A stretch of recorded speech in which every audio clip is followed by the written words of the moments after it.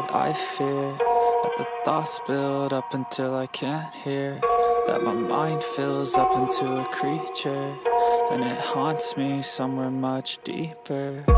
Anxiety, filling up every space, no privacy. And silently, it could build and build until you finally see, whoa, it's taking over, damn no closure, moving closer. No exposure, I just wanna be a loner. Some can't stay sober, looking over all their shoulders, like moving boulders just to get out of the home. It sucks, I've had enough, I don't wanna feel the stuck under the rug, all my problems that I shove. I got nightmares in my head, I fear that the thoughts build up until I can't hear, that my mind fills up into a creature, and it haunts me somewhere much deeper. I got nightmares in my head, I fear that the thoughts build up until I can't hear, that my mind fills up into a creature, and it haunts me somewhere much deeper. I've been feeling weird, I can't seem to focus good enough, nothing's really clear, sometimes it could be a little tough. I just need to feel like the end's in sight for me, but let's be really real, anxiety can foggy all this stuff. I've been feeling weird, I can't seem to focus good enough, nothing's really clear, sometimes it could be a little tough. I just need to feel like the end's in sight for me, but let's be really real, anxiety can foggy all this stuff. It sucks when you finally feel like giving up. Oh God, no luck, everything feels like you're sticky stuck. I'm lost, handcuffed to the bed where I sleep, don't give a fuck. Can't stop, unplug, feeling overwhelmed, I think I've had enough. Gotta find a way to get some energy, gotta find someone who's a good friend of me. I need purpose to make it all worth it, I'm still searching and I'm still learning. I want a life that's filled with memories, not a life with regret in front of me. I need focus to keep me from hopeless psychosis if I keep moping. I got nightmares in my head, I fear that the thoughts build up until I can't hear, that my mind fills up into a creature, and it haunts me somewhere much deeper. I got And hello, and welcome back to another stream and another episode of The Legend of Heroes Trails Beyond the Horizon. How's everybody doing today? Hopefully you're all doing well today on this Tuesday, on this Class 7 Tuesday. I'm so excited, man. Oh, I'm so excited. We're back with Rean Schwarzer and quite a few members of Class 7 here. And we got Crow Armbrust, we got Artino Ryan, we got Defeat Colossal, and while Toe is not a member of Class 7, she's an honorary member of Class 7. She's still a member of Thors Military Academy and was part of the main cast during all of the Code Steel era games. So, Toa Herschel, love to see him all. But yeah, last time around we went through and we finished off Act 1. Finally. We finally finished off friggin' Act 1, which took so damn long. Like, we've been going for 35 hours. 5 hours of that was like the prologue. And then I'm pretty sure we went for like 2, maybe 3 hours here into this one, so that's like 27, 28 hours of just one friggin' day. Oh, it's insane. It's insanity. But to be fair, that was also like a lot of stuff was done here in the Grimgarten, which apparently doesn't progress time, so I guess it's fine. I guess. Like, time moves like as like a hyperbolic time chamber up in here, so I guess it's fine. But yeah, what's up, brother Doom? Welcome in. Glad to see you. Thank you for stopping on by. How you doing? Hopefully you're doing well. I did go through and I finished off all of the Grimgarten stuff we had to do, but we got to the boss fight and I figured we may as well do that one on stream. And so I was sitting here before stream, I was like, you know, I could go early, but should I go early? And then I was thinking about like, well, we got this boss fight to start off stream with, so we may as well go early. Unfortunately, we had to end stream early yesterday, considering for whatever reason, our like OBS, our internet, whatever, some things, at some point in time, I think it was internet. I'm pretty sure it was the internet, but it was just suffering. It was just dying, and so sadly we had to we ended stream early. I guess we didn't have to, but like it felt real stuttery, and I was like, I don't know about that, old man. I don't know about that. But we refreshed our cache. We We reset the router, so hopefully that'll fix things for today and we won't have any issues. Fingers crossed. What's up, Ruka? Welcome in. Glad to see you. Thanks for stopping on by. Hopefully you're doing well today. All the best. Have a great day. Hopefully you're having all the best and a great day as well. Which reminds me, I need to add you as a standard moderator. Yeah, there you go. Just considering I like to do that for all of the streamer homies. And you've come around enough, Ruka, by this point that we can consider you one of the homies. So congratulations, you have the shield. This means nothing other than the fact that you are a streamer. But also, it reminds me of this, the super chat thing, because we do have bunny girl outfits in this game. And so if we want to see the bunny girl outfits, we gotta pay $30, considering, jeez. That's how much they are, that's how much they are, so. Yeah, bunny girls. And then we'll call that good. We'll call that good. So yeah, 15 super chats, all the callers. That's just like the most convenient one to do, because like the lowest super chat caller I think is 2. I think it's blue. So yeah, if we manage to get $30 in these Legend of Heroes streams, we will buy the bunny girl outfits. So yay, we'll do that. No, thank you. Of course, Ruka. I mean, it's about time that I did it for you, considering you've done it for me, like, way back when. But yeah, so, like, some of the outfits are, like, these ones. We have the, like, these are the bunny girl outfits that we can get. And they are quite cultured, aren't they? Quite cultured indeed. There's that one, and then there's also, Fee has a different one. Some of the more well-endowed characters have this design going on instead. But thanks to Shining Diamond, we was able to get these outfits, but, yeah. I don't really want to wear them too often, considering I feel like they take away from the story so hard, but, yeah, we'll put them on from time to time. We'll put them on from time to time, whenever we're just going around and, like, exploring or doing monster extermination. That's fine.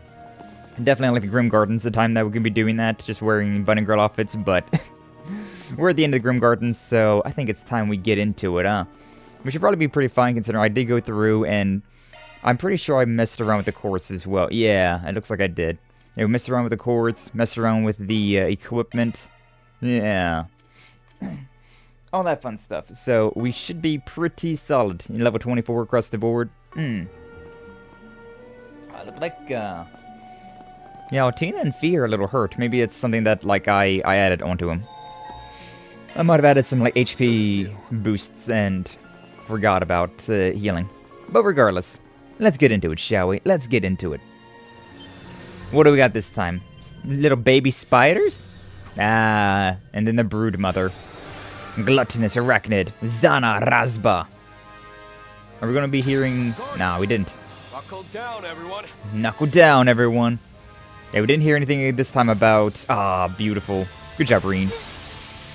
But you didn't hear anything about Enforcer 18. Not yet. Not yet. I'm kind of thinking maybe we want to go, like, up here, right? Yeah, what if we go, like, over here into, like, midfield, right? Yeah, let's go into, like, midfield, and then I want to use a command for, yeah, Rapid Sword. May as well. May as well get strong. Get strong. And then, yeah, let's go with Fee. Because this attacks everybody on field, so we may as well. Yeah, this attacks everybody on the field, so we may as well, like, get over this way. And see what happens. Yeah, all of the basic spiders are now done, and that's actually solid damage. Yeah, that did, like, 9,000 on the main bat as well. We love that. Push it to the limit. We have this photograph slash, which honestly is kind of really damn good. Like, only 50 craft points, but it's an A rank damage. It has a side attack boost to it as well. Like, it's pretty damn solid. It's pretty damn spicy. We take it. Can't get the side attack right now, though, unfortunately, but it's fine. Roar! Our aura farming badass, Rean Schwarzer. That's so nice. Because, yeah, Rean is... Not just Rean, but, like, the Class 7 in general are the ones that... May as well do this. They're the ones that I started off Legend of Heroes with, right? So every time that I see Rean or any of them, anybody in Class 7, I get so hype. I get so excited. These are my boys. These are my girls. These are my mains. Oh yeah, we have Earthguard as well. I added Earthguard and Refreshing Veil to everybody, so... yeah, we can do this. Get some shields boosted up in here. Gooey bullet. Leave it all on the table. Leave it all on the table. Can I get a side attack over here? Maybe. Oh, I don't think I can. Oh, we're like 1 pixel away. You know, I could... I can! Oh, peak. I love that about these games. Being able to get those perfect, like, the perfect links. Oh, I think it was sealed, wasn't it? But it said a gooey bullet. Nah, well, whatever. It is what it is. We could go with a big attack here as well. If we really wanted to. We don't want to do stealth. Back attack bonus. May as well do stealth if we do anything. We could also go with, like, some basic damage. Ah, nah, we got... Because, see, like, we have enough here for, like, another big physical attack damage. But also, you know what I could also do, though? Yeah, I could do the back attack over here. So, like, I can link up right here. And then I can bring Rean forward. Yeah, let's just go ahead and do this. We may as well. So, yeah, he's a little bit slowed down, but that's fine. We was able to get across. And then, yeah, the Ashen Luminous Flux. Crazy attack right there. God, 13,000. Love to see that. We love to see that. I think we want to go with a basic attack surge here. Don't want to go too buck wild with it. Maybe we do, actually. Nah, you know what? Just go crazy. Just go crazy with it. Let's get crazy. Up in here. Oh, I lost my attack. There it goes. That's what we want to do. It's the Rean Bean Machine! We love him. We love the Rean Bean. And Fee, Crow. It's so nice seeing all of the original Class 7 members again. Of course, Altina's amazing, and Toa. Towable. We love them all. Oh, this does pretty decent. Physical damage as well. Side attack. Yeah, why not? Solaris Breaker. Only 6,000 damage. Comparatively, that ain't all that great, but...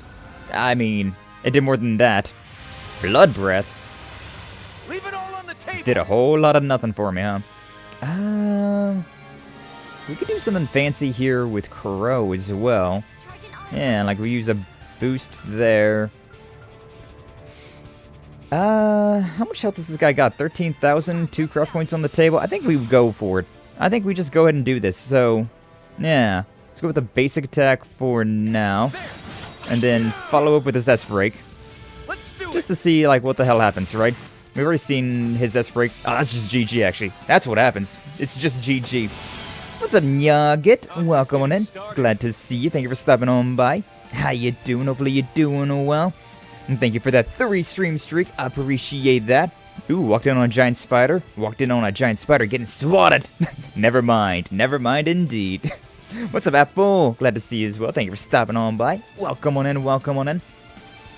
Yeah, we just had to finish off the floor of the Grimgarten. And there's probably going to be some lore dropping now.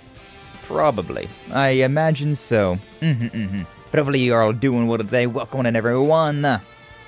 Toa best. Toa's pretty great. We do love the Toa Majitenshi. Got invited to do D&D stuff, and man, it's just so overwhelming. How you doing? I'm doing good. I'm doing good. Yesterday we had to end stream early due to tech issues, so like my fingers are crossed that today is fine. Like my internet for whatever reason was just so yabe. Like it died at like 1 o'clock and then again at 3 o'clock, and the one at 3 o'clock was pretty drastic, so we just had to end stream at that point. But, you know, fingers crossed that I reset my router and everything has been, you know, fixed over on the ISP end, on my side.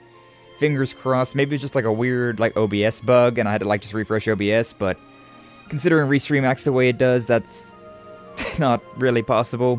But, you know, a million things it could be. We tried some things. We hopefully fixed some things, and fingers crossed that today we can just enjoy ourselves some Legend of Heroes, which, we love it. I'm just not allowed to stream, shaking my head. No, I want to stream, though. I want to stream. Toa, yeah. It's so cool seeing the characters, like, age up like this as well. Like, whenever we played Cold Steel 2, right? Which was the, what, 5th, 6th, 7th game in the series. This is the 13th game in the series, so 6 games later, Altina has went from little Babu to nearly a full-grown woman over there. It does the heart good. And Toa still kind of looks the same as she always has. She's got a bigger butt, but she's still just a little short stack, huh? And Fee's all grown up now. I love time skips in anime and games, and so I love that Legend of Heroes is just a continuous story. Seeing all these characters that you love so much, and then seeing them progress and keep just going on. You love it. But either way, Grimgarten, 3rd domain, subdomain A, partial liberation secured. However, subdomains B and C have yet to be liberated. Administrator privileges required to unlock access to 3rd domain nexus. I don't know what any of that means. Does it mean I can't go any farther tonight? Probably. Without anyone KO'd and within 60 turns? Easy work. Easy work. I have no idea what that boss was leveled at either. Like I said, we did a little bit of grinding in there. Didn't mean to... Good job, Rean. Employee of the month. I see, so we need the cooperation of your other collaborators to get further in. Oh, I see, so Section A is for Rean, then Section B is for Arkride, and then Section C is for Kevin. Understood. Yes, both Mr. Arkride's group and one additional unit have their own subdomains to liberate. Additionally, the Foundation team would like us to wait until early afternoon before they unlock the Nexus. Sure thing. Can't help but wonder who's in that last batch, though. Stuff went down at Marduk gives me a few ideas. I will have to remain silent on the matter. That's alright. An associate member of the Foundation has a confidentiality clause to uphold. We might run into each other at some point anyway. Let's just think of it as something to look forward to. Definitely. Early afternoon, though, huh? More or less lines up with the military exercise. Still, any time spent here only amounts to a moment in the real world. May as well try and work this into our schedule. God, that would be such a cool thing, though. Like, imagine being able to play video games for however long you really want to, but at like 1 hour equals like 1 minute. You can literally play video games for like a solid 10 hours, and then you come back to the real world and only 10 minutes have passed by. That'd be so great. Oh, that'd be so great. What happened to the tea ceremony, Twink? The important questions? Kyrie? We don't know yet. We haven't seen Kyrie in forever. We haven't seen anybody from new Class 7 except for Altina in forever. I'm with you though, Apple. I really want to see all of them. I want to see where everybody's at and doing now. There's him, there's the robot boy with the drones and doggos. Robot boy with the drones and... Oh, Katra? Yeah, we still have Katra. Yeah, time's a funny thing. But also, Apple, you might like this. You might like this. Due to a gracious chatter, alright? Somebody from Lowest Expectations. We got some bunny girl outfits. I don't know if you've seen these yet or not. I showed off a little bit at the beginning of the stream, but yeah, these outfits cost 30 freaking bucks. But look at it, look at it. We have bunny girl outfits for all of the characters, for the ladies, at least all of these ladies. And we've got that for Altina. Then we have this one over here for Fee. We got the Fee. Very cultured. Legend of Heroes knows what they're doing with these outfits. They also know what they're doing by making them $30 freaking. Hence why I have the freaking super chat goal up there. Cause I ain't shelling out $30 myself, but if we're gonna put it into a pot, we may as well. We may as well. They are a tad bit distracting though, so we're not gonna be wearing those during like main story cutscenes and stuff. No, I figured you'd like that. Would have been a gun time for girl Yuna? We don't know. We don't know. After the events of Reverie, everybody went to the Daybreak characters, and so we haven't seen Rean since Reverie, and now here we are finally with Rean Schwarzer and take care of yourselves. With Crow, with Altina, with Fee. We've seen Fee a few times though. Gotcha time? I think it's gotcha time. My gotcha luck has been ass lately. Something decrypted? It's been really good in in infield, but like to be super real with you, I don't really care too much about my infield gotcha lucks. Let's see how our gacha luck goes here. Got the Alter Holocores for Citri and Nagi. Some Panaceas, got a United Hair. Got some glasses, or some accessories at the very least. Oh no, image cover on his old outfit. Jiro no Shiro. I don't know what Seijo means, but Shiro means white. So, ambiance. Aaron's old outfit B. Bunch of materials and items and whatnot. Brigard gold hair, that'd be interesting to see. Judith brown hair on his student council band. Not too bad. It's free, so, you know, it's for me. Been neglecting the gacha in infield. Yeah, it's not really the focus, to be so honest with you. By the way, do you figure out why we're no longer friends on Arc nights? Like, are we still friends, or are we... Did they, like... did they not accept the friend request? Did it, like, glitch out and, like, unfriend us? That happens. I know Kaiju, her Steam profile, for whatever reason, just deleted all of her friends. It doesn't appear that she was hacked in any way, shape, or form, so... No idea what that was all about, but... You know, we'll take it, I guess. MVP is Rean. Damn right. Damn right, damn right. Yeah, may as well save. May as well. Not yet. Get home, I'll check. I think it just glitched. Probably. But now, yeah, Enfield is a pretty interesting game, but I definitely prefer the Factorio bits to literally anything else. Like, the exploration mixed with the Factorio. That's pretty solid. That's pretty great. But the the rest of it, I'm just like, I don't really care. I don't really care about the gacha. I like pretty anime ladies, pretty, but, you know, there's so many gacha games out there. I've played so many anime gacha games. I've got Uma Musume, right? That's the one where I'm like, I'm sold on. That's the one that I'm like main focused. I just play infield whenever I'm just like, I want to build a tower, or, you know, a bunch of towers, a bunch of lines, a whole factory. More invested in the gameplay than the characters. But friendship is magic. It do be magic, huh? Oh no, my egg spider dojin idea happened. I don't know if that happened or not. I don't think so, but maybe. I haven't seen any of the old characters in a while, so maybe it has happened, Apple. Don't get myself away from gachas. I know I won't stop if I start. Yeah. I get pretty burnt out with gachas, considering usually the daily grind is awful. Like, I really like Uma Musume because the daily grind feels like a complete thing, right? Like, you always kind of feel like you're completing a chapter of the story whenever you go through the Uma Musume one. Considering you have to go through an entire career. But, with a lot of games, it's like, alright, load in. You don't have any more side missions or main missions because you beat the game. So just collect a bunch of flowers and kill a bunch of, like, random mobs. Do that for a while, and then we'll update the game eventually, and it'll have more story. Which, that's so boring. If you want to spend money over a PNG, I'll commission someone. True, though. True, Apple. Very based. But how are you, Mr. Radad? The manager. We saw your post on the bulletin board. Yeah, we're also doing the 4 SPGs as Rean's group. The special ops missions. Although we're really just using up Arkride's like system for 4 SPGs. It is what it is. I wonder if Kevin and Rufus are going to be doing the same thing, though.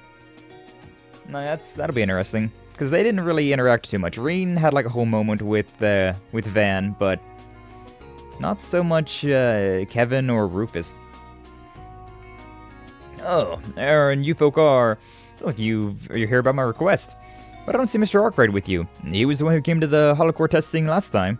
Well, actually, we'll be taking this place for today, on account of a variety of circumstances. He might not be here in person, but the guy himself gave us the okay to act on his behalf. Really now? Well, in that case, why don't we get right to the meat of the matter? I love how this guy just trusts that. Like, sure, we are a trustworthy group, but... I don't know, man. I feel like there should be some sort of, like, I don't know, show Van's, I don't know even about that, like, show Van's business card? Whatever. I don't know how you would really, like, prove that we're working for Van. Besides, like, calling him up and being like, hey, yo, Van, we're good, right? And he's like, yeah, you guys are good. It was something about people cleaning out your stock of orbital microwaves, just like that, right? And then the orbital microwavable bacon as well? Oh, whoa.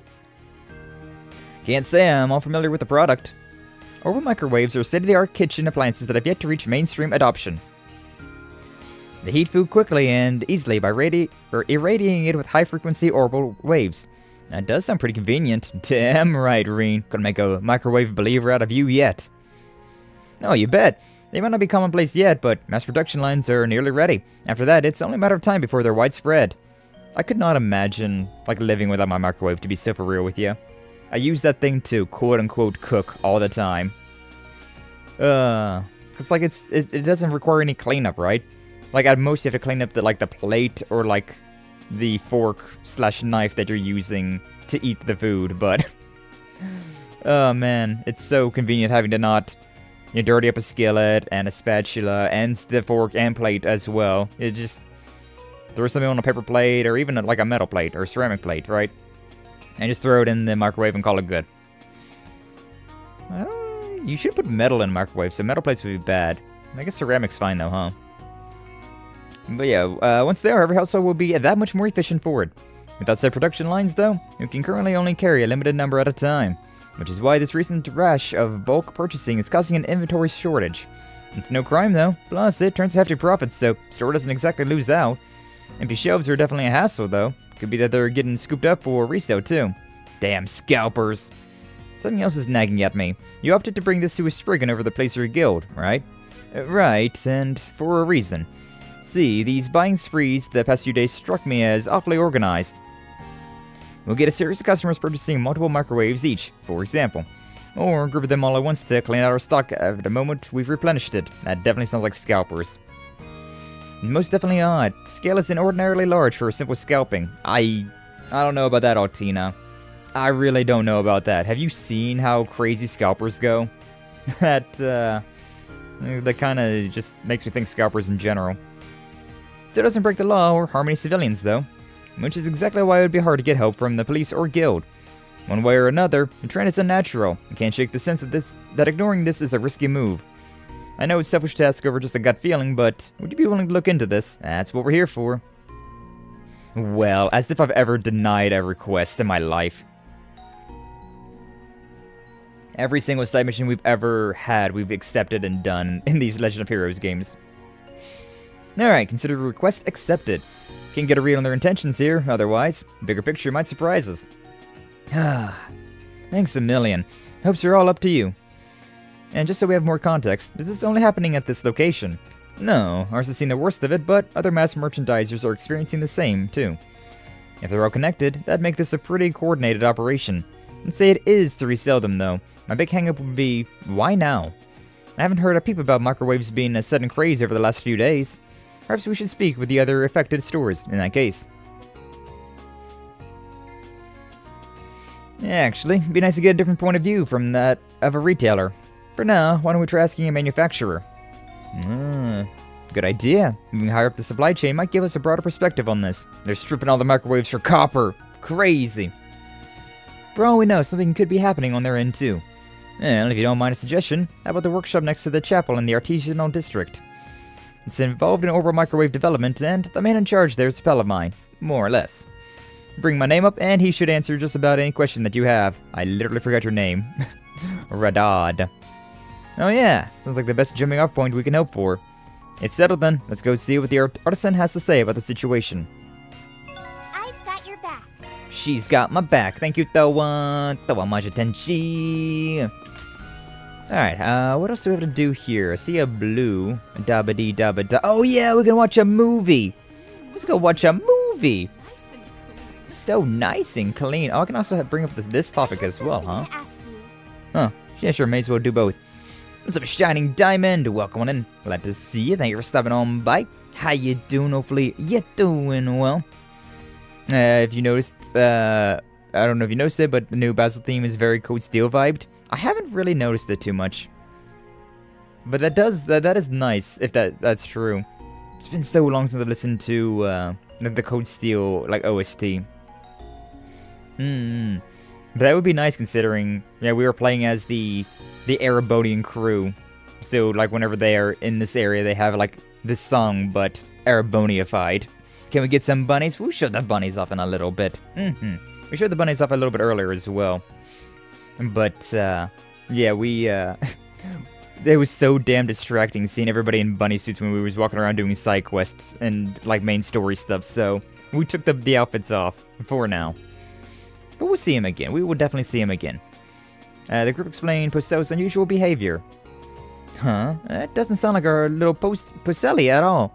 I mean, she's done nothing but good for us here at the cinema, in more ways than one. Poselli, you're quite attached, it sounds like. What sort of tasks does she perform here? No, she primarily assists us here at the ticket counter. Let me demonstrate. Oh, Postel. I'd like a ticket for Crimson Fist. What times are available? Okay, let's see. The next showing seems to be full. But we do have an open spot in the one after that. Row J, seat 14. About in the middle of the theater. Why not buy a juice or a soda to sip on while you wait? As you can see, she offers suggestions to customers based on the relevant data. Sweet. Looks the whole process is quick and simple as it gets. Definitely seems handy, yeah. You said primarily, though. Are there other things you ever help with? As a matter of fact, she takes part in the actual screenings themselves, too. We've been experimenting with things like having her analyze scenes and adjust the volume accordingly. That's pretty involved. It certainly has the potential to elevate the experience. Upon getting approval from distributors, we hold limited public test screenings for those interested. In fact, we just so happen to have open seats for one right now, if you'd like to see for yourselves. Well, if you're sure it wouldn't be an inconvenience. You can watch a free movie? The whole gang, oh yo. Oh, I remember this one. Fuck! Fuck! Fuck! Oh, what the fresh hell did we do to deserve this nightmare? Pick it up and run already, you ass dragon bitch! This is your fault anyway. Want to get on here out of all places? Here, yours. Up yours, cunt. You're the one who didn't hop off my dick. Say that again. What? For bag? I was thinking douchebag, but that's not how douchebag is. What? For bag? Dick bag? Yeah, dick bag. I swear to Mo fucking Adios. It's such a vulgar film. Crazy. I don't remember all those expletives in that film. That movie really was something. To think my first Orwell film ever watched would be such a tempest of gore and profanity. I assume it's among the sexy, scintillating spectacles of gaudy infamy. Nah, this was by a different director, and a pretty unique one in their own right. Well, whatever they're putting down, I'm into. Might be cheesy and low budget, but that's what gives it so much character. Sharkferno first hit theaters sometime last spring.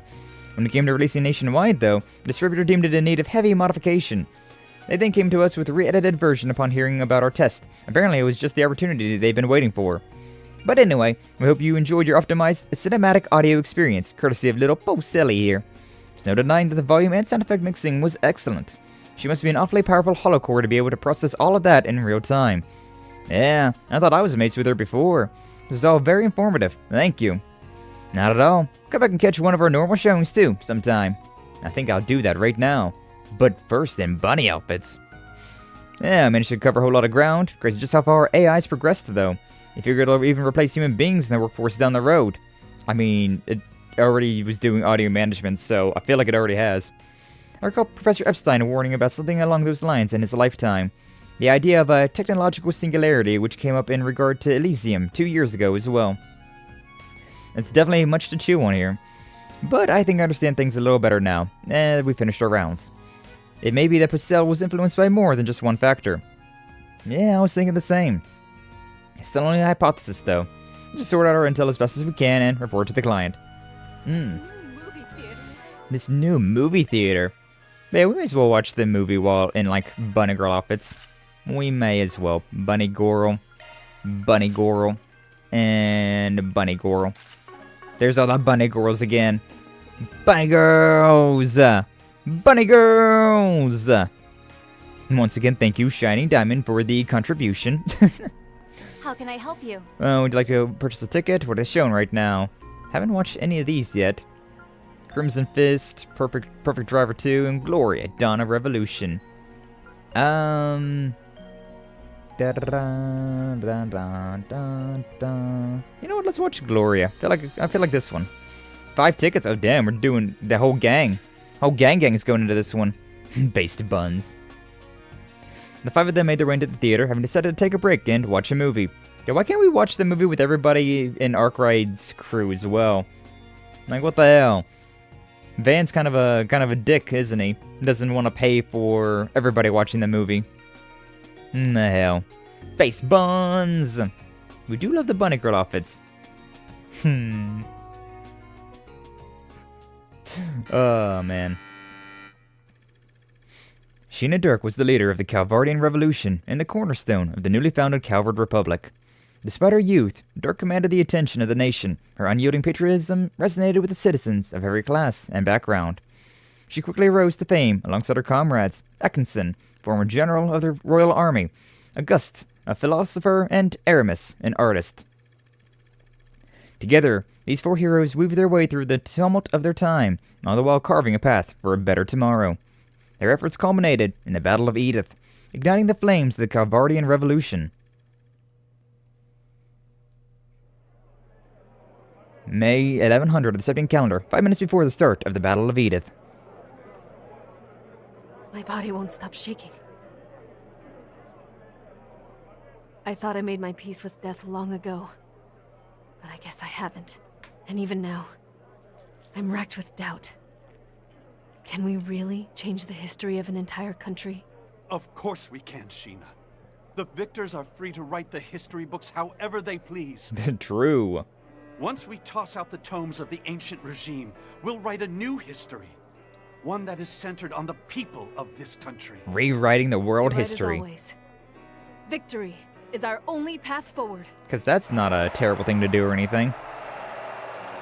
The Revolutionary Army is now at your beck and call. They're awaiting your orders, Commander Dirk.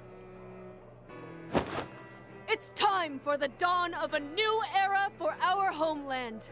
Let us seize the future with our own hands! Wah! Have Bad Boys or Space Jam? Unfortunately not, Shining. Unfortunately not.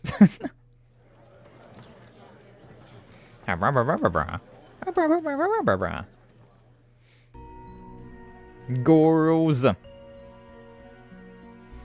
Strange to think, but the Calvardian Revolution only ended up being painted in a good light, and this movie only exists because it was successful. The monarchy at the time probably just considered it nothing more than anti-government terrorism. Kinda got me thinking back on my own past. Yeah, see? Yeah? Not gonna try justifying what I did back then. It's just, I saw some overlap between some of the dialogue in the movie and the stuff my comrades were saying at the time. As the saying goes, history is written by the victors, and even the most noble of goals can easily be twisted and used by others when politics are involved. Regardless, we all just know you were acting according to your own convictions, Crow. When you shot my dad. Whether or not those convictions were right is besides the point. Thanks, man. Hearing that from you makes me feel better. I'll take the lessons I learned from the movie to heart and continue living life as myself. It's all I can do. On a separate note, Nina Fenley won the Best Actress award at the film festival last year, correct? Bunny Girls! Why is it so far to the left there? Kinda strange. If so, I can certainly see why. It really felt like she was Sheena herself. Yeah, she's the type of actress who totally disappears into her roles. I've seen some of her other movies and she was incredible in all of them. It's like she literally transforms into a completely different person. She was so convincing, wasn't even a little bit distracted that someone of Eastern descent was playing the part. Anyway, it's a good movie for learning about the origins of the Republic. Speaking of history, as someone who teaches it, what were your thoughts, Rean? Watching this made me realize just how capricious political power can be. A group similarly made up of civilians paved the path for the government that still stands to this day. But along that road, the First Republic rose under the Director August. Even the Empire had a false emperor, and a chancellor with unconditional power for a time. With political power, there are no absolutes, and it can easily swing from one side to the other. This movie made me realize that again. Damn, I feel like I'm back in school. This simply goes to show how many lessons this period of history can teach. Yeah, I agree. I think it's great that films can be used as an educational tool for learning about historical events. Yeah, just from watching this you can get an idea of how everything might have played out. I think I might use this movie as supplementary material for my classes. Wild, huh? Still come over to brochures, you know it. Oh, you know it. And finishes the return to the work. Yay!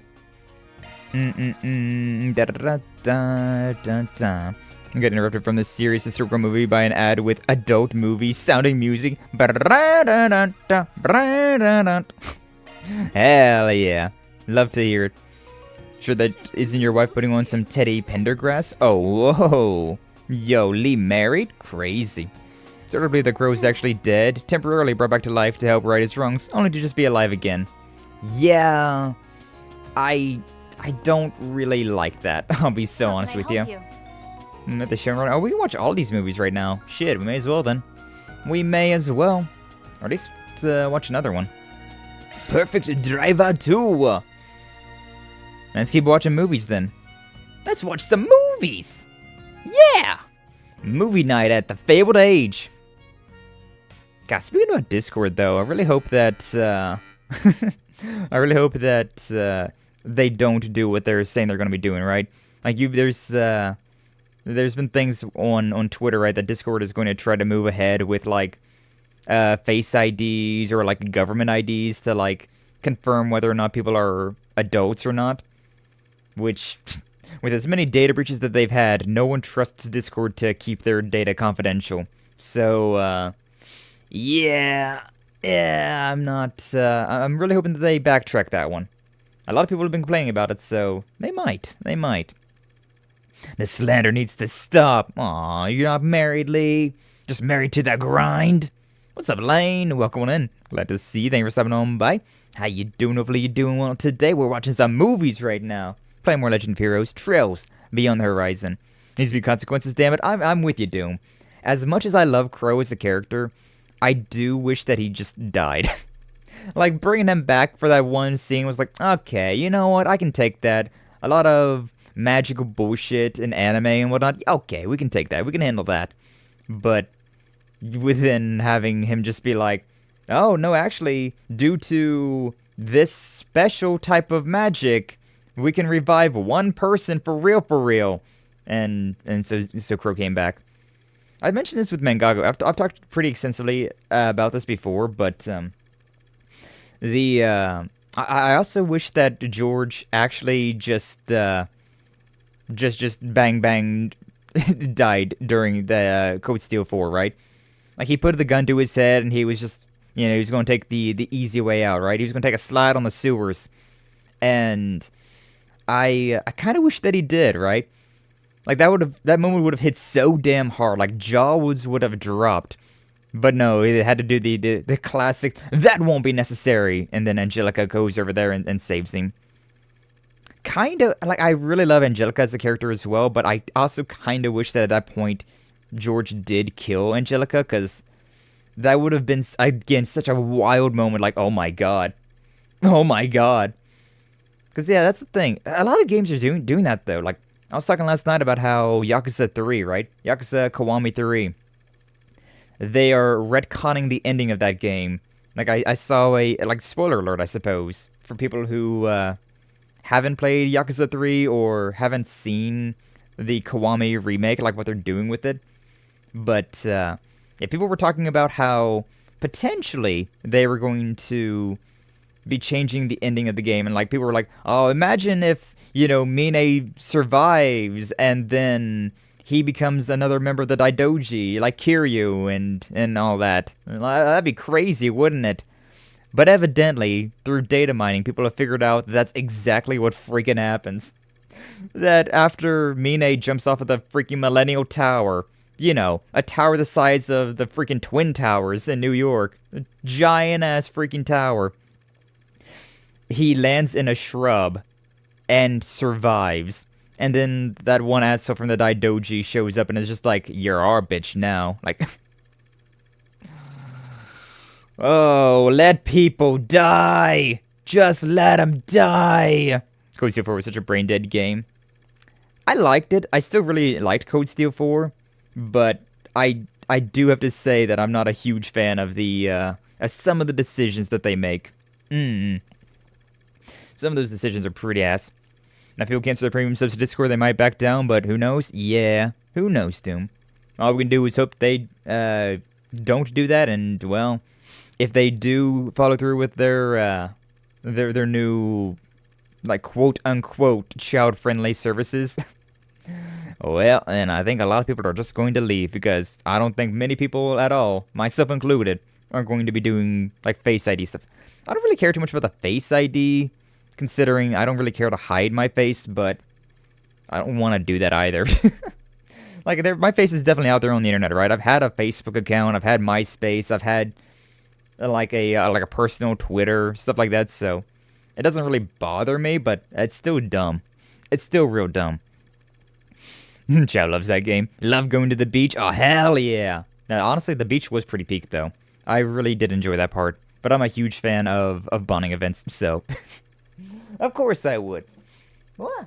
What's up, Flash? Welcome in. Glad to see you. Thank you for stopping on by. How you doing? Hopefully you're doing well. We're watching movies, and we got on talking about some stuff, but, you know, it be what it be. We do a little bit of Zatsu from time to time.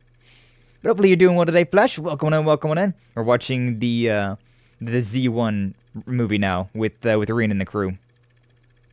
Let me get a drink first.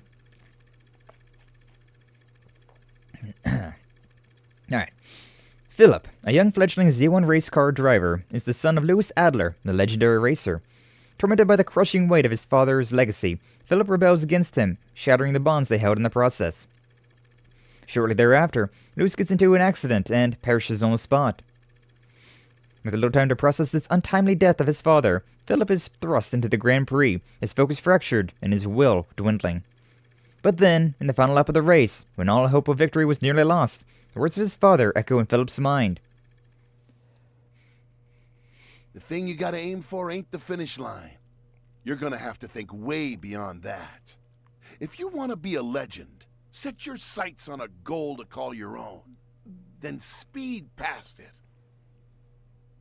I feel like we've seen this movie as well, but not with the Rean and crew. Philip's taking the lead. He's past last year's champion, Max. Look at that little Lino of his go. Something's really lit a fire in him. Nothing's gonna stop him now. That little punk didn't even spare me a second thought.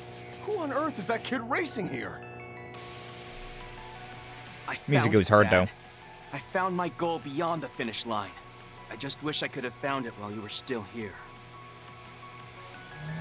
I'm gonna leave you in the dust, Louis Adler. I won't stop racing until I overwrite every legendary record you ever set. I always find it funny whenever in like a racing anime like this, when you use a vehicle in particular, that the driver finds the motivation to find his next gear. Like, what? Like, he found the nitros. He found the nitro all of a sudden. Like, huh? What do you mean? How do you drive faster? You have a limited speedometer. Like, you can say that he, like, made a turn better or stuff like that, but generally speaking, in those kind of scenes, it's just like a straight stretch. And then all of a sudden, it just puts the pedal to the metal. And it's like, why didn't you just do that before? It's just silly to me. Like, it makes sense, like, having, like, that kind of inspiration, like, motivation, last-ditch effort for, like, yeah, any sort of, like, physical activity, but for just a race? For just a vehicle race? I don't know, man. There's only so much that you can do as the human being. When you're on a straight stretch, it's just, like, try to draft them and move around them. But, it's just weird. It's just weird. You doing good? How about you? I'm doing good. I'm doing good, Flash. I'm doing good. Give Discord my email. Give them my phone number. If that's not enough, then there's no point in even doing that much. Yeah. Yeah, like, the email that I gave them is pretty new. Like, because it's the Skye Axens email. So it's not like my old personal email. But, like, even still, it's... I don't know. I'm quite old school with it, I suppose, where I'm just like, internet, anonymity. We love being anonymous online, and like whatever you want to share online is what you get, but you don't gotta like prove anything. Like the amount of times, like back in the day, that it was just good enough to be like, are you 18 years or older to watch this video? Like, yeah, of course I am, and that was it. It was just like the trust factor, and that's all you had to worry about. And honestly, that's all I really want. Just the trust factor on it. That means that kids are going to get through anyways? Yeah. But also, people are already going to have already gotten through with Face IDs and ID things as well. And they get through and just like, oh, well, yeah, they were just using like Half-Life 2 and they was able to access this adult-only website. Like, people will find a way, regardless of how much effort you try to put in for, like quote-unquote kids' safety like that. It definitely feels like the kids' safety is just a pretext for them trying to get more information of you. Which, all of our information's already out there, so, like, what does it even matter? Why are you already trying to get this information that you probably already have? It's stupid. It's stupid, though. This is like Shining here said. It takes everything I've said in my Trios video and claims the opposite is true shit. I still like Code Steel a lot. That arc was my favorite overall. But again, there's a lot of things that I enjoy about that. Sorry for the tangent. Oh, it happens, Doom. It's what we get into. It's what we do for streams. We get into tangents. We talk about things. And sure, like, maybe this isn't the most fun conversation to have, but you know, it's not a topic that I want to avoid either. It's a fine one, because it does affect us, right? It doesn't have the parents don't want to be parents. Corporate's going to use teen safety as an excuse. Yeah. I hate that. Making other people... restricting what other people can do due to other people not wanting to parent their kids is like, well, that's just, that's their fault then. That's, the parents doing child endangerment, not us random internet people endangering the children for just being ourselves in our own spaces that we also have already claimed as adult spaces. It's dumb. It's dumb. It really is. There's really no, like, a good answer there. It's just, like, let them fuck around and find out. That's the kind of, like, mentality that I have with it. You have 18+ channels on your server, it affects you, so it's important to talk about? Yeah, exactly. But even if you don't have 18+ channels on your server, you still will be restricted to, like, a quote-unquote teen account. So, it's affecting you regardless, just if you use Discord in general. And so... and as a content creator who uses Discord, it does feel pertinent, right? It does feel pertinent to talk about. Even though it's a dumb conversation. Regardless, though, regardless. Kinda doubt we'll get the chance to sit and watch a whole live Z1 race this trip. But, at the very least, seeing this kick-ass movie made up for that bit. For sure, given this is the birthplace of orbital vehicles and racing, I'm not surprised the film felt so detailed and realistic. Also, the scenes of the characters living their lives outside that racetrack were so well done. I was sucked right in before I realized it. You know, I gotta wonder, how much has Erebonia evolved? And Liberl, for that matter, especially Liberl, actually. Like, how much have they evolved since Trails in the Sky and Trails of Code Steel? Because Calvard is so high-tech now. We literally have a space base over there. We have movies, we have space bases, we have... all of these orbital vehicles going around. I mean, I guess Code Steel had orbital vehicles as well. I can't remember if Liberal did or not. Probably, though. Probably did. Like, it'd be really funny to me if, like, reading all of them, right, they came to Calvard, then all of a sudden it was just, like, actual cities, space bases, and stuff like that. But then they go back home to Ymir, right, and it's just some sleepy hot spring village again. It's so wild. It'd be so wild. I'm probably going to be deleting mine. The Discord. I wouldn't do it yet, but... 18+ channels on the server, just to be clear. Oh, okay. I don't want to do that, but yeah, if they do end up doing that, if they do end up doing the, like, age restriction stuff on Discord, then I'll probably just end up deleting my 18+ channels as well. Although one of them is literally just my tattoo channel, right? The channel that shows up all of my tattoos, because Discord was just like, this is adult content. It's like, bro, it's literally a male anime model showing off tattoos. There's no genitalia, there is no boobies, there is no nothing adult about this besides tattoos. And I don't know if seeing tattoos is an adult thing, I'm just saying. That seems like a pretty basic thing. So yeah, that channel is adult, is 18 plus, just because for whatever reason Discord kept flagging that. But yeah, I also felt like it was probably a fair enough idea, considering people do have some rather risque tattoos, or tattoos in risque spots. So I was like, yeah, that's fine. We'll make that 18 plus. We'll mark it as 18 plus. But you know, we'll deal with things as they come, I suppose. That's all you can do. Anyway, brought me back to those times I helped test the orbital bikes. The sound of the engine rumbling and the feeling slicing through the wind at blinding speeds. And I get why they put their life on the line for that. Absolutely. As a fellow gearhead, the whole film really spoke to me. But even if I wasn't, a movie like this is still in the kind of thing that get a guy real fired up. In fact, I'm ready to jump on an orbital bike race right this minute. Think there are any happening nearby? Bunnies! That reminds me, I recall hearing from the Foundation that the Republic is considering inviting foreign teams to participate in future Z1 races. Oh, so there are Z1 in other places in Zemuria. Interesting. And that answers my question. If so, perhaps the Reinford group would put together a team of its own. If they allow orbital bikes, I bet Angie would be a perfect representative for the Empire. Ooh, yeah, if Jellica enters, I'd be better off waving the white flag before I even get to the starting line. Ha ha, Rean. True.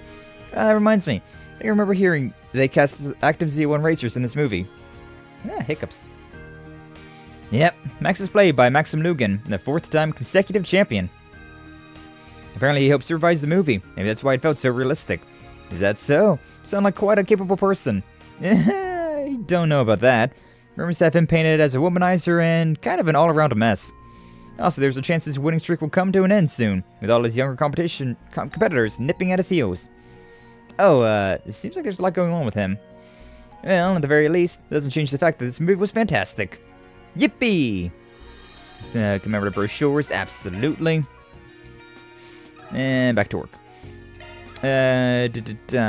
My satanic ritual PP tattoos are art, not NSFW. Discord discriminating against me again. Exactly, Lee. That's what I've been saying. I do have a pentagram on my right hand, and then I also have the word hentai in kanji written above my dick. So, we do got some interesting tattoos. Don't think you have time to catch another movie? Okay, that's fine. Only 2 movies, but still, that's pretty decent. Okay, I believe that's everything in this area, so we'll go and do this. We're gonna drop out of the bunny outfits for now, though, because, again, they are very distracting. These outfits are extraordinarily distracting to have on. I'm moving more into, like, actually using these outfits, though, because, like, I like this outfit way more on Rean than I like his default. Like, the default's nice and all, but that's just such a good coloration right there. I really like that. And same with Crow and Fee. Like, these are all, like, they're alternative outfits, but I just think they look better. And I'm sure that they'll probably change it if it matters, right? Like, they'll probably automatically change. Look at the tires actually squealed on that vehicle. Well, not really squealed, but they, you could hear the slamming on the brakes. Haha, teehee, did I almost cause an accident? Did they add more vehicles in here? Feels more cramped. Huh. Lol, light flash. Welcome back, Ruka. Take this as the motor pavilion. You know, we're in the Republic when we're surrounded by so many state-of-the-art orbital vehicles. Maybe it didn't. I feel like the semi wasn't there before. Maybe it was, though. It feels a bit more cramped in here than it was before, though. I don't know. Buddy outfits are awesome. They are awesome. But they're also very distracting when you're down to, like, the actual stories, so we only wear them from time to time. Indeed, there's certainly a greater variety than back in the Empire. The Big Four manufacturers are constantly pushing the boundaries as they compete for market share. I heard that their momentum has even caught up with the orbital bikes that were developed in the Empire.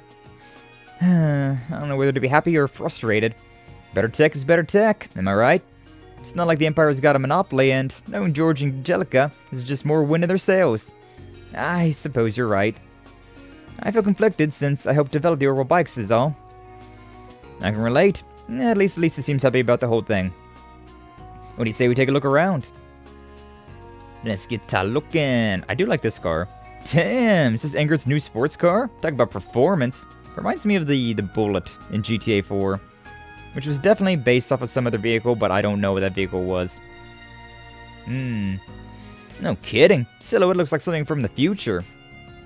Future! An Eto's limo, huh? That's a luxurious quality to it. Kinda looks like an RF model, though. I would not call that a limo, but it does look swanky. Both targeting the same rich demographics, right? Makes sense their design would be similar. I heard sitting in one makes you feel like royalty. What I wouldn't give to be behind the wheel. I mean, I'm sure Jellica could let you borrow one. Crow, look! That's to be the famous Z1 car that everybody's been talking about. Wait, seriously? I've seen it in a couple of races, but man, it rides right on the ground, doesn't it? You can tell at a glance it's got the need for speed, so refined in every way. Aerodynamics. They sound like Van. He's a big fan of these too, isn't he? The two of them are already adults. They ought to act their age. That's simply the way men are. You got that right. No man should have to lose their childlike wonder. Is that Maxim and Gotti? That's definitely Gotti, oily voice. No, Sharid. Or it might be Kincaid. Huh? Prince Sharid. And Director Gotti, too. No, you're the Prince of Elstein. It's a pleasure to meet you. And you gotta be the famous director. I've seen you in magazines. Ha ha ha! I'm honored you know me. We love Gotti. He's such a homie. The pleasure is all mine. It's a privilege to meet the Empire's heroes. Ever since I heard tales about you from Prince Olivert, I knew I had to make your acquaintances. You two know each other. It really is an honor. Had no idea you would be in Basel. Don't tell me you've got the presidential aide acting as your personal tour guide. It's perfectly appropriate, I assure you. The prince is an esteemed guest and a major shareholder in the Vern Company, not to mention his involvement in this enterprise. I'm simply here to conduct a friendly inspection of our Republican and Imperial allies. I've actually only just arrived after meeting up with the director in the capital. Prince Sharid I get, but why is Gotti here too? Why else? I'm in talks with the presidential office to make the space program into a feature film. It hasn't been easy, seeing how they're keeping everything confidential, so I ended up coming all the way over here for an interview. Isn't it crazy how the Republic and Empire, once at odds, are now collabing to make history? A clash of pride, a battle between the leaders in robotic technology. There's thrill, suspense, drama. I can already see the opening scene playing out in my head.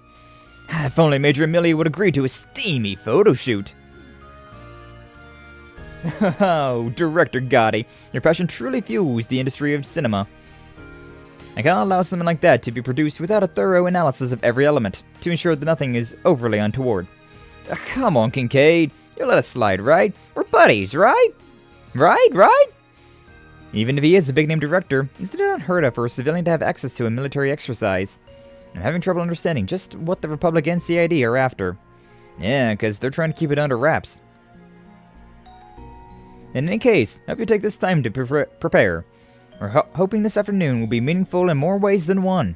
Right, we'll be sure to. That is an unusual, grouping though, huh? Oops, almost 11:30 a.m. Why are you calling me? I'm just reaching out to make sure everything's in order. You are literally right in front of me, Kincaid. Why are you calling me? You do like to keep yourselves busy, don't you? Teehee, I don't know what you mean. Yes, we do. Though the type of issues we're dealing with here are pretty different compared to the Empire. It's been an interesting learning experience, tackling things in the way your friend does. Oh dear, hope that a young hero... No, an upright young man like yourself doesn't fall prey to unsavory influences by dabbling in his line of work. Though perhaps I needn't worry, seeing as your like-minded companion has yet to drag you off the straight and narrow with him. You better cut the slander, my guy. I'll see you in court. It isn't slander when the statement is accurate, though. I bet at least them Marcus would be willing to testify to you being a bad influence. What are they up to? What? Oh, come on. I'm harmless. Worst I've done is invite him to a strip. Crap. Crow? There's no digging yourself out of that one. So, are you people finished with the preparations? Indeed we are. Give me a call once you're ready and we'll send someone to escort you to the proving ground straight away. There's no particular hurry, so you're welcome to take your time. Understood. We'll see you soon. Not like we'll be fighting out of our mechs, but I don't think it'd hurt to double check our Zypha setups. Yeah, good thinking. Once we're all set, let's get in touch with them so we can make our way to the proving ground. Yeah. You're literally right here, Kincaid. I have high expectations for this afternoon's exercise. One could consider it a symbolic gesture of fellowship between our two formerly warring nations. There is still some time beforehand, so use it to prepare yourself sufficiently. Sigh. You know, that reminds me of something that I wanted to check out, though. I don't remember if I did something or not. Okay, no, I did. We're still good. We're good on that. Alright, just had to make sure that I had something running. Now, your exercise is slated for this afternoon, they said. I'll be expecting a showdown for the highlight reels. But for now, I need to do some previews of tonight's proceedings. What, you got something besides covering the joint exercise going on later? Trade secret, my boy! The other rumors are out there if you know which rocks to look under. I've secured some unrivaled collaborators too, so hold on to your seats and stay tuned. Suddenly, I'm extremely concerned. Well, it doesn't seem to be related to the exercise, so let's not dwell on it too much. We'll deal with it later, I'm sure. Even outside the pretext of inspection, there's a thing behind you. I'm genuinely looking forward to this upcoming exercise. Whose strength will prevail in the end? State-of-the-art assault frames, or the battle-hardened Panzer Soldat? Truly does stir the wide-eyed boy in a man. We'll give it everything we've got. The resemblance is even more uncanny than they say. He and Prince Oliver truly are cut from a similar cloth. It's been quite a while since my last visit to Basel. Perhaps the director and I could engage in a bit of sightseeing during our time together. As for the upcoming exercise, I expect a most thrilling bout out of you. Yes, and then, bang! They take to the stage. Between here and Tharbad, we're making waves from two different angles at once. No. Running a search. You guys are doing something special? Ayo. I'm sure they are. I don't know who that lady is. I don't really know who that dude is, or that lady. I kind of remember them, actually. Yeah, there was this area down here as well. Not the area that I thought it was. Somewhere around here there was a, or no, I'm thinking about Tharbad. Never mind. I'm thinking about a Tharbad area. Okay, so I believe we still have stuff to do in, yeah, we have the Artisanal District. I believe we still have stuff in Newtown as well. Might as well go over here then. Might as well.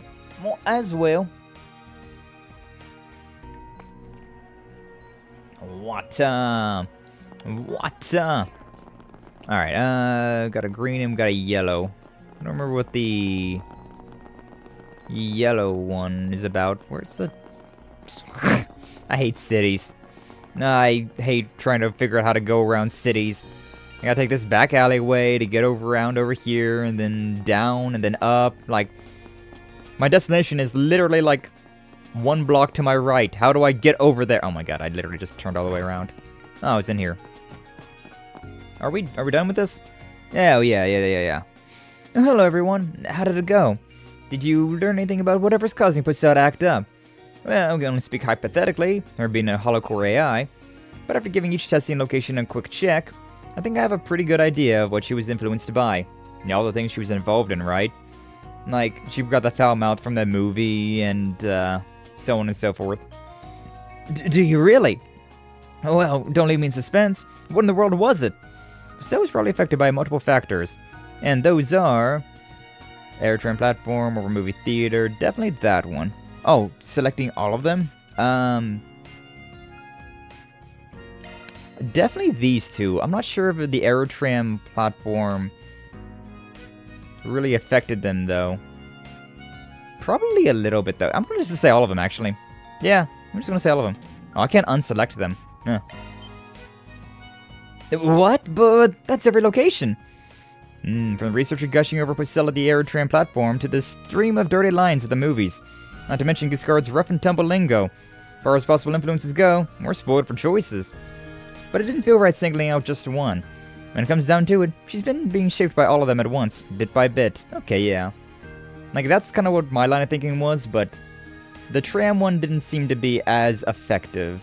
So I was thinking that one could maybe not have counted as like a bad influence. In short, it was the integration of this feedback that resulted in this iteration of Pussel, such as our concluding hypothesis. No way. You're saying the implementation trials themselves are the cause. But that means... Yes, in terms of fostering her development, you could call these legitimate test results. It should be possible, then, to restore Pussel to her original state if you stop integrating that data. That being said... I've been teaching at Thors Military Academy for about 4 years now. God, it's been 4 years. It's been 4 years? Really? I thought it was only like a 2-year skip between Daybreak and Reverie. I would say 3 years, but I guess maybe we're getting close to the 4th year then. Alright, that does kind of check out, actually. God, just like real time. Just like real life. And it's just like, oh, it's been 4 years? What do you mean? And so far, not a single student of mine has grown the way I imagined they would. Every one of them learns in their own way, finds their own path, and steps out into the world. The way I see it, that's just what growth is. No. Hello AI, still a product at the end of the day, so I won't call it a one-to-one comparison. But don't you think it'd be a bit of a waste to pretend that growth never happened? Oh. You might have a point. The cow here! You nobody sure looked out! Damn! Okay, alright. Pokal? Pokal? Pokal here? Is that how you pronounce it? Pokal? It's a little quirky, but this too is one of Pokal's possible outcomes. The cow here! Yeah, Pokal. Why is there an E instead of an A then? Pronunciations.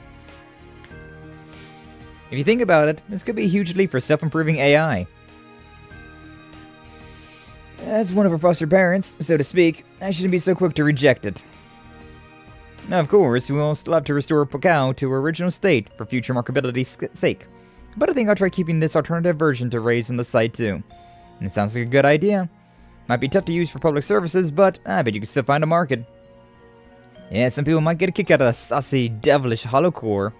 Really? I guess I wouldn't know. Toe's hiding some kinks, isn't she? She's hiding some kinks. So such a go. Welcome on in. Glad to see you. Thank you for stopping on by. How you doing? Hopefully you're doing well.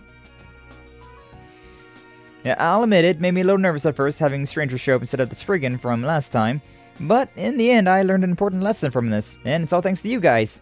Haha. We're just glad to be of service. Rean giggle.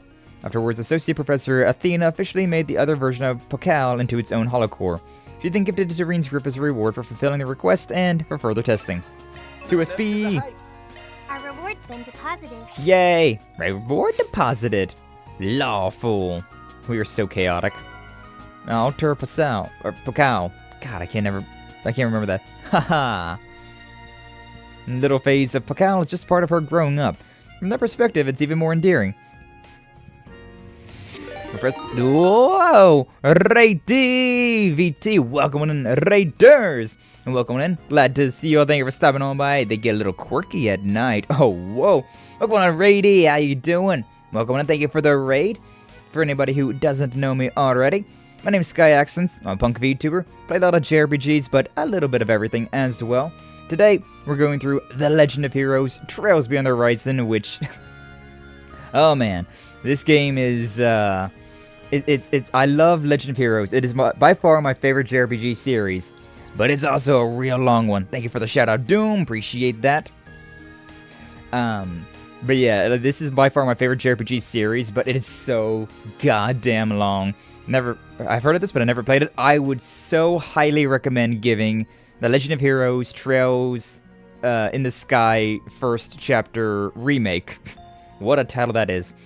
But I'd highly recommend giving that game a try if you ever get the chance, because these games are so good. They're so much fun.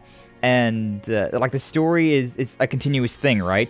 So the things that happen in the first game are still like important to things that are happening now in the 13th game. But all the arcs are also like their own deals, right?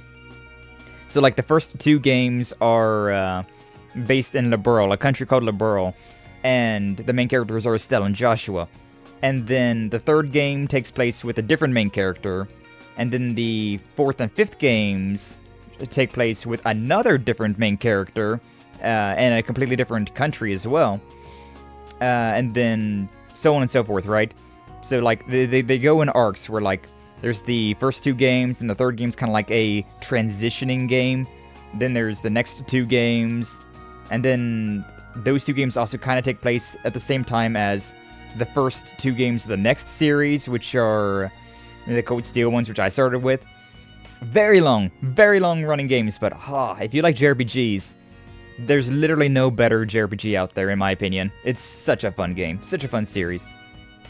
But yeah, if anybody has got a raid and a run, totally understandable. Appreciate you raiding on in here, but hey, make sure you take care of yourself. Definitely always appreciate having you around, though, so if you want to hang out and chill, definitely would love to have you as well. But yeah, a lot of games with some good stories. They do get a little funny sometimes. Like, sometimes the stories get a little funny. Like, I always say there's some highs and lows to this series, but overall, I've literally never played a better JRPG series, and I've played a lot of JRPG series over my time. Like, most of Dragon Quest. I've played a few Final Fantasy games, which, maybe that's my hot take, but I'm just not a fan of Final Fantasy. The Tales of games, the Personas, the Shin Megami Tenseis, like, I've played a ton of them. I've played a ton of JRPGs. And through all of them, I really just love this series. It's so wild and crazy. It's got its faults, definitely, but literally just my all-time favorite. Keep an eye out here as I make some food. Nice, appreciate that. Yeah, enjoy your food. Thank you again for the raid. Yeah, we'll keep on going here. The other cool thing about this game is that literally all of the NPCs, right? Like this random NPC right here, she's got an entire story going on as well. So like there's the main story going on, but then there's also all of the like side characters living their own lives, and all that keeps maturing as well, which is so damn cool. Oh, it makes the world feel so lived in. Yes, Professor Cronkite basically passed custody of her to me, so keeping watch like a proud hollow-core parent is something I'm only too happy to do. Thank you all so much. We are in the 13th game of this series, though, so, like, a lot of the things that we're doing and talking about now are pretty wild. We literally went from, like, poking monsters with sticks to literal space travel. So, yeah, things have gotten wild in this game.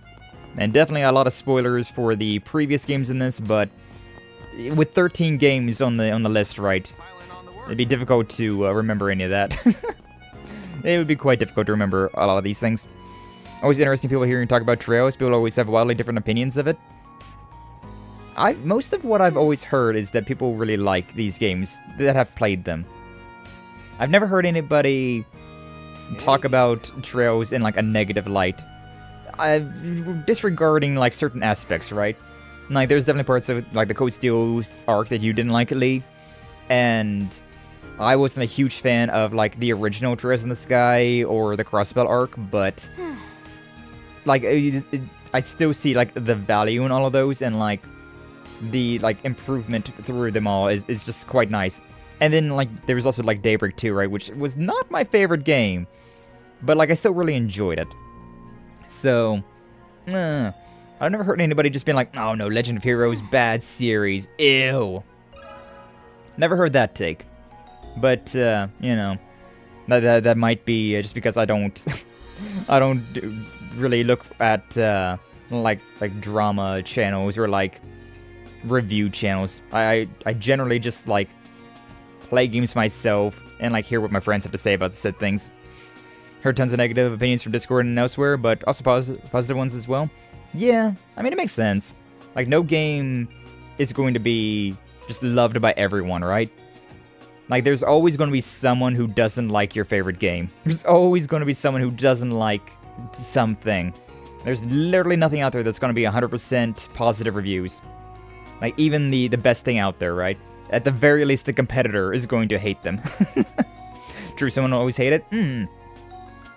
There's a life lesson for anybody that creates as well. There's always going to be people that hate you, or hate the things that you create. So don't let it get to you too much. They might have valuable points, though. Always important to try to keep an eye out for ways you can improve, but there's always just going to be somebody that's just like, no, I just don't like this. Why don't you like this? Because I don't like it. Okay, buddy. Alright. Goodbye. Yo, got a sec? People just do it out of spite? Yeah, like me. I really hope that I don't like Expedition 33 whenever I get around to playing that game, because I feel like it'd be hilarious to rag on that game. Although it looks pretty good. It does look pretty interesting. The over microwave mess. Well, naturally we know about it. After all, the more inventory shortages equals more product requests. It's rough going, truth be told. So even the manufacturers are feeling the impact. These bulk purchases must be on an even larger scale than we assumed then. The question is, why would they need to go this far to gather so many? If you don't mind my asking, have your fellow artisans mentioned anything else concerning?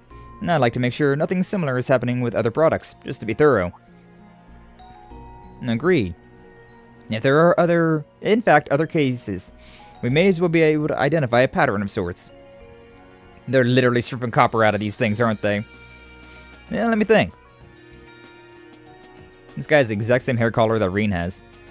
This could be completely unrelated, but a little incident at our antenna production site does come to mind. Antennas? I suppose they also emit radiation the way microwaves do.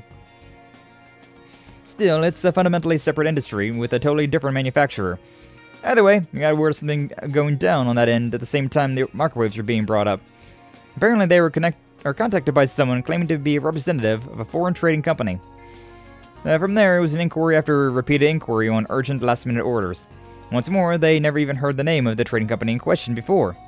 So, somebody out there is going to absurd lengths to procure antennas, ASAP. Which makes the company putting in the request just as sketchy.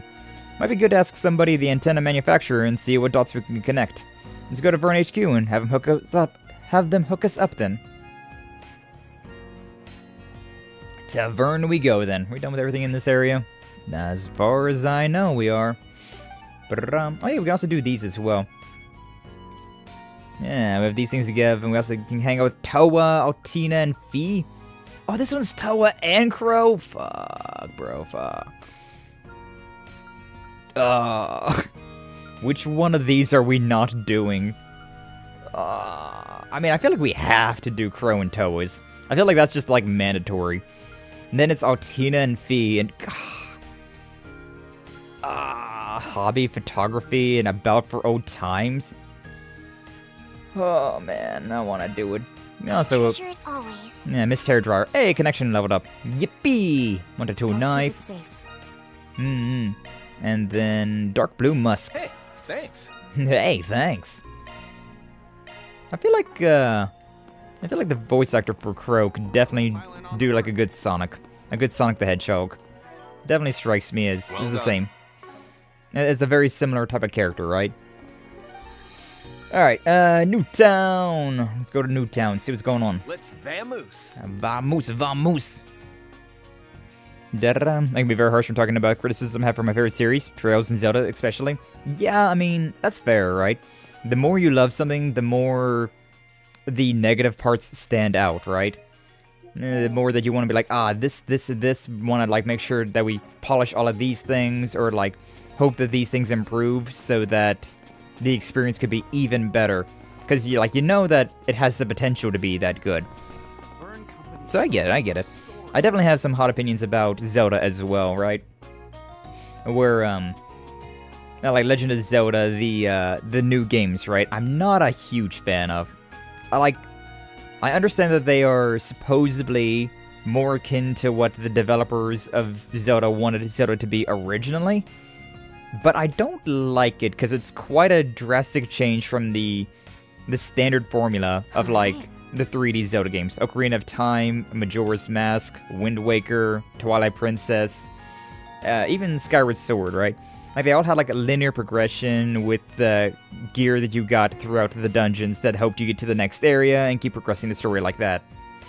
And so when they made Breath of the Wild and Tears of the Kingdom, and they just, like, made it so open world where you could literally go grab a stick off of a tree and go fight the final boss hour 1, that's a cool concept, but that's not a Zelda game.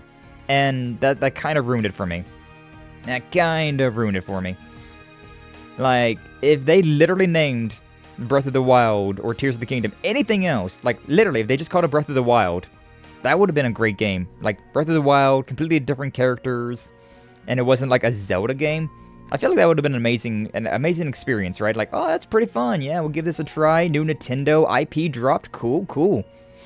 But when they said it was Legend of Zelda, I was like, where's my green tunic? Where's my Master Sword? Where's my Hylian shield? Why does my armor have durability? Why does everything break? Why don't I have linear progression?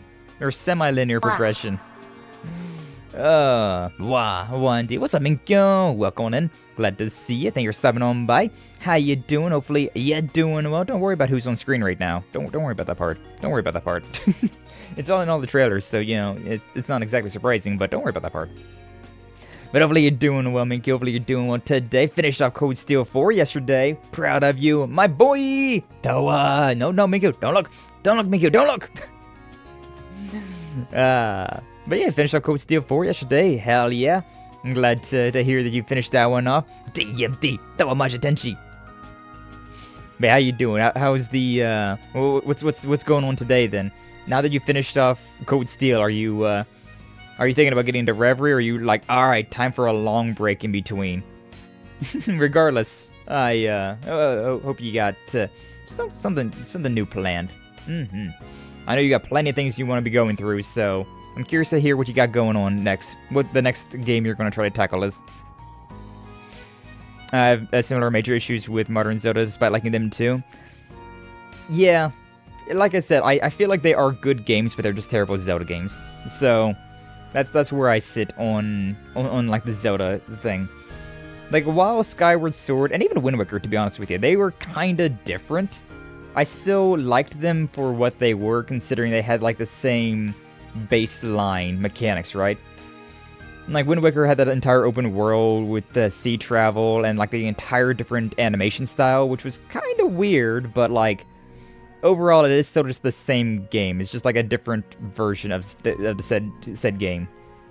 Because that's the thing about Zelda, they usually have different animations in every game. Like Ocarina of Time and Majora's Mask had the same design. Then Wind Waker, like Phantom Hourglass, Spirit Tracks, they had the same design, even though 2 of those were a DS game. And then, like, Twilight Princess had, like, a dark, grittier design. Skyward Sword had a more, like, bubbly design. And now we have the modern arc of Zelda, and it's just... It's more than just a graphic change at that point. Getting rid of everything is just so... I don't like it. Didn't like it at all.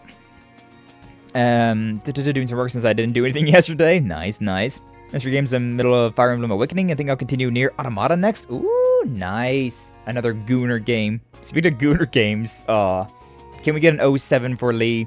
Can we get an 07 in the chat for the lowest expectations? Guy was playing Stellar Blade for like 9 hours. What was that, Saturday? Sunday? I don't remember. Saturday, I think. But, oh, man was suffering. Man was absolutely suffering. He got to that Raven fight, and it was too much. After, like, 8 hours of playing the game, then getting, like, into that Raven fight, yeah. Yeah, definitely I would have also crashed out. Yeah, it was rough. It was so rough. Nier Automata is one of my favorite games of all time. It's a good one. Nier Automata is a real good game. I don't think I'll ever replay it, because goddamn it's long, but I do. That is a great story, and we do love the 2B. 2B is quite great, huh? My cheeks were destroyed. Yeah, they were. Yeah, they were. Like, I was able to get through... Where do we start? It was at the end of the space elevator, so we was able to do that boss fight, then back to Xion. That next one, that one with the giant bird creature, that one was pretty rough. That was a pretty rough fight. Then every fight after that bird creature was so damn difficult. I think it took me like an hour per boss. I think that giant Cloaco took like an hour, then Raven took like an hour, and then the final boss took like an hour. Those 3 were pretty damn rough. Played through Automata through it once, but I believe it needs to be played like 6 times or something. Yeah, it's a lot. There's a lot of endings. There's 24 endings to Nier Automata, if memory serves. But some of them are just kind of funny endings, right? Like, self-destruct on the space station, ending N. Like, alright, cool. But getting, like, the actual important endings, yeesh. But yeah, that, Stellar Blade, not an easy game at the end game. Like, honestly, I thought the beginning was pretty easy. And then, like, the game just kept getting, like, gradually more difficult, but, like, it always in, like, within expectations. As low as they were. But yeah, when we got to, once we got past that space elevator, things just racketed up so damn fast. Oh, it sucked. It was awful. Near Automata is kind of a weird case. Technically only played once. Multiple playthrough things is misleading. Yeah. Yeah, true. Like, you do have to, like, hit continue, like, play new game, but then it's different every time. So, like, you get the first ending, but then, like, but wait, there's more! And then you finish that, like, route ending. Kind of like how these Legend of Hero games are going, right? Where that you have the, this character's route, and then you have this character's route, and then you have this character's route, and then you're, like, actually done with the act. Like, you finished Act 1, but wait, now you need to do Act 1B, and now Act 1C. Oh, man. Oh, man. I was actually thinking about that the other day as well, like, if Trails from Zero to Azure and Code Steel 1 and 2 were made in today's, like, Falcom market, those would be the same game. It would just be, like, Route A, Lloyd, Route B, Rean, and then that's how those games would go. It would literally just be, like the From Zero to Azure and Code Steel 1 and 2 games would just be, like, route systems. Absolutely. Absolutely would be. I'm not a huge fan of the route systems, to be honest with you, but, like, I do understand. With how many characters we got in this game, it does make sense that we have just them all in the same game. But, you know. Right, Starblade, I will beat someday, just don't expect that much of a difficulty spike. Yeah. Yeah, I didn't either. I know you can do it, Lee. I know you can do it, but... Whew, it definitely was not easy. It was definitely a crazy difficulty spike. I wonder if they will remake the crossbow games after Skye. They're thinking about it. I've heard rumors from Falcom that they're going to... They're not sure if they want to do Trails in the Sky 3rd chapter, or if they want to do Crossspell after Trails in the Sky 2nd chapter, and whatever the next, like, mainline entry is. But, I'm not... If they do remake From Zero to Azure, I might do a one-off of it, at the very most, but I definitely do not foresee myself playing the entire game again. Like, we've already done that on stream. We already know the story. They might add some things, definitely quality of life and, like, visuals and stuff like that, but... I don't think I personally want to play the Crossspell arc again on stream. Interesting if they skip 3rd. Yeah, I hope they don't, because I actually do want to play Skye 3rd. Like, I feel like that would be a great time. I feel like that would be a lot of fun. But if I got to, I'll play the original Skye 3rd on stream at some point in time. Skipping Skye 3rd would be a crime? Yeah. That's just the rumor that I've heard. Like, maybe it's misleading, maybe it's just somebody, you know, talking out of their ass, but... Yeah, hopefully they do remake Skye the 3rd, because we already have Kevin, and so... It wouldn't be terribly difficult, I wouldn't think. But, you know how companies be sometimes. You know it be sometimes. Going to Raven after playing 8 hours was not ideal. Yeah, definitely, Lee. Definitely not. That's why I was saying, like, I went into Raven in, like, hour 2.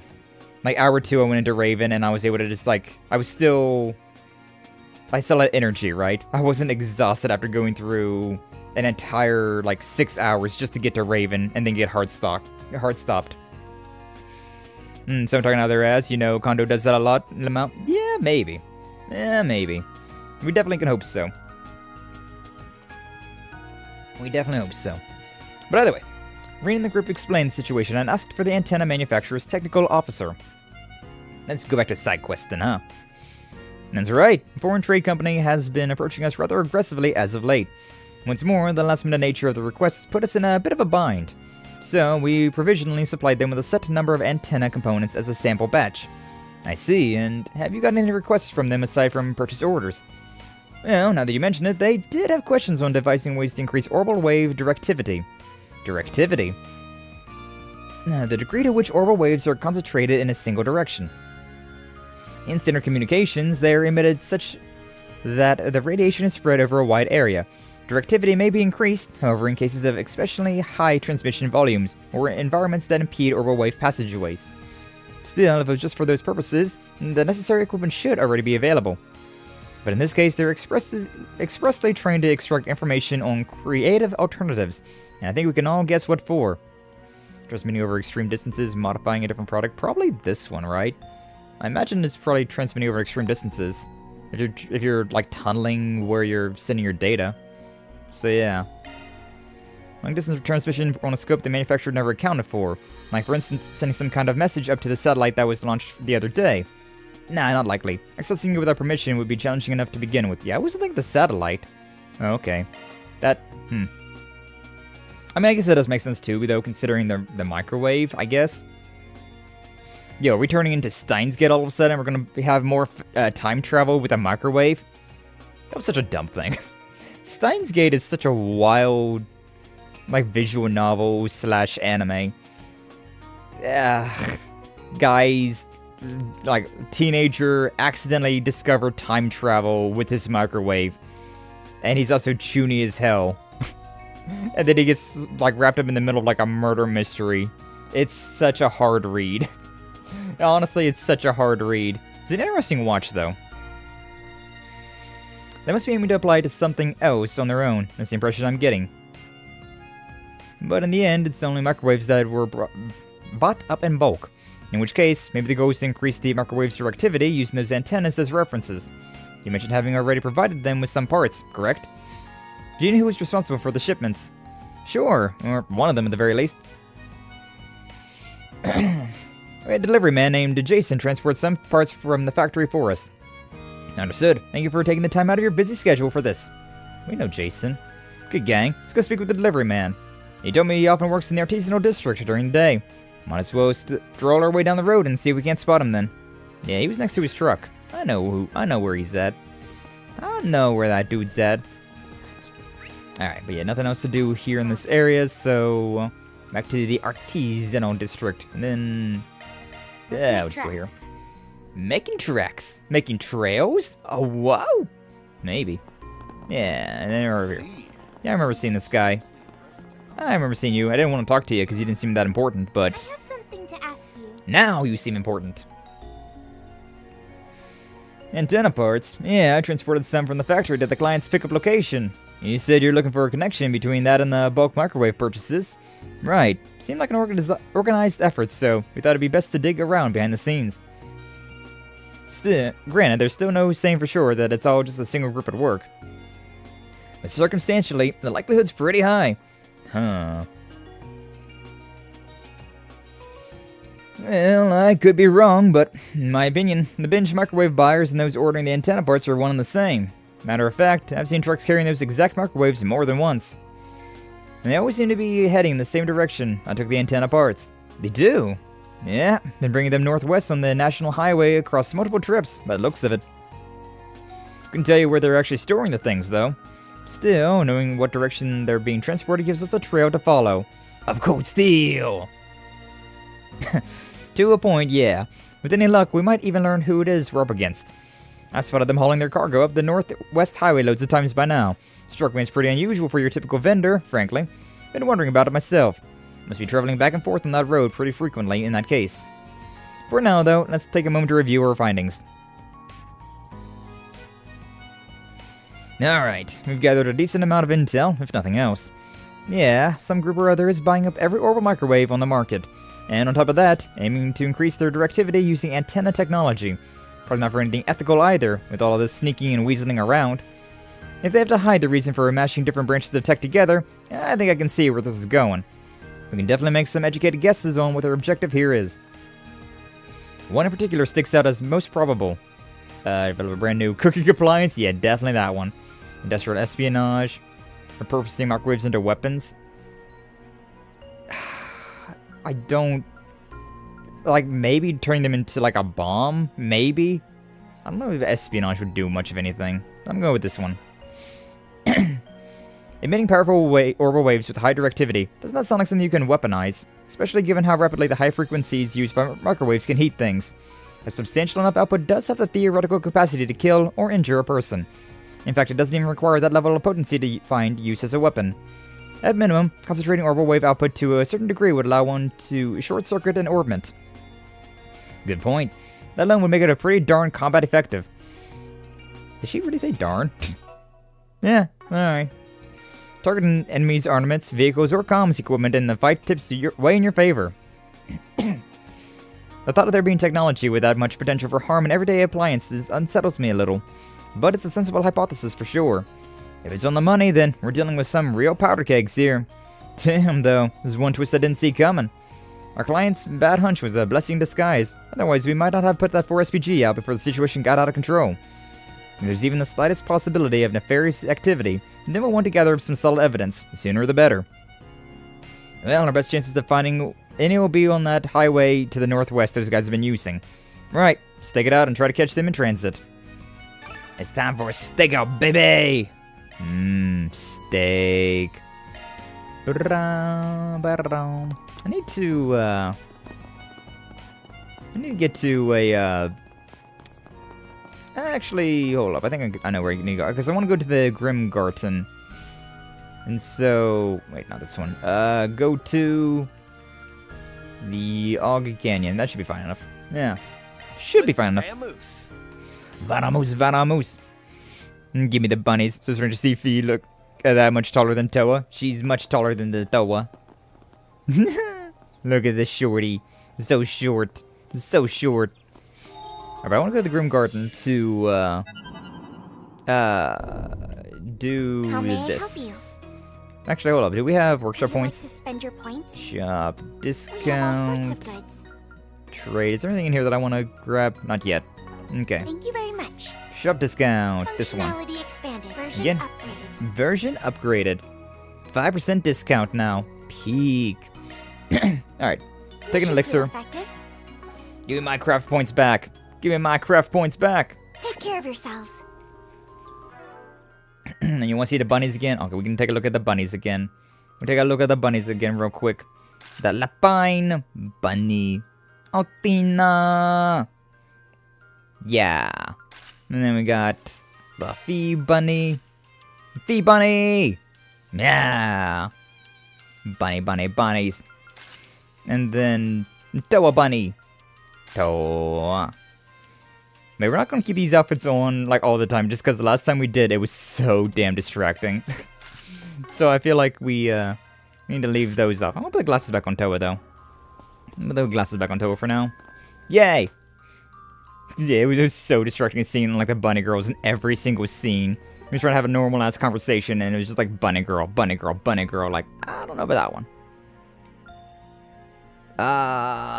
Which one of these is it again? God, we got two go to area not common options now, and I don't remember which one's which. Toa Bunny! Nabba. Alright, yeah, what's this mission to do? National Highway, okay. I couldn't remember which one it was. National Highway. And now that we got our stats back up, we should be fine. Glasses Toa cute, kawaii desu ne. Since how many microwaves were procured, I have to account for trial and error even. The issue is what degree of modification we can manage ourselves. Maybe necessary to outsource after all.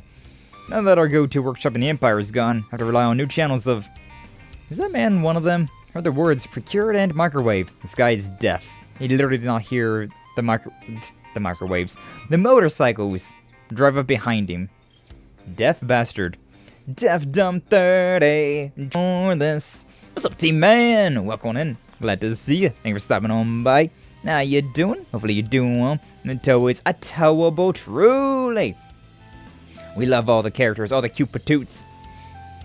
Glasses Eve as well. Yeah, I like the Eve with the glasses. The amount of dress up we did in Stellar Blade was wild. We just, like every 30 minutes, it was like, all right, new outfit time. You know, a different earring, a different pair of glasses on, different outfit. Had to change it up. So many good ones. So many cute outfits and whatnot. But yeah, procured a microwave. Look at us hitting pay dirt right out of the gate. Can't pick up much of the conversation from here, though. Either way, it's obviously suspect. We just have to step in ourselves. Yeah, let's see what he has to say. Excuse me, I'd like to ask you something. Interlopers. I'll continue this over on your side. Interlopers? Wait! Damn, okay. Really just let him get away with that, huh? Gone without a second thought. It's a red flag, 100%. Guy's no stranger to quick getaways. Our earlier hypothesis seems all the more viable now. Can we get on the motorcycles and chase after these guys? Sheesh. Let's go after him already. Can use my bike too. Exactly. Oh. That won't be necessary. Oh my god, literally. That won't be necessary. I'll lend you a hand. Who? And you are a member of the CID, but please don't be alarmed. You and I share the same goal here, I wager. Let's get inside, quickly. I've seen this man somewhere before. Is he not Hubert, former operative of Ereboni's intelligence division? Oh, was this the asshole, the like quadruple agent? So I remember in Reverie there was the one guy who was who tried to kill Lecter, but then Lecter made him a deal. And it ended up being that this guy just had to be like a double agent for Calvard, but then a double agent for Erebonia. It ended up being just like a quadruple, octuple freaking double agent. They said that thing, right? They literally said, that won't be necessary. Oh, man. Maybe doing even more dress up in an upcoming stream. Oh, whoa. What's Lee got planned? Oh, yo. You better like and subscribe to find out. Haha. I heard he defected to the Republic only to be framed by Lecter as a triple agent. Ah, yeah, it is this asshole. The reverse triple quadruple agent. Such a wild concept. I did not recognize his face at all, though, huh? Had to be in Rean's route, too? Of course it did. My name is Hubert, with the 2nd External Affairs Division of the CID. At the moment, I'm investigating the influx of criminal syndicates and foreign militias into the country. Alright, in that case, I'm glad they accept your help. Hey now, you sure about this, Rean? It doesn't seem related to the space program or being invited here, so no need to be overly cagey. Better to work together than derive an unnecessary wedge between us. Right, I do have my reservations about the position we're in, but this is exactly why we should play the long game and cooperate elsewhere, within reason. Thanks for your understanding. Now, let's hurry. Pouty Altina. Pouty. Yo, it looks so pretty over here, what the hell? A beautiful spot to go camping. Going by the number of parts, we should be able to make enough to run a test operation with each unit. Then, once we get some results, we can use a dummy company for even larger scale procurement. That'll bring us one step closer to Marduk's advanced technology. Or better yet, to the weapon that woman uses. We played our cards right. Woman? As for the prototype, I have a few engineers in mind who should be up to the task. Stop right there! So you really are developing illegal arms. Not for long, though. The guild has anything to say about it. Bwah. Toa is one of the acrylic stands I got. Toa and Ren. Oh, hell yeah. You got one for Chow, too. Nice. Acrylic stands. I want to see those. Yo, post up pictures of those in the collectible channel in the Discord. Before the Discord is gone forever. Stop right there, criminal scum. Yeah, real oblivion all of a sudden, huh? Yeah, I want to see these acrylic stands. Really, that'd be cool. What is that, like, beep in this song? I'm not a fan of that. There's, like, one little beep. This is, like, distracting my brain. Sounds like some sort of, like, I don't know, something on, like, OBS or something, like, acting up. I'm like, huh? Beep? Beep? Been looking at your mass purchasing of orbital appliances over in Basel, and it's plain to see that your reasons for it are against the law. Be happy to hear the details from you directly. Just as our analysts predicted, you have some nerve pulling this now of all times. It's a crisis management concern we can't afford to overlook. Guns. Oh no, they've got guns. Those weapons. Hold up, don't tell me you guys are... Say sniff us out, but that doesn't mean we're just gonna hand these over. Whether it's you outsiders or the CID, we won't show any mercy. These men seem like professionals. Now go easy on them for a second. Right! I can't wait to do one S-break and win the fight. I'll let them do 2 turns. Power break, power break. Good job, I'm so proud. Anyways, this one, rabbit sword. Rabbit sword! And then, who wants to do it? Yeah, we'll just go with Rean. My boy Rean Schwarzer. Now, are we done? Are we GG? Ridiculous. I love this game. I love moments like that. I love moments like that so freaking much. Oh, man. Trails 7 gets a lot of its storytelling from Marvel Comics. Yeah, sometimes. Sometimes it's very, very comic book, huh? Calvard feds. Sword better than gun. Of course it is. With the, the divine blade of ash on the scene. Yep. And that's a wrap. Still, I knew I recognized your style of combat.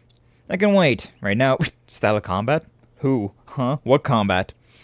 Right now we need to restrain and interrogate. Wait, don't let your guard down just yet. More from behind? I thought that was a bracer vehicle at first.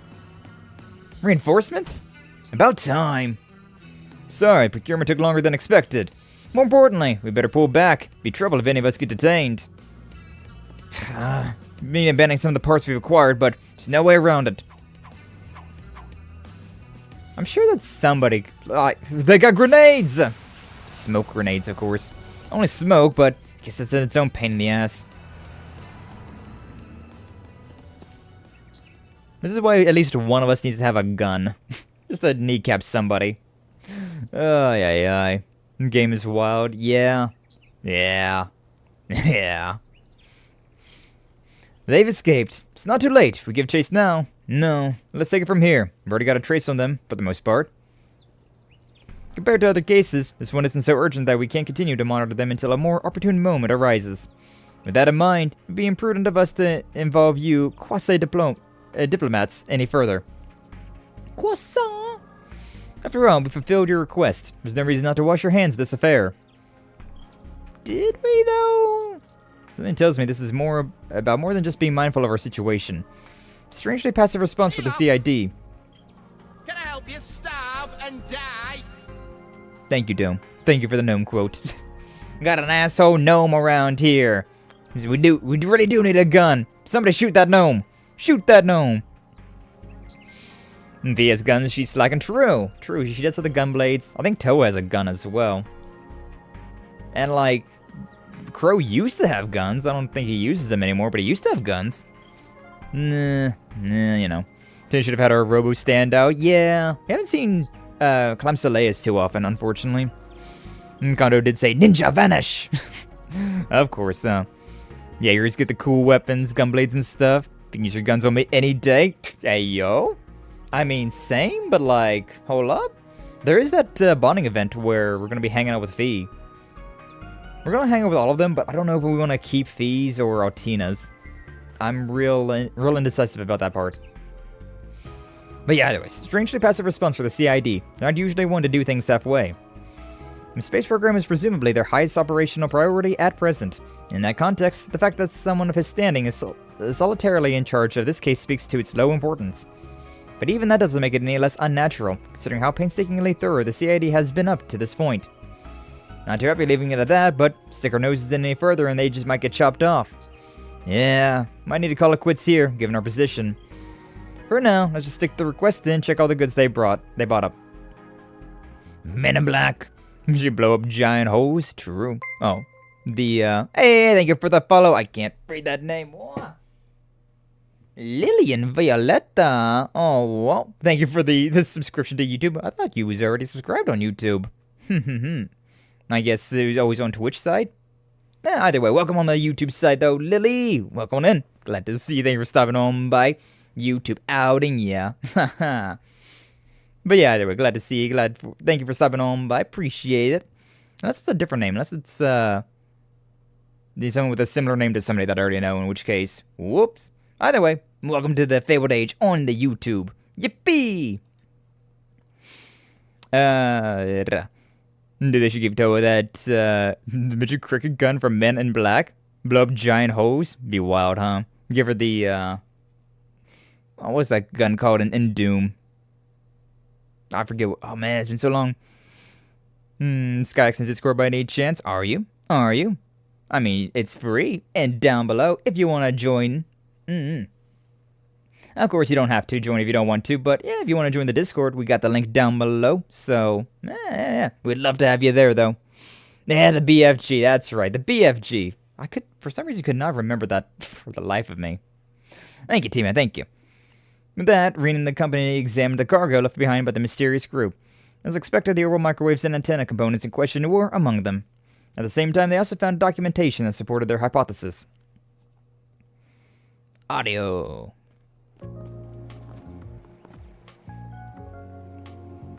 Oh, Kincaid's over there as well. Understood. So the influx of armed militians from abroad is roughly as anticipated.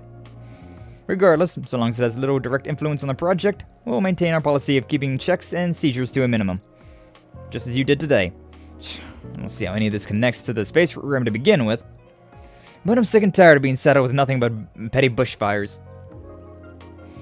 Incidentally, one of the Thors members you aided in this case once belonged to the Imperial Army's Intelligence Division. While it's surely been some time since you last met, I trusted there were no complications. What's that supposed to imply? I never leaked intel over to them. Besides, I haven't even heard a word about that girl being part of their group. Because you weren't notified. As one not directly involved in the project, you've hardly any need to know the finer details on them. So what, let me run into those guys as a test? Damn it, still toying with me, same as always. In any case, your assignment in Basel is done. Your next will be simple intelligence gathering in Edith. Go about it at your leisure, if you would. Roger that. I'll make my way over. To be a triple, quadruple agent. 07. He's kind of brought it upon himself, though, huh? Totally, the BFG would go hard, and I would be too. That's everything that Lee wants. So what's up, Nazo? Welcome in. Glad to see you. Thank you for stopping on by. How you doing? Hopefully, you doing well. So they're being repurposed as weapons. It's a little hard to swallow. Or just as flabbergasted, to be fair. But going by the documents recovered on site, there's no room for doubt. Plans for the procurement of post-weaponry at minimum expenditure via the conversion of a short-wave oscillators and culinary appliances. What a goddamn title that was. As predicted, they intended on using short, focused wavelengths to burn out circuitry and perhaps even as anti-personnel weaponry in the future. They were definitely Jaegers too, going by their gear. But in that case, developing weapons themselves feels a little off-brand. You know, Calvard Jaegers be way different than Erebonian Jaegers, huh? Probably something to do with the Black Workshop going under. Right, and the Marduk company may have had a heavy influence too. For what it seemed, part of their plan included personally negotiating with multiple engineers to finalize the technology. At any rate, CID will be working to track them, so I doubt they'll be skulking around Basel again from here on. Plus, while it may not have been all of them, we did manage to recover some of the microwaves they hoarded. And they already paid for these things, so that's just double profit for you guys. Once again, thank you so much. Situation amounted to more than I imagined. There's just no telling, though, what slippery slope weaponizing household appliances might lead to. Any piece of tech runs the risk of being misused. This whole mess is a grim reminder of that. Agreed. Issue will only intensify too as consumer orbits become more and more sophisticated. That's partially why we at the VII Company didn't join the Tech Union at first. Looking back, I can't help but feel how spot on that foresight was. Either way, now that we know what the bulk microwave buying was really about, and as long as it doesn't happen again anytime soon, Basel's businesses can rest easy for a while. Right, I'm a little disappointed we couldn't uncover the entire story behind all of this, but it's thanks to you following your gut so promptly that we were able to nip it in the bud. To level with you, I thought I was being overly paranoid at first, but it turns out putting that 4SPG up early was the right call on my end. Still, with militias operating behind the scenes like that, the circumstances are anything but simple. We have to be extra careful about where we step. Some long-ass headphones in the background, I just realized. A little bit of law and a little bit of gray. Are we just being chaotic with Arkride's group and then very lawful with Rean's group? Are we going to be more like gray with Rufus and Kevin? Hey, look at how tall those headphones are. I mean, I guess they're not really that tall, but they look super freaking tall. Aye. Please, take your time. Marketing be funny. Alright, is that everything? I think that's everything. Well done. We earned it. 100,000 damage dealt. Teehee. Did we do 100k damage in a single turn? Oh, whoa. Did we? Okay, to part 19, Sonic Ruble, helped Gamma 2, part 17 of Kingdom Hearts, Rechain of Memories. Ooh, nice, Kingdom Hearts. Yeah, those gamer headphones, they're kind of funny, huh? Got up to Act 3 in the game, by the way. Ooh, nice, Naza. Hopefully you're enjoying. Yeah, we're like, not even a third of the way through Act 2 yet. We are, being quite slow with it. Being quite slow with it, indeed. Alright, but for now, we got 2 of these to be doing, so I think we're going to do Altina's, then I think we're going to reload, do Fees, and then go through the oral bike test drive. And we're definitely going to do this one last, because that's the one we're going to save with, but I don't know which one of these ones we want to do. So, I think this one, because hobby photography, that doesn't sound incredibly interesting. So, I think we probably would stick with Fees, but yeah, we'll see what happens. We'll see what happens. You've been playing daily? Yeah. I've been playing for like 4 hours twice a week. Nowhere near enough. Nowhere near. Alright, let's see what's going on. Rean's group decided to take a short break. Blah, blah, blah. Is that your new orbital camera? Oh, wow, that's fancy. Yes, it has an excellent high-definition lens, first-rate resolution, and is even capable of recording high frames per second video. It can even connect to the orbital network. It's the latest high-end model. I wonder how high frame rate she's talking. Like, imagine she's over like, it can have high frame rate. We're talking 15 frames a second. I kind of doubt that, though. It's probably, like, at least 60, right? I've been wanting one for a while, and visiting the Republic was the perfect excuse to buy one. Though I am a little embarrassed by how much money I spent on it. Aw, she's so cute. And how much was that? Yeah, actually, forget it. I don't think I want to know the answer. I didn't realize you were so into photography. Well, I started with just a toy camera, like Milliam's. But I guess it was around 2 years ago, after the CrossFit incident, that I got more serious about it. Especially because Milliam and I took a bunch of pictures commemorating what happened. Aww. I thought I was going to see Milliam in that, but no, just, who is that? Oh, it's Lapis. Yeah, Altina, Lapis, and Kia. Both you and Milliam asked me to take lots of photos while I'm here, so I'd appreciate any help you can give me. I'm also hoping you can use your unclouded eye to help me find the perfect shots. Crazy use of the unclouded eye. It's not really meant for this kind of thing. In any event, let's wander around a bit and see if we can find some really photogenic subjects. Let's start the mission. Aww, Martina, you've grown so much. My daughter. Why don't we start with the artisanal district? Its traditional architecture has a nice atmosphere.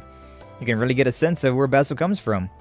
According to the research, this place used to have a huge artisans guild in the Middle Ages. They were ultimately the predecessors to the Tina, what are you doing? You have a great expression on your face whenever you talk about history. The only problem is that whenever you start talking about history, you never stop. Sorry. Even my students sometimes give me grief about it. Yeah, like this one. Honestly, I don't mind. It's nice getting to hear one of your lectures again, Instructor Rean. Aww, wholesome. So wholesome. Gotta be. That's why Far decided to play daily until done. Back to Arcpath 0. A new game might start at some point. There's a lot of them out there, huh? A lot of great games out there. Aww. Seeing Altina's glow up is so precious, man. Real wholesome, right? We've come a far away. A long and far away from Rean creeping on Altina in Cold Steel 2. Yeah, it's not even like really that defensible. We literally walked into her room while she was sleeping and just like peered over her. Like that was just straight up creeper. That was just straight up creeper hours, Rean. Dense main characters be like. Being here like this is really nostalgic for me. We would walk around taking pictures just like this back when I attended the Thors branch campus. That's right. Remember you took a ton of pictures. No, oh yeah, the bunny camera. I forgot about that actually. God, she looks so damn different. Like seeing her again, like this, in like Code Steel 3 and 4 style. God. She really has grown up a whole lot, hasn't she? Damn, real creeper energy, yeah. Picked Altina here, but Fee has a funny moment. We'll definitely see them both, but it more or less just depends on, like, which character I intend to use at the end. Yeah, probably be Fee. Yeah, so we're probably just gonna let this. It's a little embarrassing to think about now. I really didn't know what I was doing, so I pretty much just took random pictures of anything. Maybe start to look back on them now that you know so much about photography, but I really love those photos. They brought out everyone's charm. Really, that's its own kind of embarrassing. Aww. Seriously, that glow up. 10 out of 10. Ah, boy, sure takes me back. Those photos ended up in our graduation album. Can I see that? You know, the current photography club still really loves the atmosphere you captured in those photos. And those animal toy cameras really took off with the students for a time, too. Those cute cameras were big with military academy students. I kind of feel bad now. I'm taking a picture of Altina. Yeah, Calamsoleus! Ah. Sammy! Oh my god, look at how precious! Altina's character arc through all these games has been one hell of a ride. Look at that. Actually seen the photographs as well. Ah. Man, that's wholesome. I think I underestimated you, Basil. I did not expect there to be so many great photo ops in a city as developed as this. It definitely has a different flavor from Roar, back home in the Empire. Also, did nobody care about Calamsoleus just, like, floating there in the middle of town? Somebody probably just thought it was a fancy drone. This is literally the most tech-savvy place on Zemuria. It probably doesn't... it probably didn't surprise them too much, huh? Probably interested a few people, though, huh? Well, not the auto text. It moves weirdly. Did I even read that last one? I don't know. Yeah, we did. I bet you've already got plenty of great shots with that camera. Yes, and it's a brand new model after all. I'm sure that Yuna, Yusei, Milliam, and everyone else will be very happy to see them. I want to see all of them! It's been so long! Definitely. When we get back, I'm gonna have to make it up to Kurt and Ash. And not just with your photos, since they've been taking time out of their busy schedules to cover for me on campus. Yo? Kurt and Ash have been... Have they been teaching? What are they doing on campus? What are they... maybe the special ops missions? Probably that. I could kind of see Kurt being a teacher, but Ash as a teacher? Nah, man. No way. No shot. I don't think so, at least. I'm not thinking about it like, well, he was part of the reading club, so, like, I don't know, maybe as, like a literature instructor? Maybe?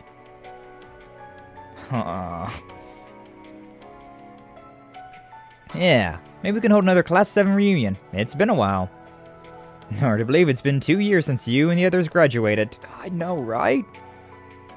Look at all of them. Why is Milliam there? I guess because, you know, Milliam and Altina, but... Now Eunice fulfilled her dream of joining the special support section. Eunice part of the SSS? Ooh. Eunice part of the special support section? That checks out. That does check out. I mean, she was kind of a part of the SSS during Reverie, but, like, now she's for real a member of the SSS? She teaches AP Delinquency. Peak. I take that class.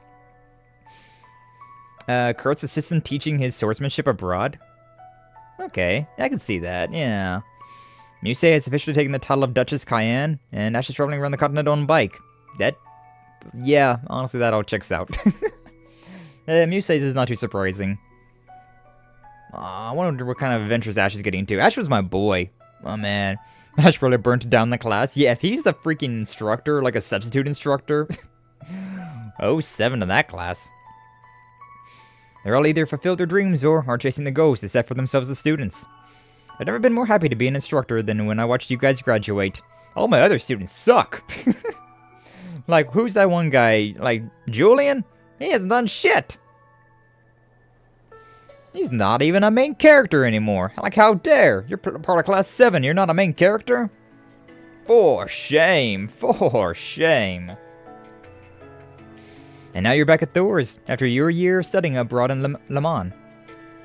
I have to say, it was a surprise finding out that you weren't just working for the Thors Strategic Research Lab, but for the Foundation as well. Yes, well, Toe was in a similar situation with our work. I've managed to maintain frequent communication with Yuna and the others, but we don't get to see each other very often anymore. That's getting order for you, huh? Everyone's busy after all. We're adults now. I mean, look how much taller you've gotten. Yes, now, if only my proportions would fill out. Maybe this is what I get for not being as relaxed as Milliam. Well, everyone grows differently. Anyway, everyone's off doing what they can to become better cornerstones of this world we live in. I'm really proud of all of you. Have you been lonely? A little. You guys were my first students after all. So I felt both happy and a little lonely watching all of you set off. But more than any of that, I'm proud. Proud that I got to see you all graduate and grow so much. And yet you still treat me like a child, giving me head pats without a thought. Yeah, sorry, bad habit. I've been trying to stop. Still, I'm happy you feel that way about us. It's one of the reasons that I chose to go back to Thors. When I enrolled, you didn't just treat me as your partner, you also looked after me as my mentor. I may not be an instructor, but still, I wanted to be near you so that I could see the same things you do. I see. Honestly, back when we were still completing orders together, the year before you enrolled, I would never have imagined you saying something like that. She really has grown. The ending of Code Steel 2 when we fought Lloyd. Thinking back on it, used to be enemies in the Civil War before that. And as the Ashen Chevalier, I ended up having to take orders from the Imperial government. That was when the Intelligence Division sent you to keep an eye on me. Brings back memories. I love how we're, like, going over all of this stuff again. Like, I remember all this stuff. It's already happened, but, like, it happened so long ago that, like, reminiscing like this it's kind of nice. It's actually really nice. I might as well have been a puppet at first. You pretty much was. But then I ended up supporting you during our missions, and joined the Thors branch campus. And by meeting Yuna and the others while studying under your tutelage, I slowly found myself. And here we are now. Still together. I really thought he was going to go for the head pat. I suppose you could say we've been seeing the same sights together for a long time now. And along the way, you grew into someone capable of standing shoulder to shoulder with me as my partner. She's been your partner for a very long time, Rean. What do you mean by this? Yes, you're right. I hope you'll allow me to keep on supporting you as a member of Thors, so that we can continue to share the same sights. Of course. I'm counting on you, Altina. Aww.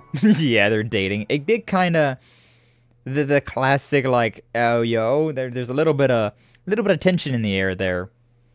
But I don't see Altina that way. No. I think the canon Reanship is among these women. Which ones? But after that, Altina took photos of the rest of their friends while they were hanging out. After putting together the data she planned to send to Yuna and the others, she and her friends resumed their work. But, I still find it, I still think that would be hilarious, right? I would hate it, but I think it would be kind of funny if the canon romance for Rean was Elise. Because that sister complex of his is real strong, right? And Elise is definitely not the best girl, but oh man, she definitely has Rean enamored, huh? No, Tina, Fee, and Toa. No, Toa and Crow. Toa and Crow. I could see potentially, right, the canon romance for Rean being Altina as well. I'm not a fan of that idea, but I could see them going down that arc. I personally really like Rean X Thor. I think that's like the best ship of the group. Yeah, Rean, Elisa definitely. Toa. I don't think there's anybody else that he had like a real strong chemistry with. Altina, yeah.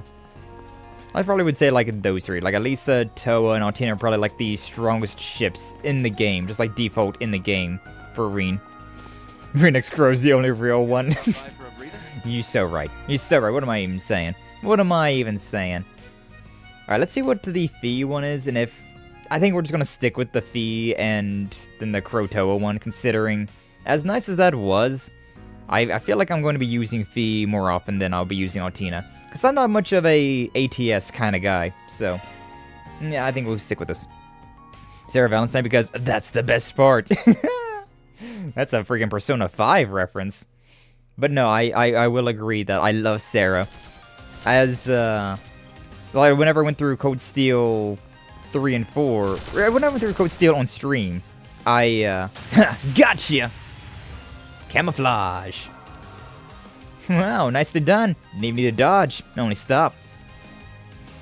But yeah, whenever I played through Code Steel originally, I went with the Rean X Laura route. But when I went through it on stream, I went through the Sarah route. The Rean X Sarah route. Because she's probably like one of my top picks, you know? Oh, we all wanted Sarah. We all wanted Sarah. We love her. Eat your heart out. Shakira? Shakira? Toes hips. Oh, I see. Toes hips. Eat your heart out, Shakira. Gotcha. Haven't seen Laura in forever. I know. Haven't seen her since Reverie. Then again, we haven't seen anybody from Class 7 besides everybody in this game since Reverie. Which honestly was only 2 games ago, so like it wasn't even that long ago, but still, I haven't seen them in forever. Sarah Valentine, because that's the best part. They're playing Persona 5, right? And you go down the Kawakami route, the teacher route. But I'm your teacher. That's the best part. Damn. Persona 5 really went there, huh? Kinda based.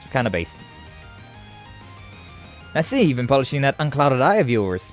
Honestly, didn't notice you until the last moment. Sneaky tech is something else, V. Oh, as is your way to use your stealth shards. Figured it out, huh? Guess I lost this round. Damn, we really have doppelgangers, huh? I can't remember if she had doppelgangers in the other games or not. Somebody did. Was that Rosette? Yeah, I think Rosette had like a doppelganger that she could like shove out. Yeah, I think so. That means you're on offense now. Right, let's keep up the pace. We love Fee though. Fee's great. What's up, Death God? Welcome on in. Glad to see you. Thank you for stopping on by.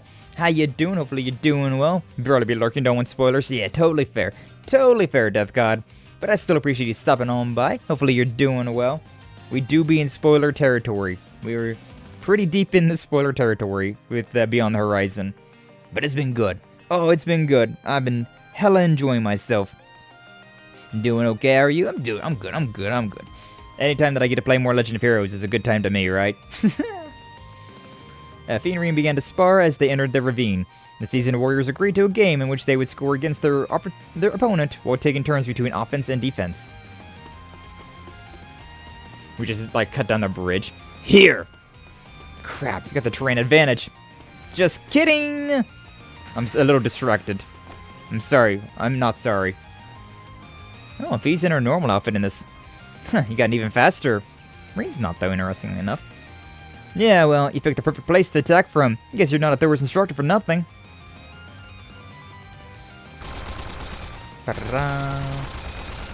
Gotta do better than that. Huh? She actually shot Rean there, it looked like. What?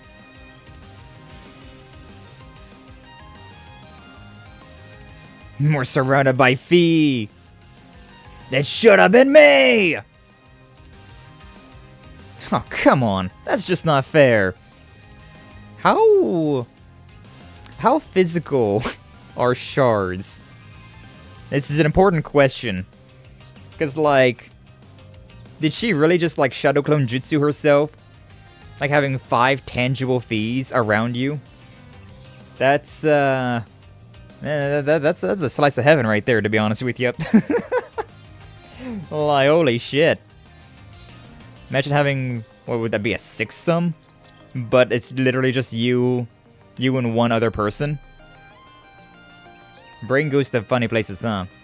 So I see I got added on the Discord. What you got? That's what I'm referencing. Oh, the pizza one. The pizza meme. And everyone to date their hot teachers in video games. Yeah. Everything's just burning down. Class 7's burning down. With Ash and Carter in charge and Rean's out of town. I can see it. I can see that. Oh, come on, that's just not fair. All hail Shard Tech. Yeah, we love Fee. She's such a funny character. You're not getting away. Big old smile on her face. Spirit unification! Oh, damn. Look at those eyes. Oh, and that's fair. You never said I couldn't use it.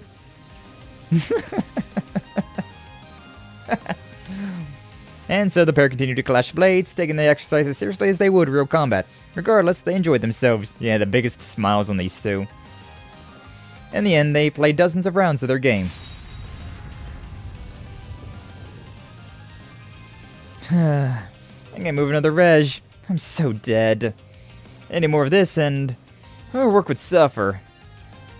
Best date ever. For real. Spirit goonification. Oh, lordy. That really is just, like, going Super Saiyan in the middle of the bedroom, huh? If Rean went Spirit Unification. Wild concepts. Why is my brain thinking about all of the bedroom capabilities of all of these crazy powers that we have now? Oh, man. The Shadow Goon Jutsu. Yeah, real skill issued. So, who came out ahead? I stopped keeping tracks of wins and losses at some point. Why don't we just call it a draw? I'll take it as this kind of practical training you did in Zephyr. Seems pretty effective, but one wrong move and someone could get hurt. It's the sort of training I can only do because I'm doing it with you. Wasn't it fun? Thanks for doing this with me, Rean. Please, pleasure was all mine. Aww. We love Fee Clausel. It was a good warm-up for this afternoon's events. Yeah, I feel like I've gotten used to working with you guys again. I'm technically here on guild business, but I get the feeling I'm going to be operating as a member of Thors while we're here. Thanks again, Fee. I'm grateful to you and Toa for helping me out, even though you're in the Republic for work. Ah, come on. You know you don't have to thank me. I'm a B-rank bracer and a member of Thors. Just doing my job. Still, I appreciate it. Though something tells me that's not all there is to it. I heard you found yourself a little sister over here. Ah, yeah, Fairy. It was the girl I met at Marduk HQ, right? Farida. Mm-hmm. Except the only connection we have is our shared big sister. We grew closer after the events of last year. She's growing so fast. I guess I just don't want to lose to her. That's not quite it. I just want to be someone she can look up to. I've only gotten as far as I have because I had help. It's thanks to the boss, Ida, Zeno, Leo, and of course you, Sarah, and everyone in Class 7. I want to become someone who can be there for others.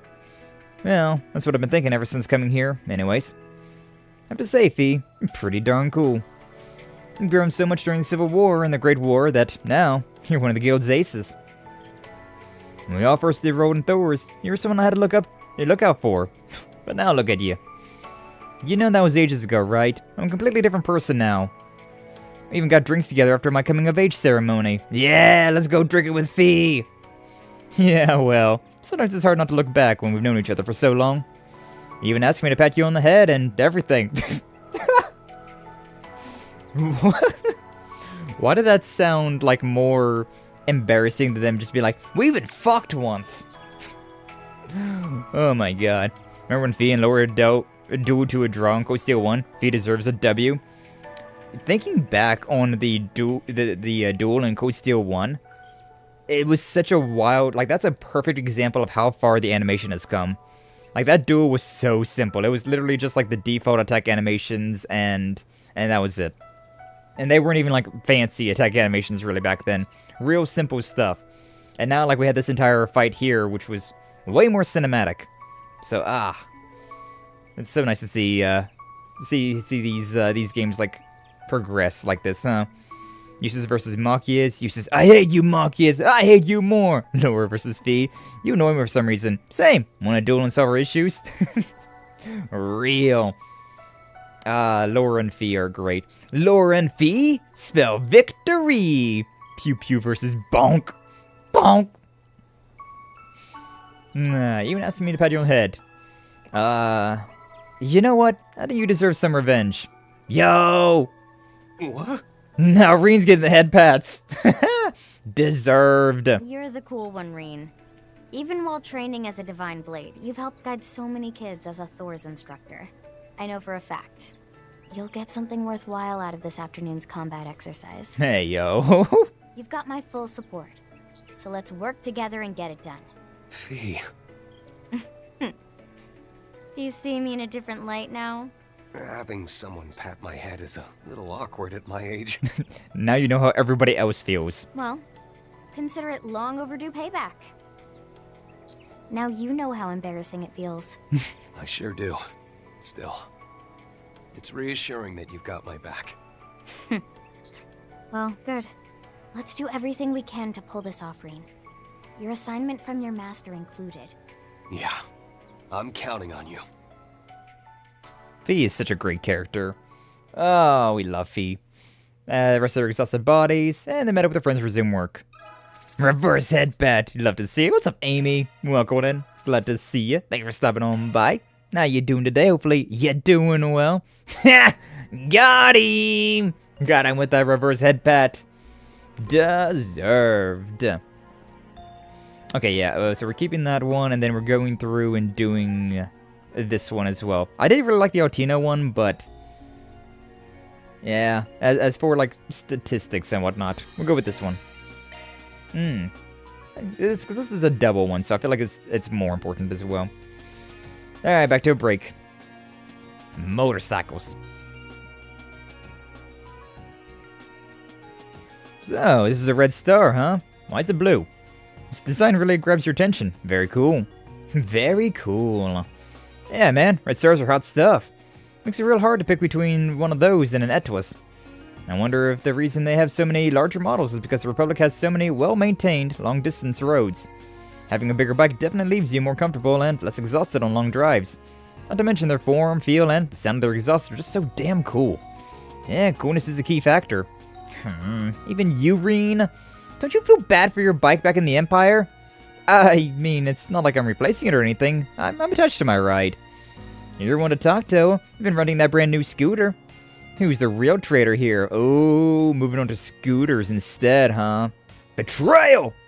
Oh, okay, but it hasn't been released in the Empire yet. I just wanted to give it a try is all. I figured it'd be a good fit for me since I've been having to run all over the place lately. Well, it's definitely convenient, especially for a short stack like you. He said it! He said the thing! We finally admitted that Toa is a short stack.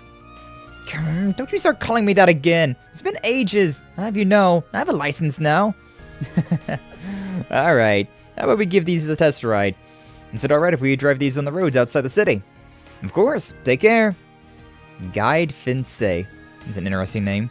You should know, the bike manufacturers are very excited. They can't wait to hear your thoughts on their orbital bikes. That's a lot of pressure.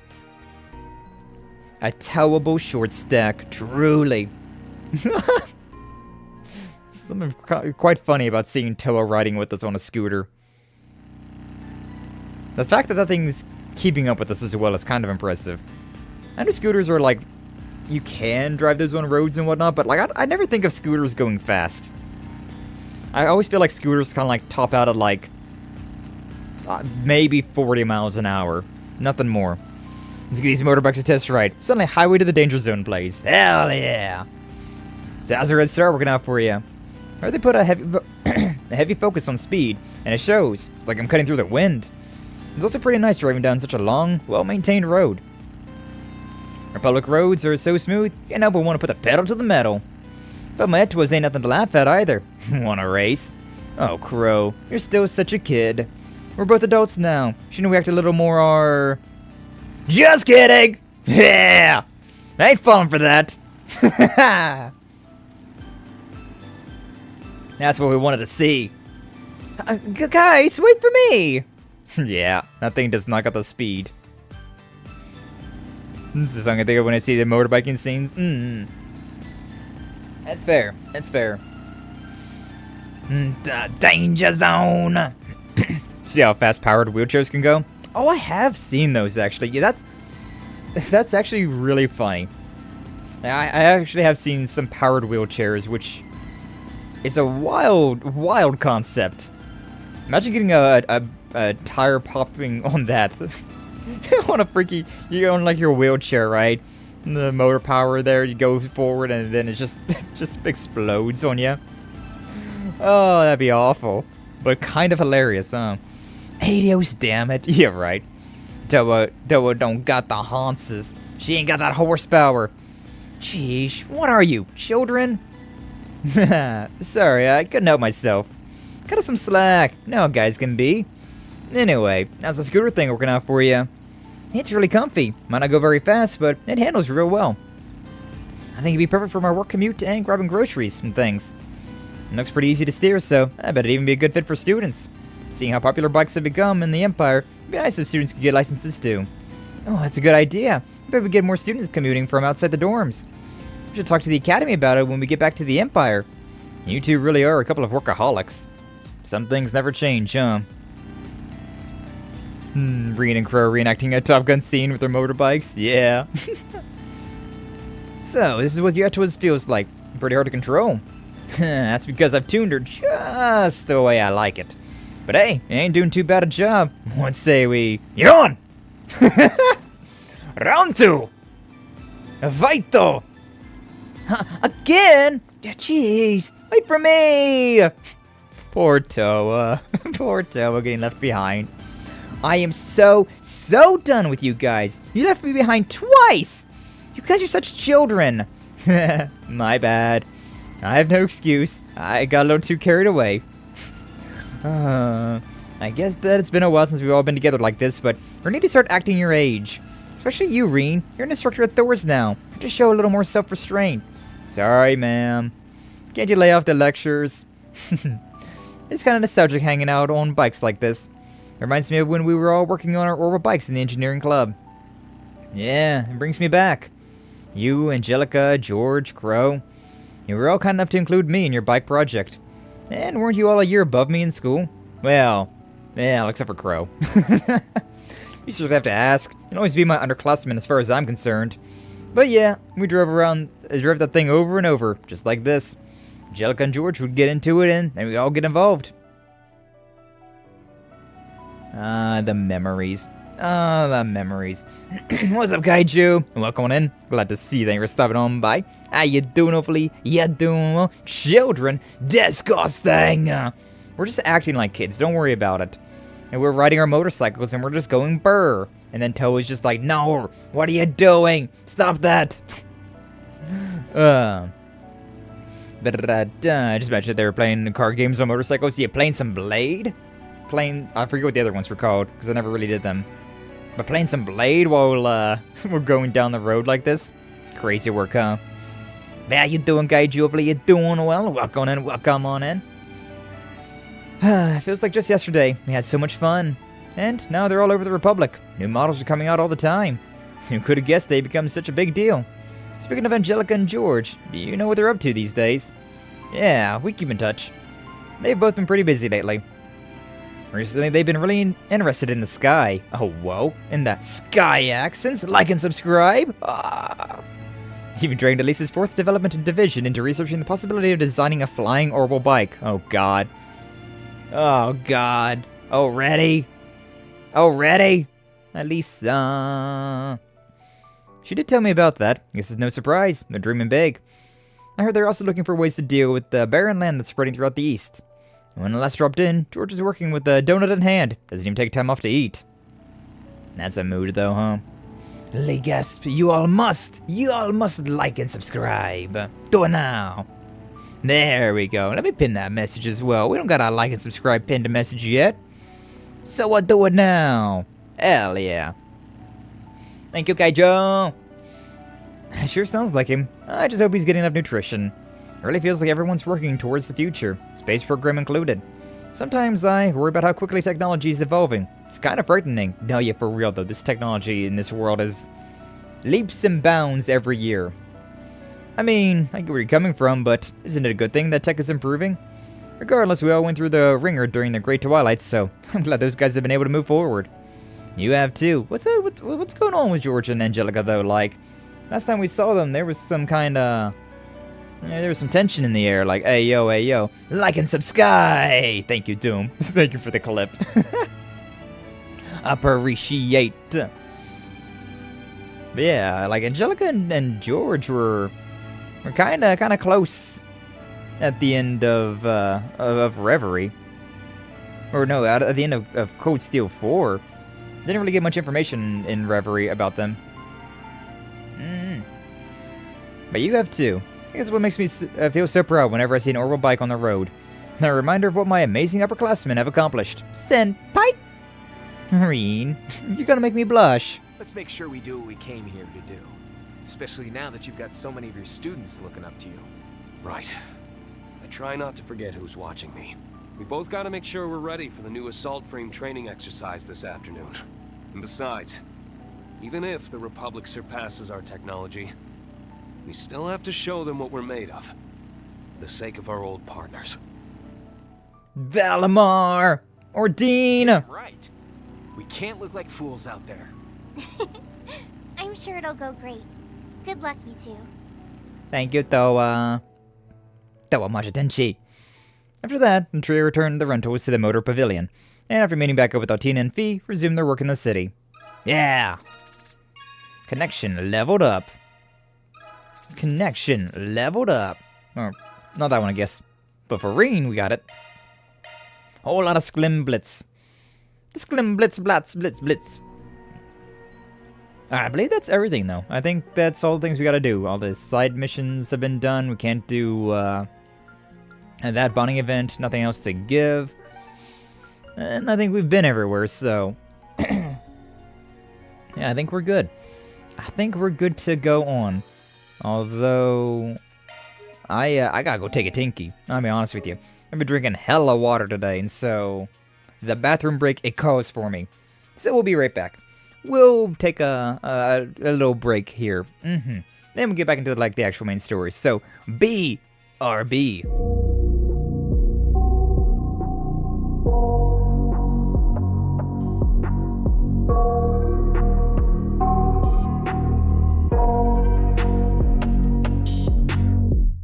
I got nightmares in my head, I fear that the thoughts build up until I can't hear, that my mind fills up into a creature, and it haunts me somewhere much deeper. Anxiety, filling up every space, no privacy. And silently, it could build and build until you finally see, whoa, it's taking over, damn no closure, moving closer. No exposure, I just wanna be a loner. Some can't stay sober, looking over all their shoulders, like moving boulders just to get out of the home. It sucks, I've had enough, I don't wanna feel the stuck under the rug, all my problems that I shove. I got nightmares in my head, I fear that the thoughts build up until I can't hear, that my mind fills up into a creature, and it haunts me somewhere much deeper. I got nightmares in my head, I fear that the thoughts build up until I can't hear, that my mind fills up into a creature, and it haunts me somewhere much deeper. I've been feeling weird, I can't seem to focus good enough. Nothing's really clear, sometimes it could be a little tough. I just need to feel like the end's in sight for me, but let's be really real, anxiety can foggy all this stuff. I've been feeling weird, I can't seem to focus good enough. Nothing's really clear, sometimes it could be a little tough. I just need to feel like the end's in sight for me, but let's be really real, anxiety can foggy all this stuff. Doom gone fishing. Welcome. We're back. It didn't work. Nar. Is it good if I just do this? Is it gonna reconnect? And then we give Doom... brother Doom. Yeah, there he goes. Hopefully that'll work. There's your fish. There's your fish. But yeah, we're back. Let's get going with what's going on. Let's get going to where we're going, huh? To the Ort Proving Grounds. Congratulations on the muscle. Doom's got muscles. He's got muscles for days. Unfinished quests, connection events, other sub-events will disappear. Oh well. Alright, time to head out. Cool. Let's get a hold of Four Eyes. So we'll be up against the new assault frames. Wonder what type of mock battles they put us through. Who knows? Could be 1-on-1s, 2-on-2s. For that, it's likely we'll participate in practice matches against standard assault frames. Whatever the case, just know we'll be behind you all the way. Thanks. After the red carpet reception they gave us, you better not let them down. I'm sure we'll knock them dead. And as for the more seasoned mech fighter, you can leave all the heavy lifting to me. Alright, Crow. Bra bra bra bra. He got a muso. A muyosiola. Going back to Skye, thank you! Car. Oh, I was going to swap the outfits as well. Forgot about that. Yay! Yay, musels! After that, Rena's associates were taken to the Ort Proving Ground in the bulletproof vehicle provided by the Presidential Office. I like how they added that adjective there. They specified that it was a bulletproof vehicle. Didn't just be like, they just went. While they were en route, special guests, unable to contain their excitement, began showing up at the site well ahead of the appointed hour. Who dat? Who dat?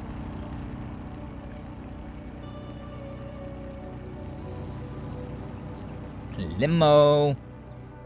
I mean, that might be a bulletproof vehicle, but Crow's out there just on a motorbike. There's Gotti. Prince Sharid. Makes sense that they would be in that limo, huh? Back in that stretch. Oh, Towson's here as well. Mint. Giscard. Mint says she has a boyfriend. And we kind of like glazed over that, but like Mint says she had a boyfriend. Who the hell is she dating? I don't know if who she's dating has got my approval or not. Cronkite's here as well. And after completing maintenance on their Tyrfings, Rean and Crow were fully ready to take on their joint exercise. Yeah, I was gonna revert back to like their default outfits, but oh well. Alternative outfits go burr. July 10th, 1 p.m.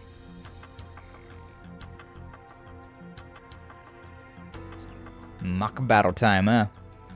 Condolences to the poor guy. Maybe it's me, maybe it's Doom. First Star Taker's Chief Technician Officer, Professor Cronkite. Attention. We will now be commencing the Panzersoldat Assault Frame Joint Exercise. As previously announced, we'll be conducting a simulation battle in order to gather necessary data and fine-tune the Zyphalink. I like how we also have our Tachi, and the Crow's got his dual blade thing. Though you will be facing our standard Zycres model, it will be piloted by the best the Republic's military has to offer. Any objections, Schwarzer? Armbrust? Nope, that all sounds good to me. The base performance and control system of your model are already superior to mine, so I'll be using this as an opportunity to test my skills. Seriously, there's no point in trying to compare these old suits to yours, when yours were designed with the 6th-gen Zyphus in mind. But on the plus side, we'll get to prove that custom tuning is what really makes the difference. Are we really going to be doing like the Divine Knight battles again, the Panzer fights again? Or are we going to go down that route like Reverie had, where it's kind of like more open world? Oh, how reassuring. You know, even just a few years ago, I was at the mercy of your machines. But I've been looking forward to an opportunity to cross paths with the Ashen Chevalier once more. I wonder if this guy's going to be important.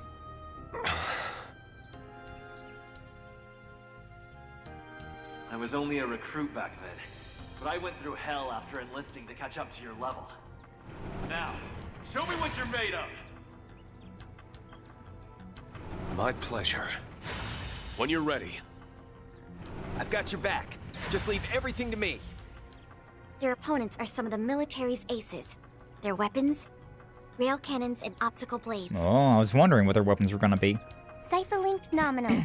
I'll be ready to assist you at any time. We're standing by, so don't hesitate to use us. So we got the connections Both as well. sides prepare for combat. The arbitration system will consider moderate damage sufficient for incapacitation. Though the battle may be simulated, the control shards will replicate blows as intensely as the real thing. So stay on your toes. Let the first combat simulation begin. the classic Falcom handout. Begin.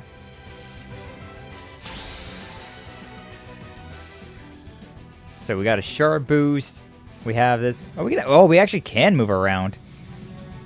We actually can move around like this, but it's still like turn-based. And so it's basically just like fighting as the Grendel then, huh? Damn, that's already a S rank attack. Crazy freaking work. Activating boost. Oh, I can't do the double? Oh, I can't do the ZOC. I guess that makes sense though, huh? Do we want to deal with this guy or that guy? I guess this guy. I'm sure, he's got the more hit points. Which means I should probably deal with this guy instead, huh? No need to hold back. No need to hold back. I wasn't planning on it, buddy.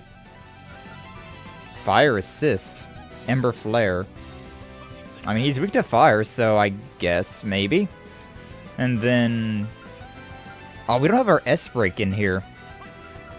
Push it to the limit. Are we just going with, like, a basic lightning strike to, like, to end this off with, or... I mean, we don't have any S-breaks, so, like, I guess we may as well just use everything we've got, huh? Yeah, we can use this one. Don't use the next level just yet, so, sure. Roar! Roar! 1, 2, 3! Is that the same animations that were, for Rean? We're up against the heroes of the Empire. Hold nothing back. Return, do everything we have as well. Hold nothing back, he says as he misses the attack. Good job.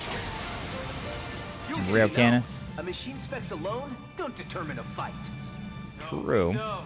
When specs or combat ability aside, we're gonna overcome you. Can we link up? Oh, there's no link ups in this one. Interesting. No, I can attack that guy back there as well, so... I mean, I may as well use this as well. Do we have orders? Damage received, damage up. We do have orders. May as well then. Might as well then. So yeah, we're there. Mute CO, side attack bonus. Sure. Azure Spear, water assist. Not yet. I can't land anything over there, so it's fine.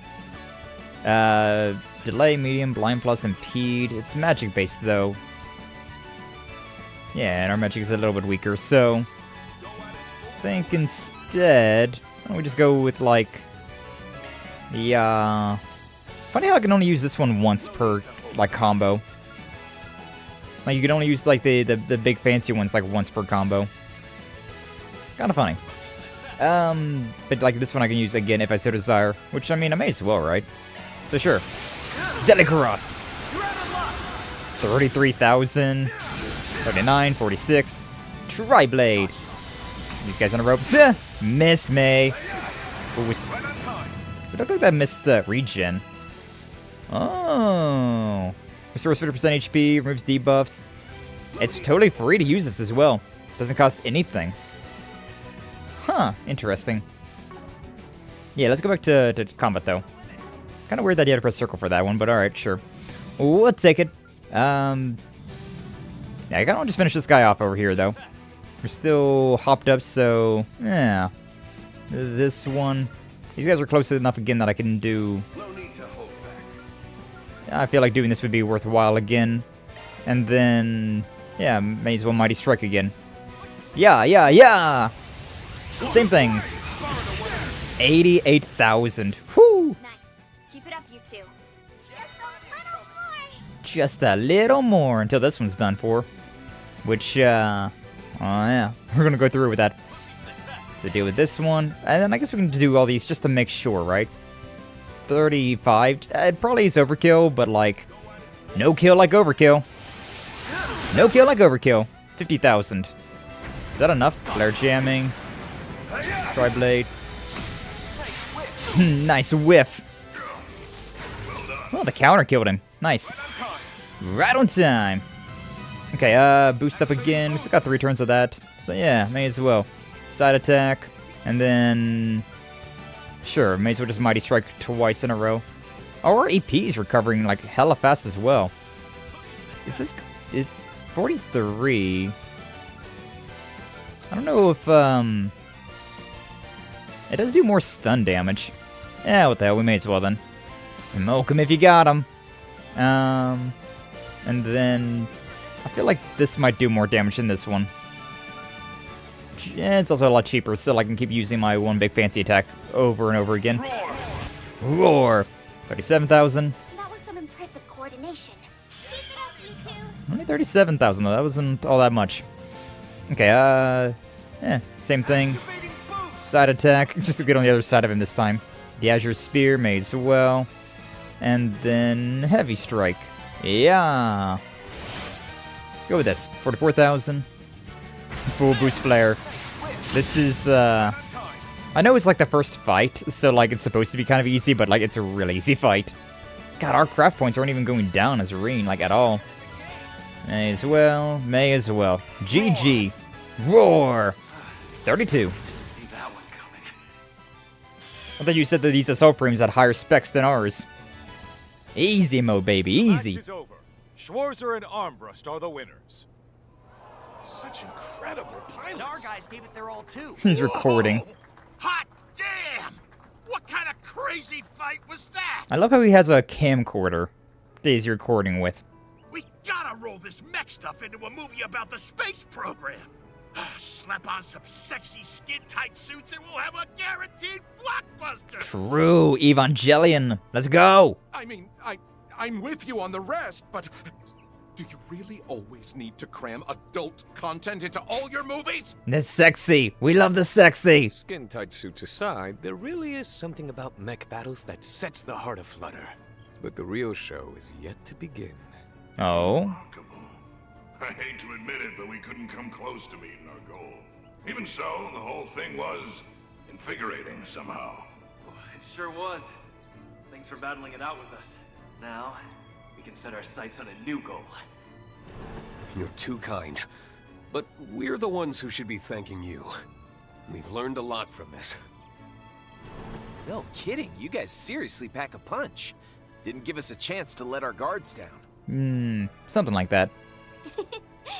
Great work, Rean, Crow, and everyone. I have a distinct sense of dread right now. I just have a distinct sense of dread. This moment seems too wholesome. Yes, wonderful.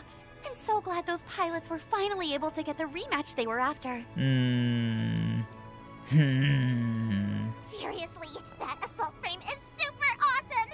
It needs so much less time to warm up than the Panzer Soldats. That's a testament to the human-machine interface that's been honed by the Zypha. Yep. And it seems like some of the Foundation's Aeon system has been integrated too. Yo, the Aeons? Well, you're not wrong. That connection not only shortens the training period, but also contributes to the overall proficiency of the pilots. Though to an ace pilot, it might be more hindrance than help. Panzer Soldats still have them beat in that regard. Truly, the ingenuity at work exemplifies a nation renowned for its martial arts. We'll look into these deficiencies and incorporate an update by the end of the day. Hi, Cronkite. Yong.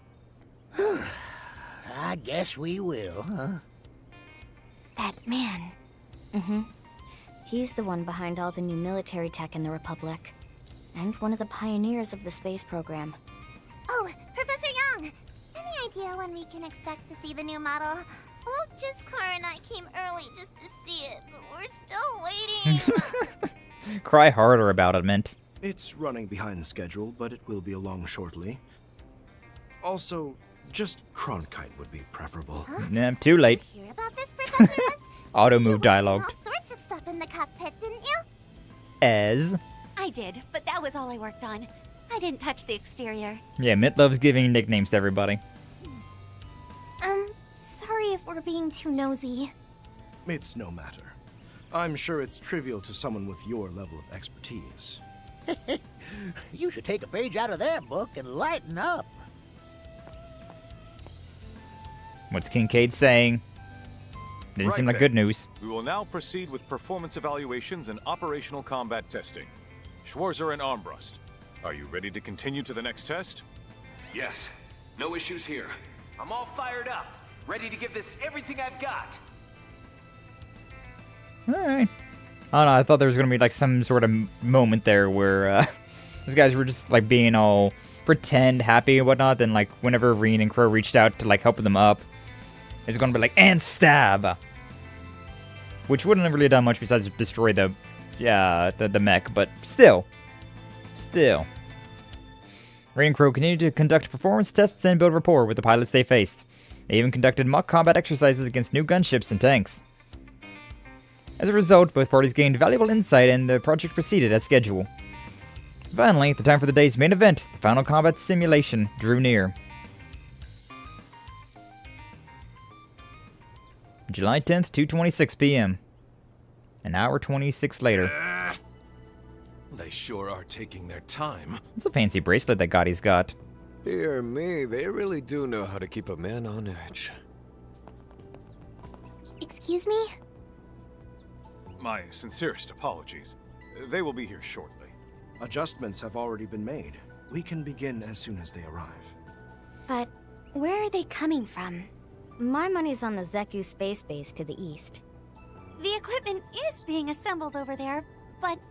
Well, in any case, it seems like they're making a stop near the capital before coming here. The capital? What, are they picking someone up or something? They are indeed. They've rendezvoused with one of our collaborators for the final simulation. Is that going to be... Oh, yeah, it's totally going to be... Hermes, right? Emilia, that's what her name is. Thank you for waiting. They've arrived. It's got to be Hermes, right? That's one of the Republic's airship cruisers. It looks like it could give the Courageous a run for its money. Looked like there was a mech on top of it as well. It's an Ix Alba or something, right? Wait, what's that on the deck? The new model? Ooh. Wait, they're gonna drop it from up there? Are they stupid? It's not a divine knight. Alrighty, I'm off. Thanks for the impromptu warm-up. Shizuna! Mention it. Friendly advice? Those two won't pull their punches, so I'd go full throttle from the get-go. Yeah, that's the plan. Oh. Damn, alright. Alright, Emilia, I see you. Holy shit. Right? 1430. Excalibur of the Calvard Aerospace Force reporting for duty. All climate, all terrain, high performance assault frame, Excalibur XD. Keep you waiting. But that said, it looks like I made it right on the dot. Major Amelia! What the hell are those things? Oh, Daddy's over here just like, God damn this. Not? You're extremely late, you foolish girl! If I recall, the pilot is supposed to be the woman chosen as the heart of the space program and General Haring's own daughter. XD. Yeah. She used to do deliveries for the guild, right up until the announcement. I was surprised when I first heard too. That aside, this is such a beautiful piece of engineering. No, yeah, for real. That thing looks real damn good. Although it does remind me of that one Aeon from Crossspell. That girl is truly impressive. The way she can keep the machine under control while descending at that speed. Indeed. Her ability as a pilot is second to none. Sorry about that, Papa. Just a bit of a last-minute warm-up. It's nice to meet you, heroes of the Empire. I'm Amelia Haring, pilot for the Aerospace Force. I appreciate you joining us for our Excalibur's first field test. Pleasure is all mine. So anyways, what are you doing later tonight? Take you for a nice date over in Basel? Grab coffee or something. I was watching your combat exercises live. Seems like you're both pretty warmed up now too, yeah? Yeah, I'd say so. What's up, Judd? Welcome on in. Glad to see you. Thank you for stopping on by. How you doing? Hopefully you're doing well today. I'm Rean Schwarzer, an instructor from Thors Military Academy. The name's Crow Armbrust, former Thors, now a freelance contractor. Gotta say, it's clear just from looking. Whew, your machine is on a whole nother level. But you can't seriously be planning to take both of us on, can you? Sure am. We need this baby to be good enough to pull off a feat like that.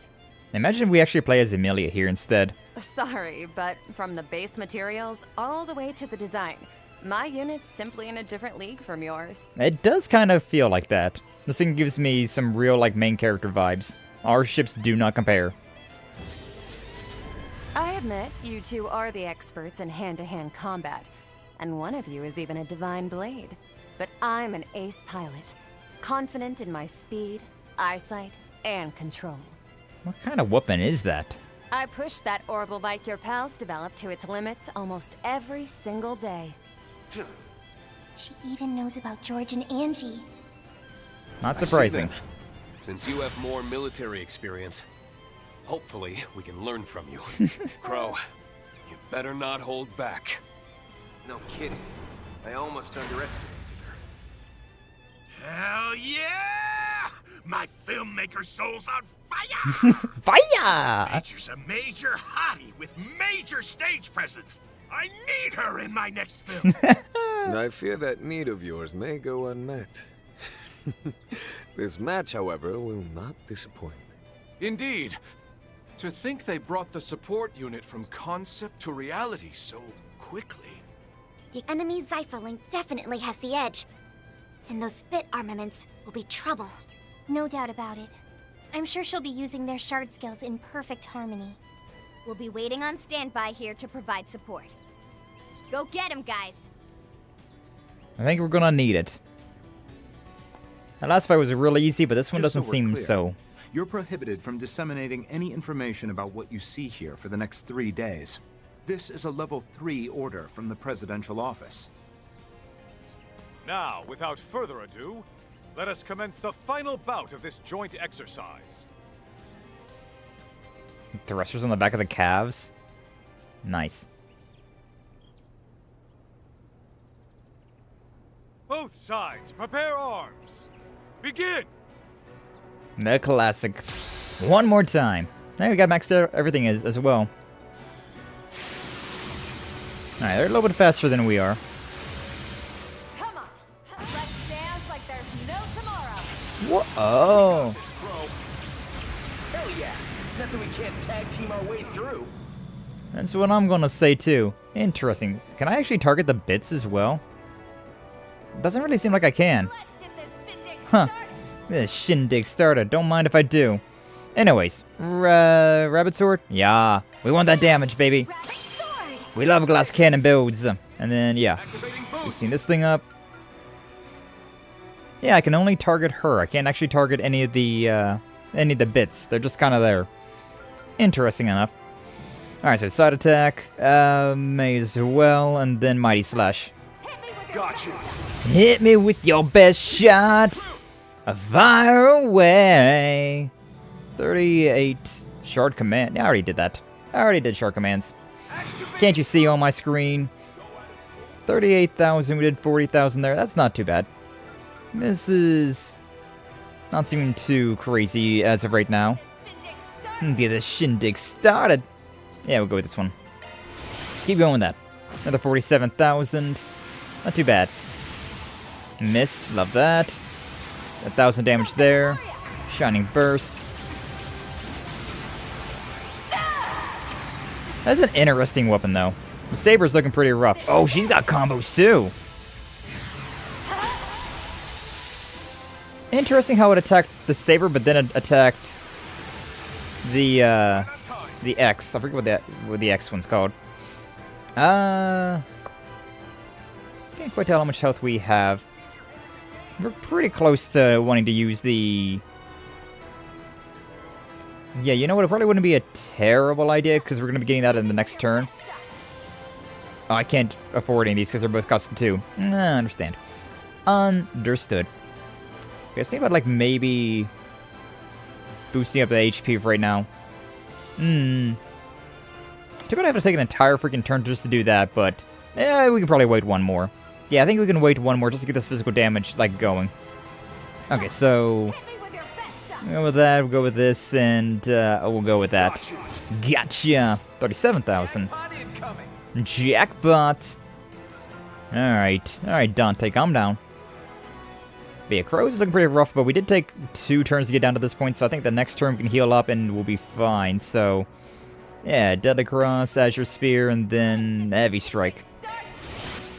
She should be close to half health now, yeah. Impressive. Maybe we should raise the stakes a little. What do you mean by that? Did you just get faster? I hope not. This is it! This is it! She's sounding a lot like Van all of a sudden. 1,000 damage there. These things get their turns. Those little bits are real damn annoying. Gotta be for real with you. 2 turns of physical... we may as well do this then. Yeah, we may as well bring up the damage reduction. The Polaris Shield for now. So you want that? Nah, I don't care about that. Safeguard. Polaris Shield. Thank you, Thoa. Thoa Machatenshi. And then I still want to mend, though. Like, we healed up a little bit, but I think a mend right here would be real damn useful. That's such a classic animation right there. Reused assets in a Legend of Heroes game? Impossible. I'm not too worried about it, though.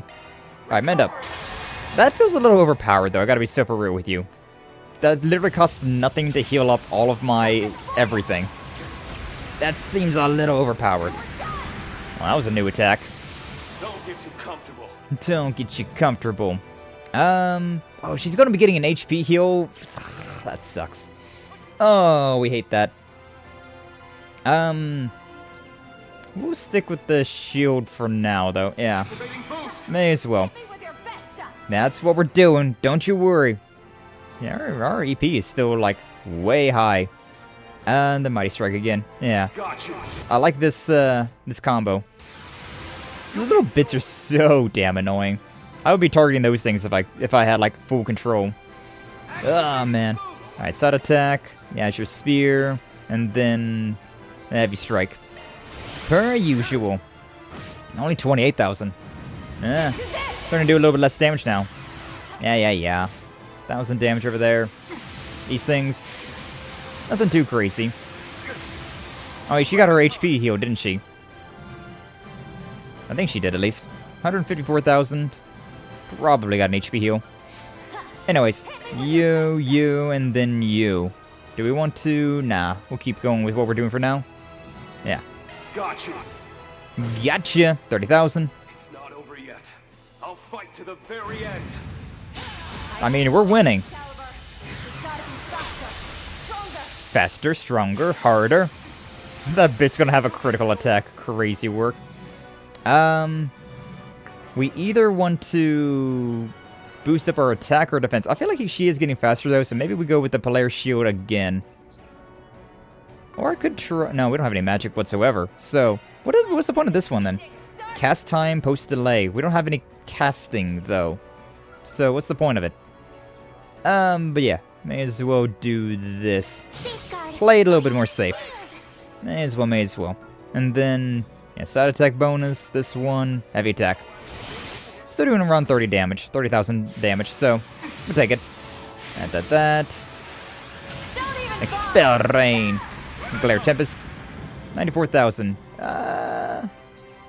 We'll go with that. 5 turns of this. Honestly, it wouldn't be a bad time to use the big attacks, but it's fine. We still wouldn't be able to win in, like, one turn, even if we, like, boosted our strength up again, so we'll just stick with this for now. Roar. We'll just go like this. Oh, she's about to break as well.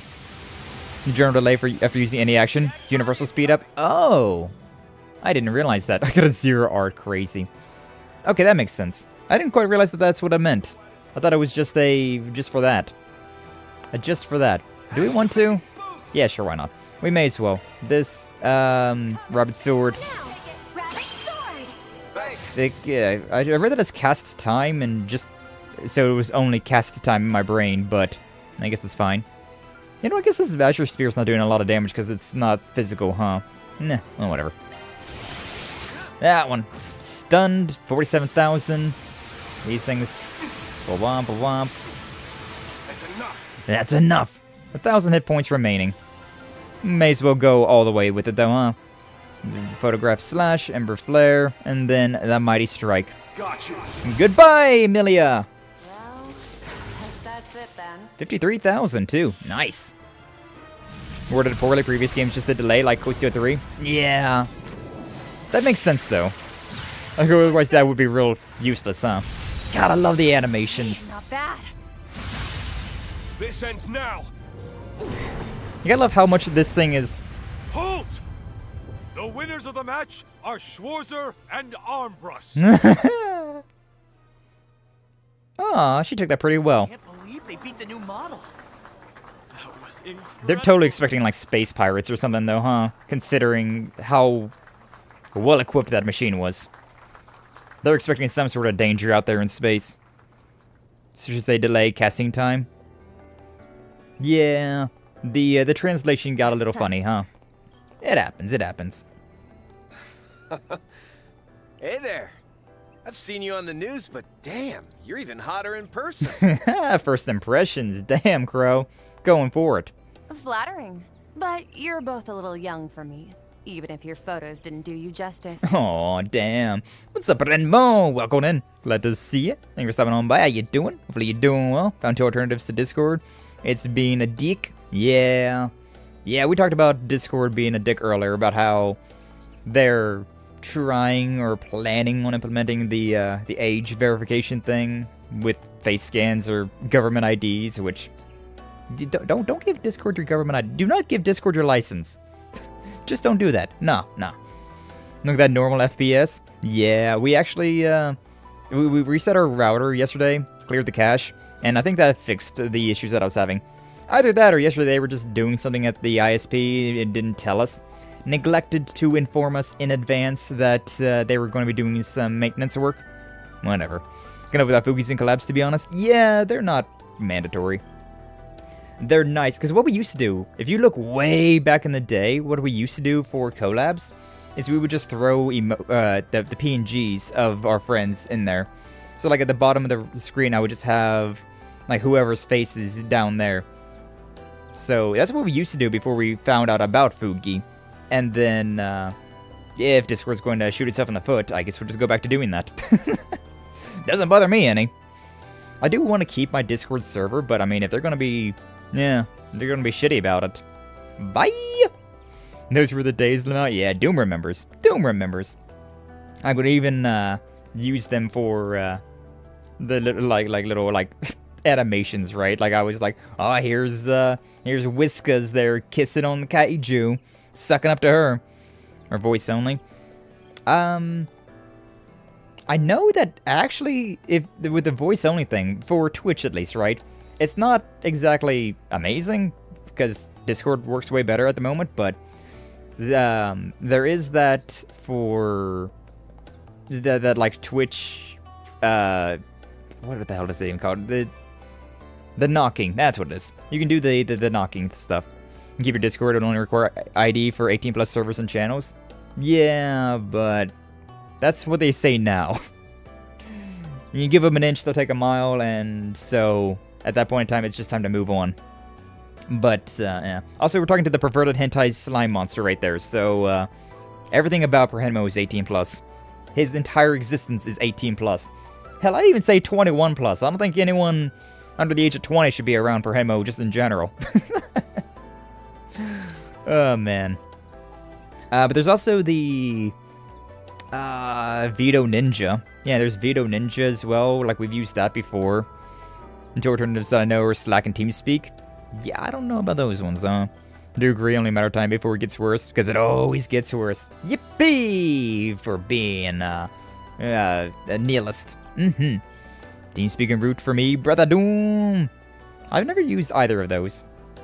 Let's just go back to Skype. What about that, guys? You want to just go back to Skype?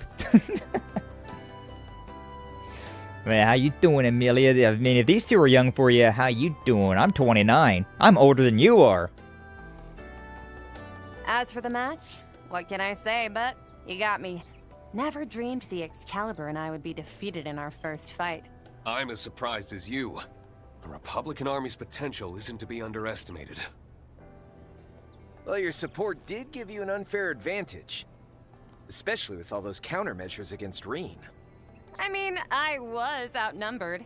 Can't you cut me a little slack? Okay, for you. Huh? Oh, gave him a little kiss.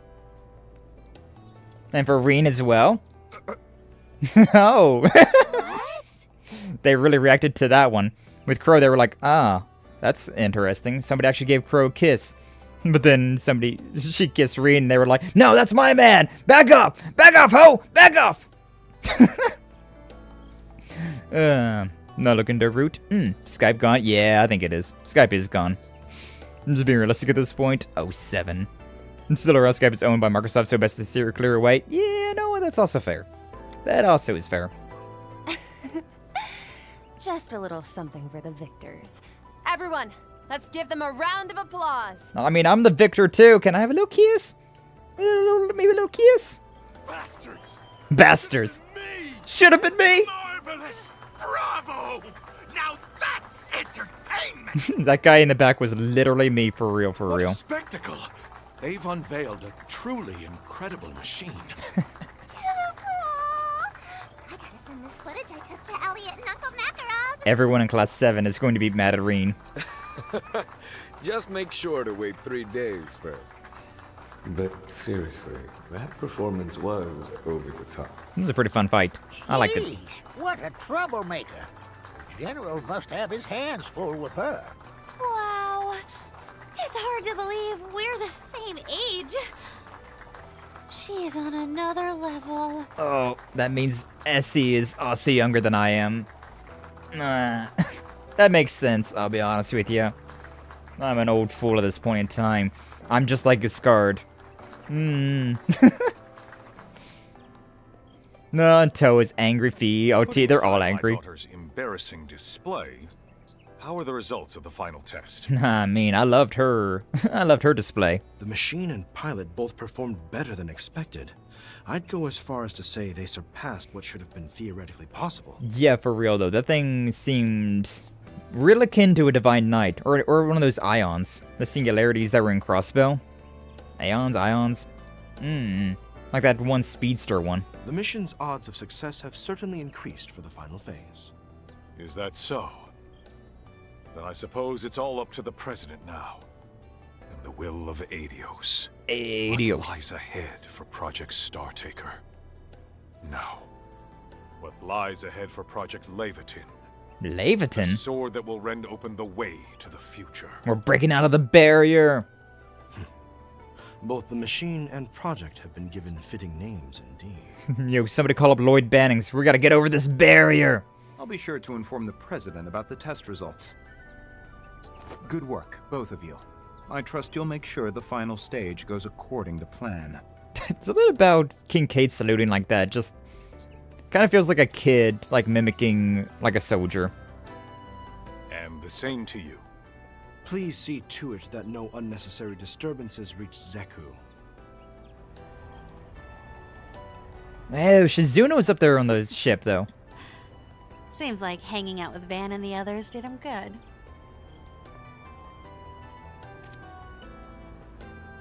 All right. Looks like we're all wrapped up here. Aww.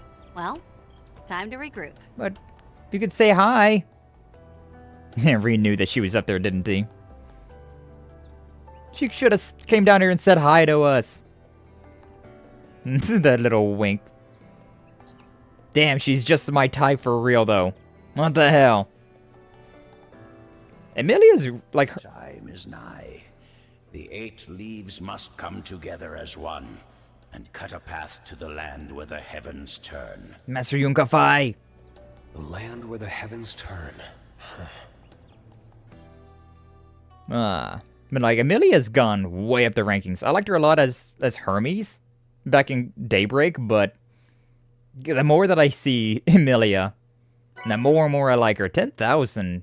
Nice. Alright. All of that stuff. I don't think we got an S rank, though. So we lost 1 point on that one thing, didn't we? D rank! I'll put it to good use. So flare. Sounds about right. Nah, that makes sense.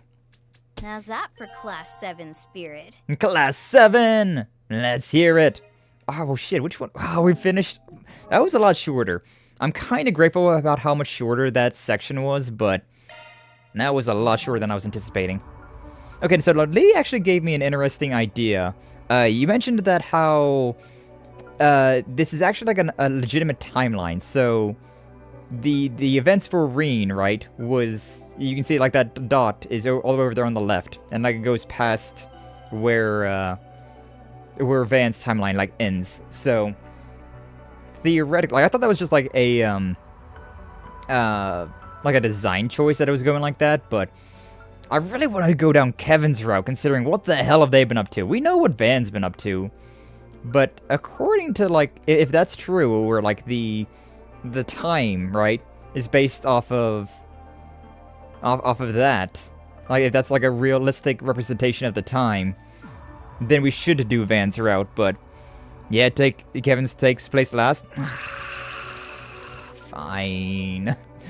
I want to go down to Kevin's route, but yeah, No, like, we do want to keep the story, like, as cohesive as possible. Save the best Kevin for last. Alright. Yeah. We'll go back down to Van's route. A question mark character. Hey, yo! Is it gonna be Jorda again? Probably gonna be Jorda again. The Fool's Auction. Van, Route 1. But yeah, that only took like 2 streams. Like, a stream and a half. A stream and like 3/4, to be honest with you. Setting aside the fact that you were getting all cozy with that shadow girl without telling us. No, let's not set that aside. You really should have called us in as backup, Van. Sure, you had Ren with you. But if Risha was there, why didn't you at least call me in too?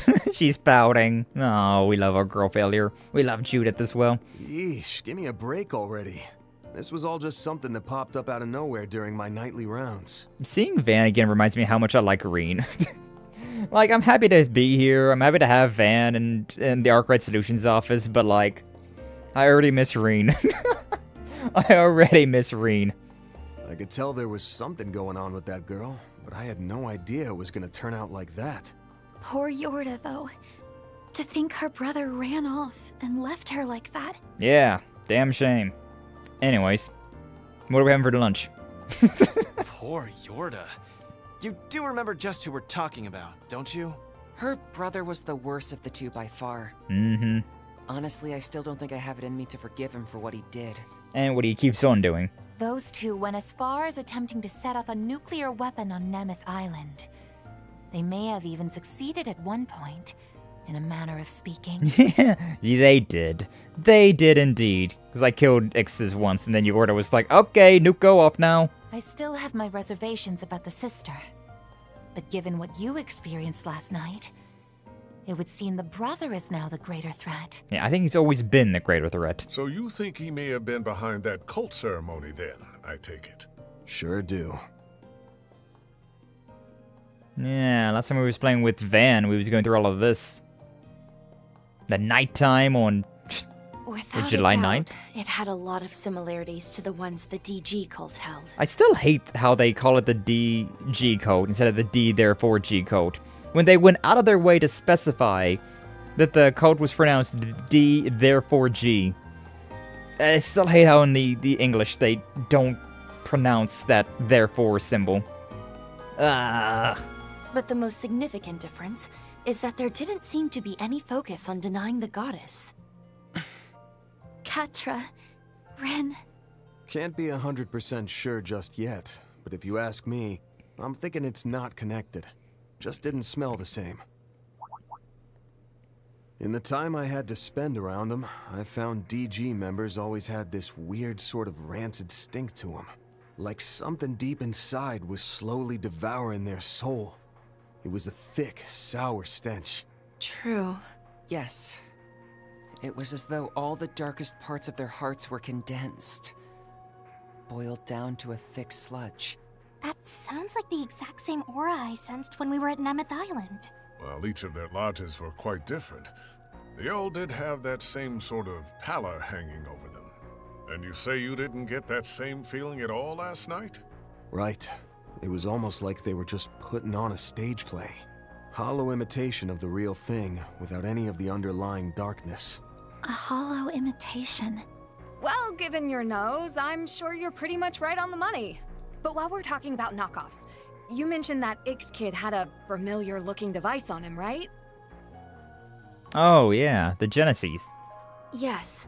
He was in stealth mode, so it was hard to see it clearly.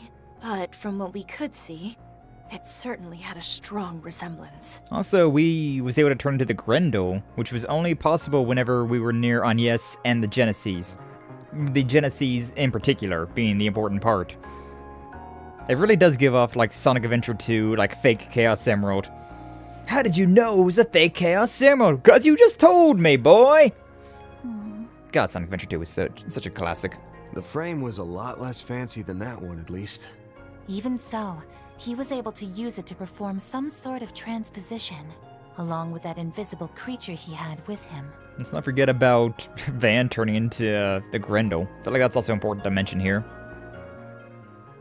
Even though that might be a different thing entirely. No matter how you look at this, the situation's headed for the shitter. What? No. You said a lot of the people who went missing were Easterners, right? No way Heyward's gonna sit on their asses after that. And the whole time, Mr. Kincaid, the CID, knew something was going on, but turned a blind eye to it. Whether you look at it from a counterterrorism perspective or as an intelligence agency, there's no reason for them to do nothing. You're right. It doesn't matter how close to completion the space program is. In fact, something like this could even jeopardize it, so why? Nah, that ain't it.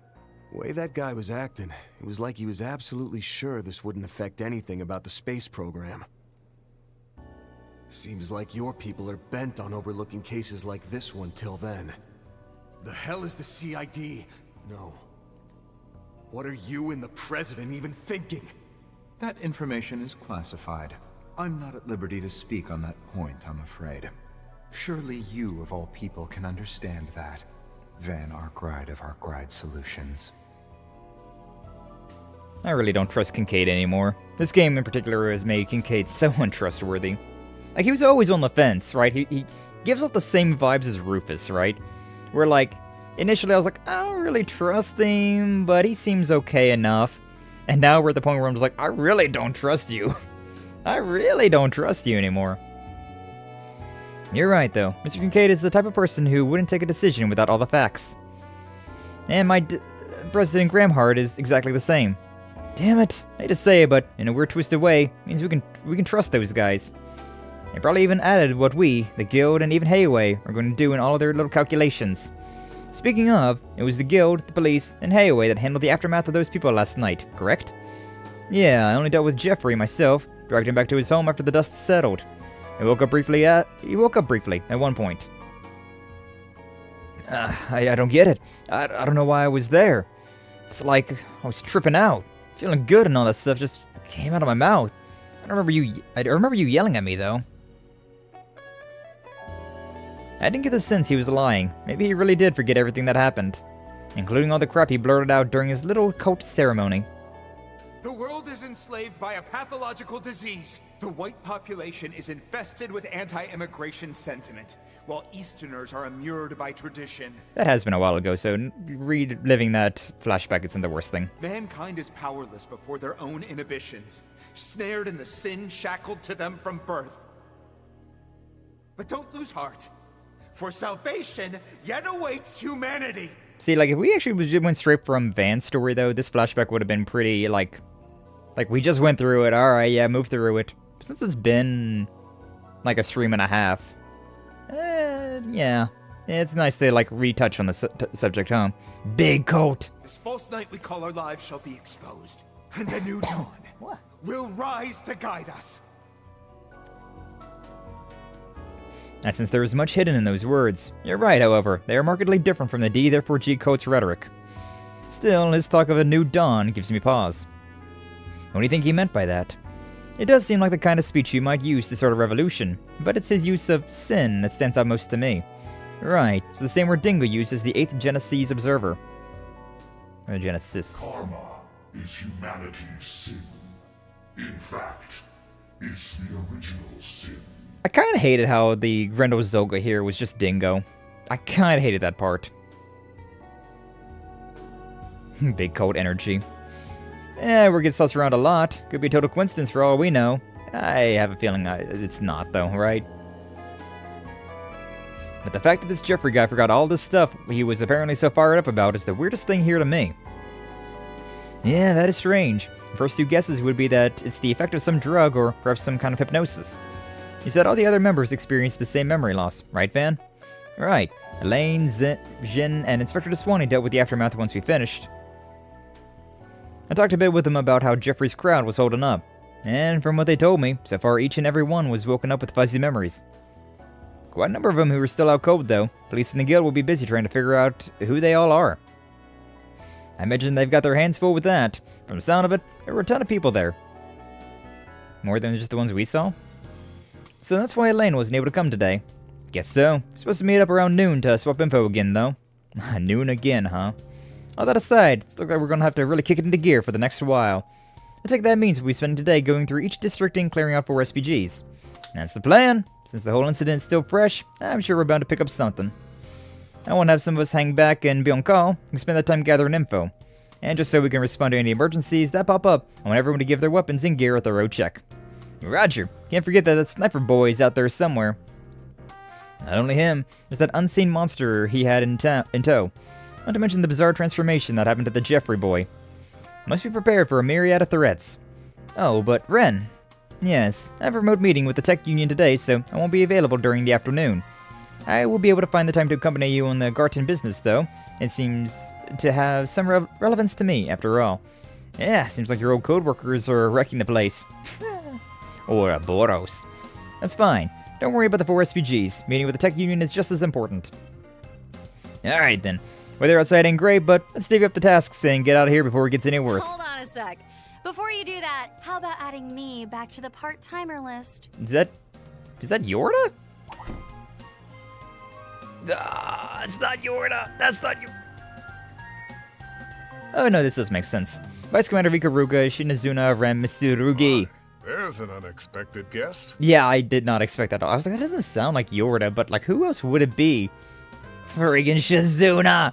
I was like, how the hell are you here? But no, they literally said that they went back to Edith to pick up a guest, which was, I'm supposing, Shizuna and Emilia.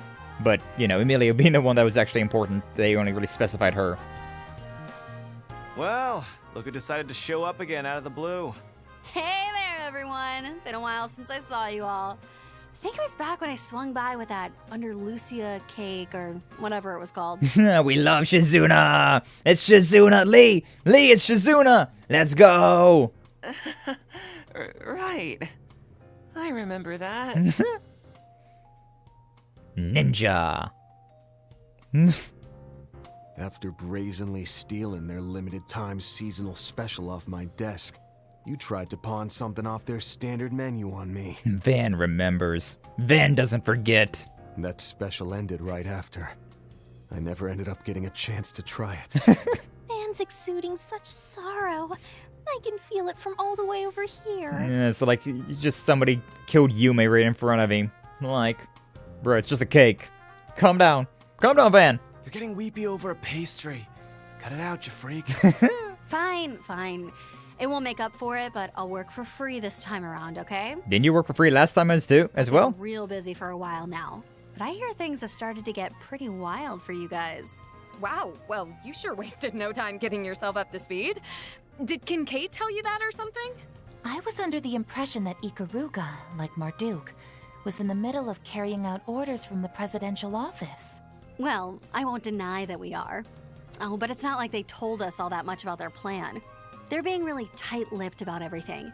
I doubt either of our groups can even see half of the big picture. We're all pretty much just dancing in the president's and CID's palms at this point. Sure seems like it. Now that you mention it, I suppose I did get that impression. Anyway, Ikaruga's part to play happens closer to the big climax of all of this, so I was able to take some time off this morning. When I heard about what all went down last night, I thought I'd see if you wanted my help. With little Miss Kitty and Beauty's blade tied up with work, I'm sure you could use an extra hand here, right? Yes. Yes, thank you. So, you were listening in on us. Though, given your intuition, I suppose you could have just as easily figured it out. Well, someone as strong as you would definitely be a big help. What do you think, Van? Yes. Yes. It's fine.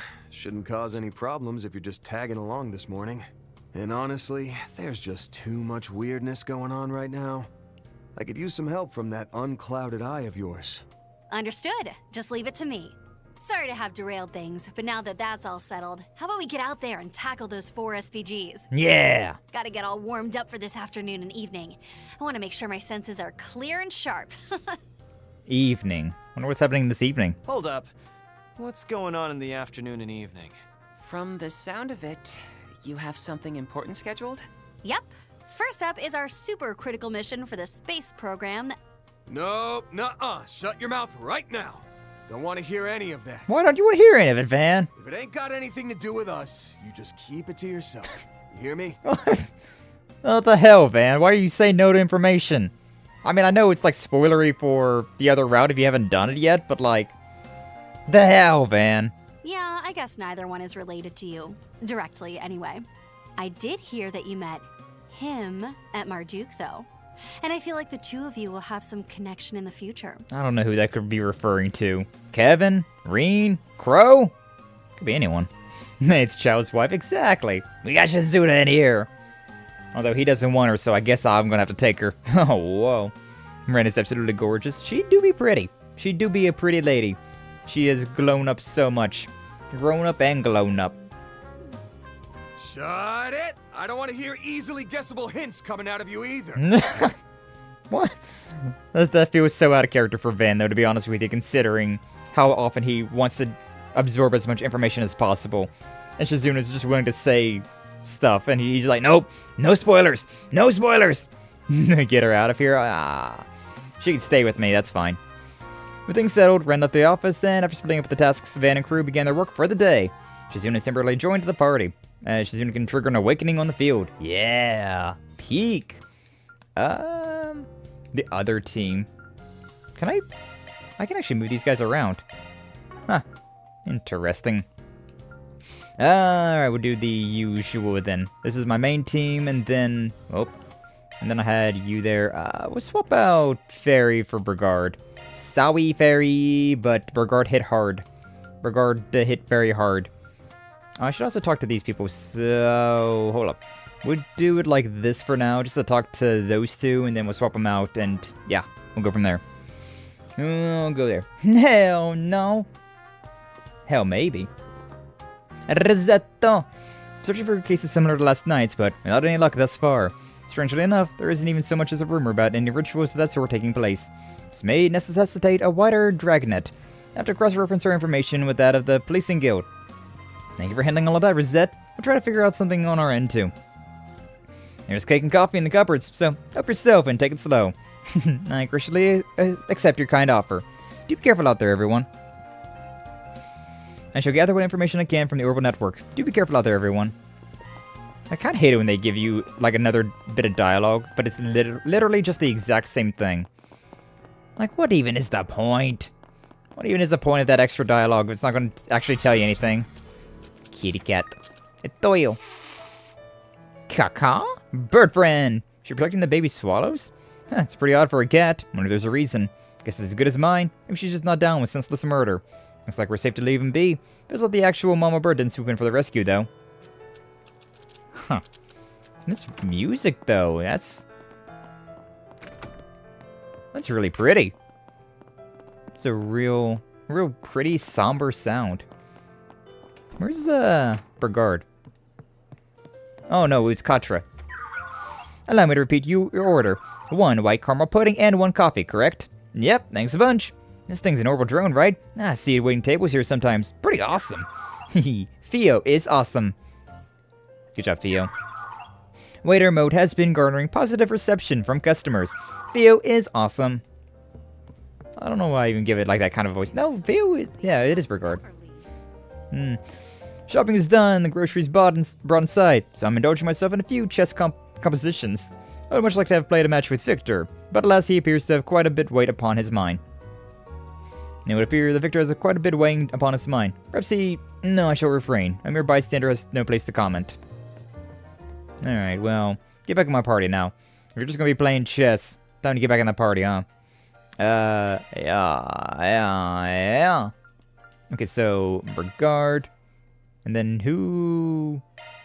I can't swap you out, but I can swap out Katra? Yeah, okay. Here we go. Yeah, we only really need Rosette for, like, the big combats, so... we'll leave her there for now, though we all do need to take a bath. We all stanky. What's up, Victor, while I'm down here? Serious talk. For all this time, should be coming by early afternoon, she said. Oh, the one with Maxim. Don't tell me... No, they can't be. It's with the sour look, Bops. Once in a lifetime squabble with your daughter, or maybe even Yume. Don't you dare joke about that. My bad. He seems lost in his thoughts. Maybe we should leave him be. Hey, make me food. Make me food, Victor. Make me food. Buy items. White asparagus pottage. What the hell even is that? White asparagus. Oh. But pottage? I don't know what a pottage is. Alright. Seeing ya. Sure, whatever, take that. This rate my Skye is gonna drive off all my customers. If you want to order something, just let me know. I already did. Oh, hi Katra. That was a close one. So spaced out, I nearly broke a plate. It's just, I know you said this new coat doesn't smell the same, Van, but hey, I get how you feel. So when you think you've forgotten them, their ashes blow right back into your face. Gotta wonder how long it'll be before we can finally put the whole mess behind us for good. Van, Katra. Well, maybe the fact we can talk about it so readily now is progress on our part. In all likelihood, the two really are different. But either way, be careful out there, everyone. Now I need to do my part to help out around the bistro. After this, Theo and I can divide tonight's prep work up between us. Well, I kind of wish that was all like just one dialogue option, right? I feel like that would be a lot like smoother to go through. Who did we put in the back burner as well? I don't even remember. Where are they though? Where are they? And I don't remember. What? Who am I looking for again? Fairy. That's right. We're looking for Fairy. She out front, maybe? The forecast said it was going to rain. I don't see an umbrella on you, Shizna. That's true. Her clothes weren't even wet when she came to the office, though. It was only a little drizzle. I just dodged it all. No problem. Dodged it all? I'm not even going to ask. Yeah, leave it to the super ninja to do something like that. I was thinking, like, that sounded like a different person. It didn't sound like the... it didn't sound like Anya. Definitely didn't sound like Jin. Lindsay, though. It's the stabby lady. The knife stabby lady. Welcome. Wait, aren't you Lindsay from the Blacklight District? What brings you to Upside? That has to do with that social reintegration thing you mentioned. That's right. I'm being tested to see how well I can manage in public. The Kingpin told me to behave myself and look after her shop for a while, so here I am. Pretty simple as far as training goes. Right? Even I wouldn't up and stab someone I'm meeting for the first time. So, it'd be nice if my trusty boyfriend could stop by if the urges gets too strong. Hopeful glance. Not a chance to every part of that sentence. Chick magnets have it so hard, unironically in this case. A verbal warning before the act is committed would be most preferable. Is this really the wisest course of action? Considering the woman behind it, I believe we can afford a certain measure of trust. We'll take it. Oh, I can shop at her store as well. We have, candy? We have, candy? Question mark? This is all part of my social reintegration. What would you like? What do you got here? Gothic hat? Adorable. Please stop by again sometime. Okay, goodbye. Where the hell is Fairy at? Oh, there she is. Zero seems rather docile today. Is it maybe because of the rain? It reminded me of how mopey Alphonse gets when he can't go for a walk. Yeah. Understandable. Dogs want to go out and play in the rain and the mud. I know it's only drizzling, but days like these give me a lot of, what do they call it? Ennui? Ennui? Huh? Hope it gets nicer weather on your birthday, yes. Oh, I wouldn't mind it too much either way, but rocket lunch would certainly be better off for it. The rain will probably thin out the usual bistro crowd, but give him a helping hand anyways, alright? Right, I've got it covered. Good job, Fairy, so proud of you. Thought even Ixs would launch an attack in the middle of the day. But it still might be smart to set him on up with anti-sniper measures, just in case.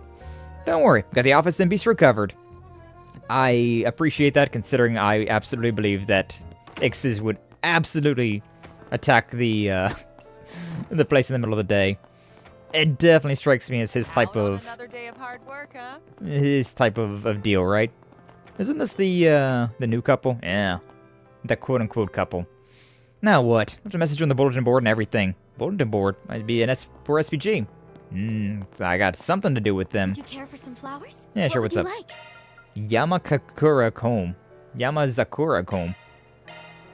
I feel like it's kind of racist being like, hey yo, I found this Eastern thing at the store. Let's give it to my Eastern friend.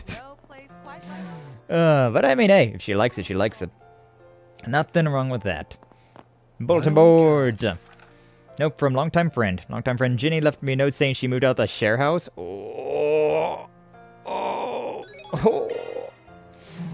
I see what's going on there now. Alrighty. I'll work around it. Shizuna. Yippee. Also reminds me, need to look at this. So yeah. Shizuna, I can't see her entire last name. Cannot wait. I can move your portrait. Yeah. And Shizuna Rem Mitsurugi. That's right. Second command of Ikaruga, an untouchable perfect beauty, practitioner of the Black God One Blade School, also known as the Divine Blade of Silver. And do we have any outfits for her? Equipment. You. And then this one.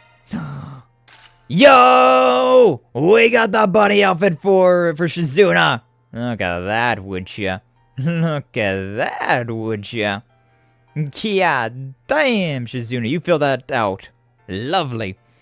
Come on, give us the bunny. We got the bunny. We got the bunny. She dodged the rain, yeah. Oh, I do have this one. Yeah, I didn't read that. I got kind of locked in with talking to everybody. Whoops.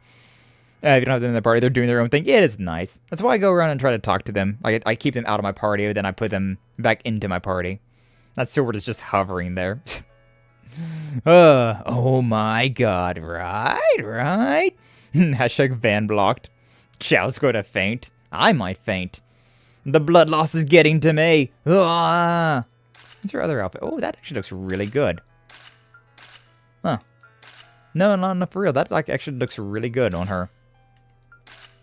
If she had like a darker hair color, I feel like it would be better.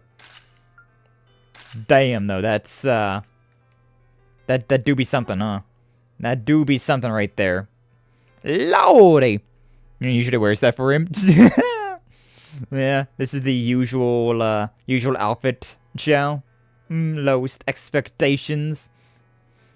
That would be way too distracting. That'd be way too damn distracting, running around town with that on. Holy shit. Holy shit. Shard search, go. Shard search, go. Oh, man. Thank you all for stopping by. Once again, we do have the, if we want to see more of the outfits, like for Judith and Agnes, I guess Fairy as well. We got that, that super chat goal for a reason. For the bunny girls. So yeah, we can grab that one. It's, I believe 25 is the amount, but, you know. $5 here, $10 there. We'll get there pretty soon. Because, yeah, $30 per outfit, and that's, or $30 per, like, outfit, group. Which, it's a crazy amount of money. A crazy amount of money. But if we want to check those out, we do have the, we do have that going on over there. I'm kind of quiet this morning. Yes, the mother seems to have gone looking for food. Yeah, I mean, alright, sure. You want to ask her to wear it, Lee? The diabolical imagination? I don't remember who these guys are at all. So where's Paulette at? I haven't seen her anywhere. Either way, let's go and see what's up with Lucas. Or Luke. Why do I always want to call you Lucas? Did you see Ren and Judas bunny suits? I should indeed. What's up? You seem troubled. If it isn't Van, Spriggan. As a matter of fact, I am. You said your childhood friend and roommate, Ginny, left and hasn't come back yet. Right, she's been gone since this morning. Later, I found out that she even left a note. It's all so sudden. I really have no idea where she could have gone. Can I count on your help? Yeah, of course. Alright, we'll take this on. I'm quite curious about these two. They don't seem special, but they seem slightly special. And they kind of remind me of Swin and Nadia for some reason, so we'll see. Judas is the best. I can believe that. I can believe that Judas' bunny outfit goes hard. Well, we gotta get $25 more for that one. You said she's been gone since this morning. So, she was with you in the share house last night, right? Yes, nothing seemed to be amiss. But when I woke up this morning, there was no sign of her. All I found was the note she left in the living room. So, she left while you were sleeping. Think we could see the note? Of course. Let's see. Luke, you're simply too dazzling. I know this is sudden, but I decided to distance myself from you and leave the share house. There's nothing you need to worry about, so please don't look for me. Dispose of my possessions in whatever way you see fit. Ginny. That is such a wild, like, roller coaster of a note there. Luke, you're simply too dazzling. I have to leave. Huh? Oh, no wonder you were shocked. She wrote in no uncertain terms that she was leaving. Have you noticed anything different about Miss Ginny recently? No, not at all. Embarrassed to admit. Though I've only been living in the share house for about a month. It's not like we had any big fights or anything since I moved here. Just to make sure we got this right. Are you two in love with each other? In love? Oh, of course not. What a thing to say. Oh, we've been childhood friends for 20 years. She's like family to me. Oof. He's way too easy to read. Well, best pretend to believe him for now. Do you have any idea what she meant by too dazzling? Honestly, that's the part I'm most confused about. I tend to be gloomy by nature. I even decided to become an engineer to avoid interacting with people. Ginny, on the other hand, has always been so cheerful and honest. Even at her part-time job, she's loved by her fellow staff members, and the customers too. Dazzling is a word better suited to her, not me. Well, everybody's got their own opinion, no matter the reason. She was probably overwhelmed by your strengths. Must be tough for those around you. I can't imagine I have any qualities she'd be jealous of. But if that is true, then I've only failed her all the more, as a friend. It would mean I didn't understand her feelings in the slightest. The fact that she just abandoned all of her things out of nowhere is weird too. Yeah, and what's with the nothing to worry about part? Of course you're gonna worry. Sounds to me like we need to find her and find out how she really feels. Yes, it's also possible she got dragged into some sort of trouble. I thought that too, which is why I've been trying everything I can to find her, but no such luck. She normally works as a waitress at the Macmillan Cafe, and she also cleans rooms at the Maserati Hotel in the Satan District. She'd normally be at the hotel today, so I tried contacting them. They said that she hadn't come to work yet, and that they hadn't heard from her. The classic working two jobs. Man. Do you also contact the Macmillan Cafe? I even went to ask in person. We've hung out together a few times in the Tyra district where the cafe is. That was the only other place I could imagine Ginny going. But in the end, I didn't find a thing. I see. Seems we don't have any other leads at the present. We may have no choice but to check the places she works again. Yeah, could be the situation's changed too. Care to join us? Are you sure? That seems like the most effective way to do this. Let's get started then. We can go either Macmillan Cafe in the Tyra district or the Maserati Hotel in the Satan district. Time to get our hands dirty. Time to get our hands dirty. I don't think we're going to be doing a whole lot of digging, though. I don't know, Burgard. I don't know about that one. Let's take a bath. It's time for bath time. We have, Swallows. You want any candy? Yeah, bath time. Hi, Anya's mom. Appreciate you always stopping by. 500 Mira. You got it. Chow rank the bunnies. Juice is something else? I hate getting sweaty, but I could get used to this. He says while he's looking over at Burgard. Crazy. Look at the women! The women! We love women! Cool mind can find any heat comfortable. Yeah, I'm just thinking about that, lately on Twitter, there's been the Bakushin, like, armpit licking, like, trend going on. That, but Shizuna. You know, put me in there just licking... That was nice and refreshing. Licking Shizuna's armpits in that scene. Crazy. Or Chow. Or Lee. You look nice and refreshed. Indeed. It'd be kind of funny if that guy actually joined us in the bath, actually. I'm thinking about it. Be kind of hilarious. Alright. Well, to the next district we go, then.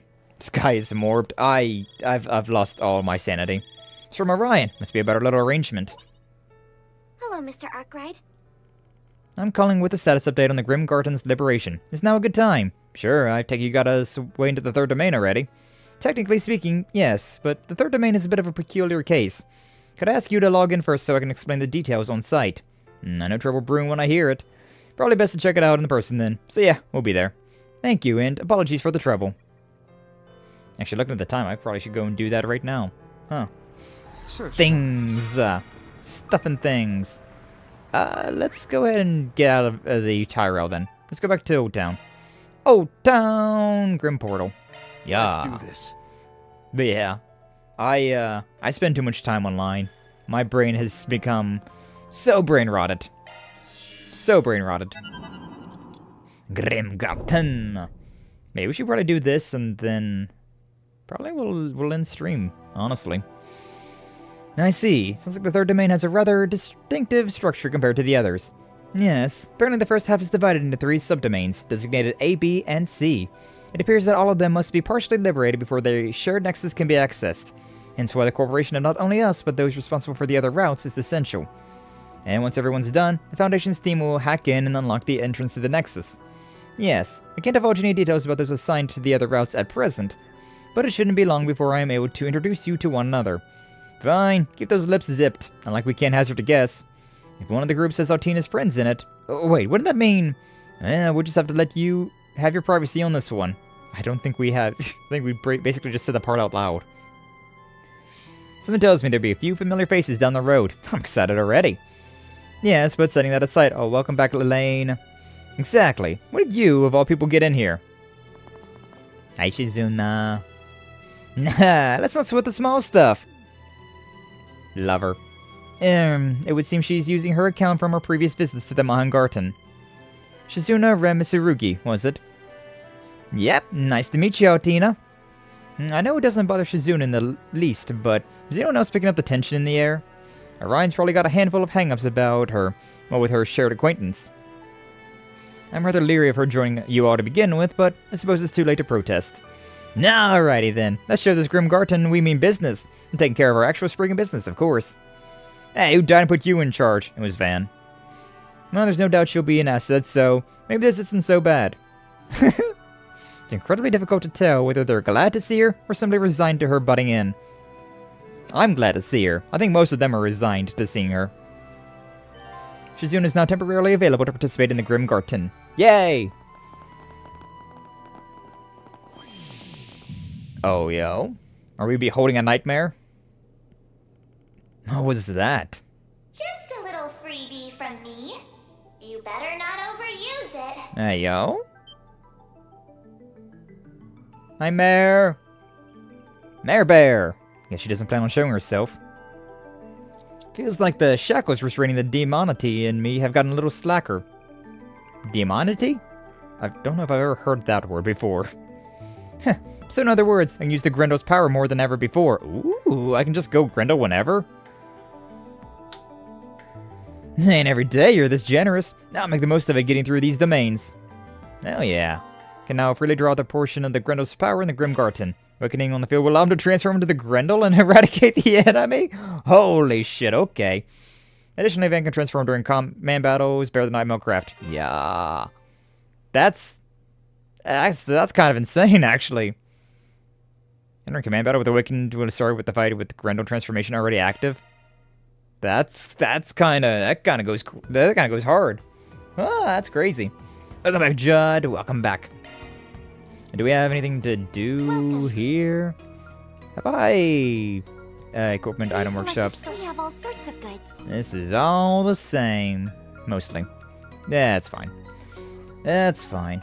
Thank you very much. Don't think we have anything really to do, so I guess we're just good to go then, huh? Take care of yourselves. Take care of yourself. Conquer the Garten. Anything special here besides the little animation? Oh, that's cool. Onwards.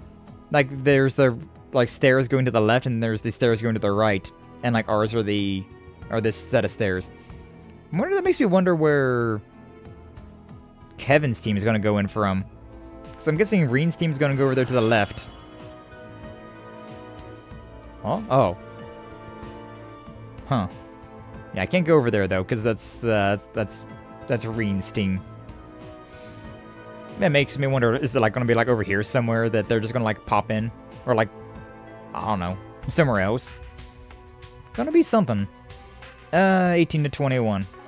Aren't I? What level am I? What level am I with this group? I don't actually know.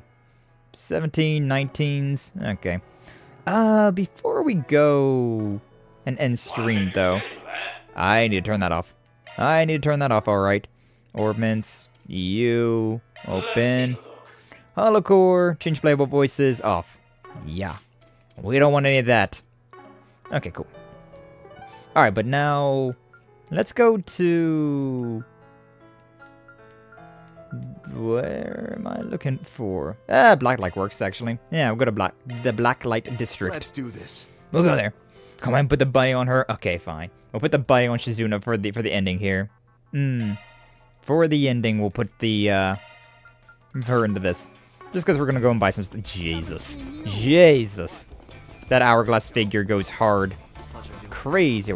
Pleasure doing business with you. Sheesh. Anyways. Welcome. You got new stuff here? Yeah, you got new stuff. I have 165,000, so I think I'm just gonna go ahead and buy everything. Yippee for buying stuff. Buy that. I'll buy that. I'll buy this. Even though I'm not using Fairy right now. Buy that. Buy this. Even got a better weapon for... Oh no, that's Rosette. I'm colorblind. I can't tell the difference between Rosette and Shizuna initially. Yeah, buy that one. And then buy this one. Yeah. Wait, what? Did I not buy that? Equip Judith. Blah, blah, blah, blah. No, I did. I guess I just didn't press the equip button. Brain damage. Alright, we have those. But these are way better. Oh, probably because he... Yeah, okay, yeah, I remember now. Yeah. We just put those on. Well, we're fine. And then, which one of these do we want to put on again? I forget which one I used all the time in Daybreak. Because I had, like, one on everybody. Like, one of them in particular. I think it was the accuracy one, if memory serves. I think I had one that gave, like, a crazy accuracy buff. Because everybody was so damn inaccurate all the freaking time. Drops damage a little bit for some of the characters, but... Oh, that's HP that it's dropping. The damage is going up across the board, except for Aaron and Brigard. And I guess Katra. Why does this not boost up the... Oh, no, it does boost up accuracy for Fairy. Speed. I think I'll just make life simple for me and just do this for everyone. Nah, I think the Spurna was the one. We'll just do one at a time, I suppose. Sure, whatever. Spurna. Blah, blah, blah. Spurna. I could do this off stream, but, you know. I figured we may as well. We may as well do this just real quick. Because this made life a lot simpler for me. Going through and just equipping them all with the exact same thing. Instead of all these subparts. And besides, accuracy is always a nice thing to get a little bit of a boost on. Alright, armor. Oh, just for the dudes. Drops evasion. Boost up their damage and resistance by a lot, actually. Strength. Wow, these are pretty good, actually. Especially for the other two. What the hell? It's only a 4% difference, so we may as well. For the dudes! Is Katre allowed to wear both sets of outfits, or is he only wearing dude outfits? He should be able to wear both of them. The jagged garters. Drop speed a little, movement a little. And the art evasion a little bit. I don't know about giving that one for Van, then. Maybe not for Van. Everybody else, though, is just a solid stat boost to those, so I won't take them. Yeah, give it to you. Give it to you. And then, wow, give it to you. That art evasion, though, is really nice. I like that. So we'll do that. And sell all of these. Selling all this shit now. And back, welcome back, Team Man. We're going down Van's route. We finished off the Rean's part of Act 2. And now, here we are in Van's route. Alright, that's all sold. Sell all this. Sell these. Sell these. I don't need none of that. But yeah, we're about to actually end this stream. Considering we, I guess I can go and check all this stuff. Thank you for coming. Because we're about at that time, right? We just unlocked the Grim Garden, so Please stop by again. I figure I may as well go and do all that stuff off stream. We also have Shizuna here, and god damn, look at her. Perceive her beauty. Perceive! I do quite like... Oh, we have these as well. And give this to you, may as well. You sure? Mr. Nagoonin. Oh, interesting. Got a connection event with Brahmati. We have 3 events as well. Shizuna, Katra, Rosette. I mean, I already know which ones I'm going to be actually keeping. And like, as much as I, you know, would like to talk to Brahmati, we're going to do it. But like, yeah, no contest. No contest. We're definitely going to be hanging out with these 3 instead. Especially Rosette and Shizuna. Love Shizuna. Lord Almighty. Lord Almighty indeed. Whew, Shizuna got all of that out there. All of that out there. But yeah, we unlocked the Grim Portal, and this is about the usual time that we stream. I got some things to do of this afternoon, so yeah. Unfortunately, we'll be ending there, but had to go through and grab all of that real quick. Yeesh! They sure know how to make those pixels, huh? They sure know how to make these pixels in these kind of games, huh? God damn. God damn indeed. Yo, good and hard AF. Golden time. Good, I was gonna have a heart attack. Sure, wife have some class. But where Emilia was just like, I'm the harem protagonist now, boys. Oh, I loved that. God. Emilia, she went up my ranks. It's like so hard right there. Like, after that ending there, like, I liked Hermes back in the Daybreak games. Like, I thought she was a pretty interesting character. I was curious to get to know her more. And then, like, every time that we see her in this game, I'm just like, I love you. I love you. Let's abscond to this world. Before you go to space, let me put a baby in there. They gotta give Emilia a bunny. Then truly, it would truly be a 10 out of 10 game at that point then, huh? Gotta get the other bunnies. We do need to get the other bunnies. But $30 per outfit per outfit set is pretty rough. That's pretty rough. We got $5 added to that the next batch of bunnies, but yeah, no bunny outfits for Judith or anything right now, because I ain't spending $30 by myself on that. No, thank you. Emilia, black and red bunny, shadow style. Ooh, true. She's got the hair. Yeah, go hard, go real hard. Like, damn, when Ring got kissed by Emilia, he was like, damn, is this how I make every girl feel? We do, Alright. I did love that moment as well, where, like, every one of the girls was just like, what? What the hell? What do you mean? Like, she kissed Crow, and they were just like, huh? Oh, wow, Crow's getting some crazy. I can't believe it worked out for him. Then she kissed Rean, and then just all hell had broke loose. Oh, man. Oh my god, Xiao was right about the black and red. Yeah. It's fitting. We know what he was like to be in his harem.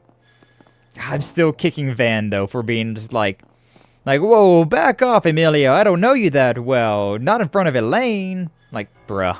And he still got harassed. Elaine still was just like, Van, what do you think you're doing? Hugging up on Emilia like that? Like, bro, she literally was hugging up on him. And he like, reacted so strongly against that. You should be flattered. Crow is probably like, Crow, you sly dog. You still got it. He was like, man, I'm so glad I didn't die in Code Steel 4. Maybe the life is worth living after all. Kondo should hire me. True. No, hire me. Hire us all. All of us Neon Falcon, Legend of Hero fanboys, just hire us all. It'll be peak. Trust. The shareholders would love us. Oh, man. But yeah, I'm excited to get back into, I'm always excited to get back into some more Legend of Heroes, but, yeah, now we've got Shizuna. I was really wanting to go through and do Kevin's route, but, yeah, since that one supposedly takes place after these events, it does make more sense to, like, wait on that. And now we get to see Shizuna, so, like, I'm fine with this. I'm fine with this. No $25 option for Super Chats.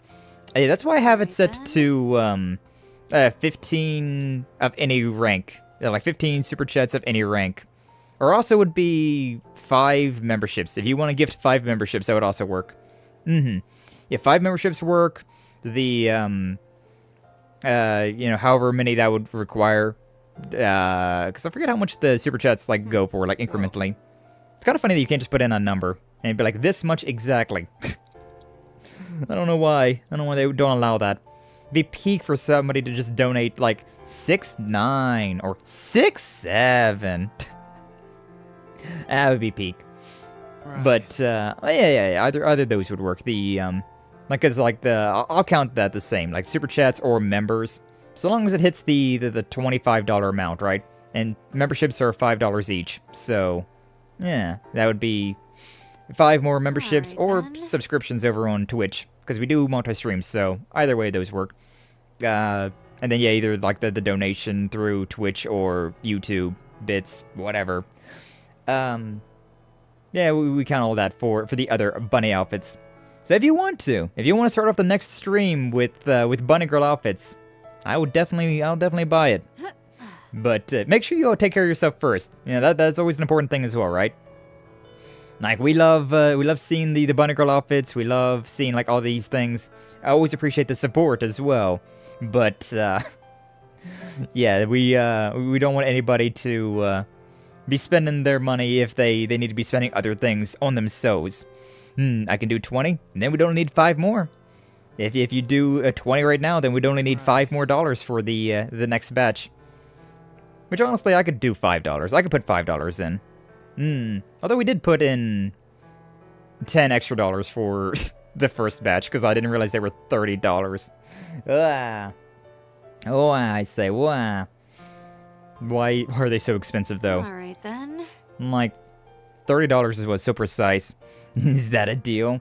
I mean, if you put in $20, we would need the 5 more. We would need the 5 more, because that just is how much they are. Not $30. But that could be anybody as well. Any membership, any super chat, any, like, bit redeemed.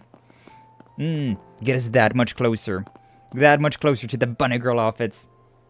But yeah, it's up to you. Up to you, Shining Diamond. We would appreciate. We would appreciate. Because yeah, I covered the rest of the $10 for the last one, or like, I guess it was $8. Because I didn't realize they were $30 freaking dollars. So yeah. You want to put the 20 in? Feel free. Feel free. We would definitely put that towards the next one. We'd definitely put that towards it. And I feel like people would be a lot more willing to spend like the $5 just for bunny girl outfits, right? I feel like that would definitely be something that people would be more like, oh, it's just $5. Oh, it's just $5 for bunny girls. But yeah, we've already put in like the $60-some for the game, and then like the 22 that you gave me, and then like another 8 that I did, plus taxes. So I guess that's just like another 10 for me. Games are expensive. Cosmetics are even more expensive. Why they gotta be so expensive? But yeah, up to you, Shiny, up to you. But either way, we are going to look for some people to raid on into tonight. So, thankfully, yesterday's weird internet issues was just for yesterday, and today seems to be perfectly fine. Glad to have that, glad to see that. Hopefully it was the cache reset or whatever my ISP was doing. And so yeah, we'll be back with some more Legend of Heroes Trails Beyond the Horizon on Thursday. And yeah, on Friday we'll be doing some more. No, we're not doing Red Dead. We're doing a Valentine's Day karaoke. Yeah, we're gonna be singing some songs, some pre-Valentine's Day karaoke. Looking forward to that. It's Friday the 13th, so we gotta do the Thank God It's Friday by Iceland Kills. We gotta do that song at some point in time. I doubt we'll start off with it. Maybe we'll end with it, actually. That could be an end song. But, plan on doing a whole lot of, like, relationship songs. So, like, whether it's breakup songs or love songs, whatever that case may be. But knowing me, we might also just be like, you know what? All of a sudden, Nirvana. Let's just do Nirvana. Get those bunnies, Volume 1. I appreciate it, Shining Diamond. Get those bunnies. I might go ahead and do the $5. I am tempted. I am very tempted. But alright, thank you, Shining Diamond. Thank you for the bunnies. I might be tempted enough to put another $5 towards this game. I have gotten a lot of these games for cheap, because they go on sale all the freaking time, so I might just go ahead and do it. For Neon Falcon, for our Lord and Savior Neon Falcon, we might come back on Thursday with bunny outfits for Judith and the girls. You can sing Dame Dane? Dame Dane, Dame yo, Dame nayo. We could do that. We could do some Bakamitai. I don't think I've sang that song, actually. I don't know a lot of the lyrics besides, like, the obvious. Sukima no. Bakamitai. But we could. We have done 24-Hour Cinderella.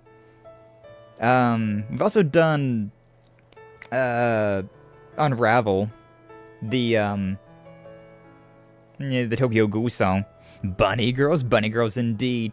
Just like Shizuna here. Behold the bunny girls, Minkyu. Behold. But yeah, they're $30. the bunny girl outfits are $30 in this game. But thanks to the generous donations for Shining Diamond, we got the ones for Shizuna, for Toa, for Fi, for Altina. Spoiler alert, I guess. Zowie. But yeah, we're gonna probably go ahead and bite the bullet and put the last $5 towards getting these for Judith and Agnes and all them. Probably. I'm very tempted. I'm very, very tempted. And then we'll have like the last $30 bunny pack outfit for the next batch. Yeah, probably, honestly. Right. But like I said earlier, $5 is not a lot of money, so yeah, that's basically free, right? $5 is basically $3, and $3 is basically free, so you know. I mixed the name Shizuna with Shizuku. Yeah, damn, right? She would have grown up. Yeah, Shizuku really grew up in the past 5 years, huh? Be a wild thing. A wild moment. Alright, but yeah. Next stream, we're probably going to have more bunny girl outfits, and then we'll just have like the $30 as the third and final pack. Alrighty. The third and final pack. But yes, thank you again once again, Shining Diamond, for the $20, and thank you all for joining in. Feel like I'm hearing Xiao in the background. The lowest expectations, huh? Sophie was all grown up, looking a bit like Sarah. Yeah. It's so nice seeing the characters like mature. I love it. I love time skips in anime games and all that. All right, but yeah, for real now. Let's find some people to raid on into. Like I said, we're doing more Legend of Heroes on Thursday with 100%. Well, 33% more. Yeah, probably that one, huh? With 33% more bunny girls. 66% chance? 7. But yeah, we're going to do more Legend of Heroes on Thursday, and then Friday is Karaoke Valentine's Day. Chat, will you be my Valentine's this Valentine's Day? Or the day before Valentine's Day, I suppose. Chat, will you like and subscribe? I sure hope you like and subscribe. That part's free, at least. Alright, but let's see what we got. No, Minkyu, please! Please, Minkyu. Just when you think you know a guy, he says he won't even be your Valentine on Valentine's Day. Enough to make a grown man cry. Celebrating Waifu Day instead? Aw, that's base, though. Isn't Waifu Day every day, though? Like, let's be for real here. Like, Waifu Day is every day. Every day's Waifu Day. Alright, but who do we got? Who do we got on streams? Do we have any, speaking of waifus, do we have any of that? Maybe. I don't know. Let's see. Soft karaoke. I don't know how I feel about soft karaoke. Not sure how I feel about that one. A handful of people streaming right now. Harmful Park. What is that? I don't know, it sounds interesting though. Sure. Why not? Then. We'll right into Amiya. Amiya doing Harmful Park. Why does it hurt me? I don't know. I don't even know what it is. Just started streaming like half an hour ago, give or take a bit. So, she should be going for a good long while. There. Get the bunny pack. That is Judas Bunny. Yeah, I figured that was the one he was going to go for. He's going to get the pack for this one. I figured as much. Better than Valentine's Day or Singles Awareness Day. It's a cute 'em up? Oh, it's a cute 'em up, huh? Just like my game. Oh, peak. Hell yeah. We'll go and see what Amiya's doing then with this cute 'em up. And then on Twitch. Who do we got on Twitch's side? A lot more people streaming on Twitch. As per usual. As per the usual. You know, I haven't rated into Yawayuki on Twitch. I rated her on YouTube the other day. Oh, she's playing Arkfield as well, or Arknight's Infield. Look at those two mixed up there, huh? I haven't seen this model. Did she get a new model? I think she might have got a new model. But yeah, why don't we go and raid over to her on Twitch. She does have YouTube as well, but we'll split up our raids today. Alright. But yeah, here's the raid. Here's the raid messages. And once again, thank you to everybody for stopping on by for the umpteenth time. Thank you to Shining Diamond for the bunny girl outfits. We do love the bunny girl outfits, don't we? We do love them indeed.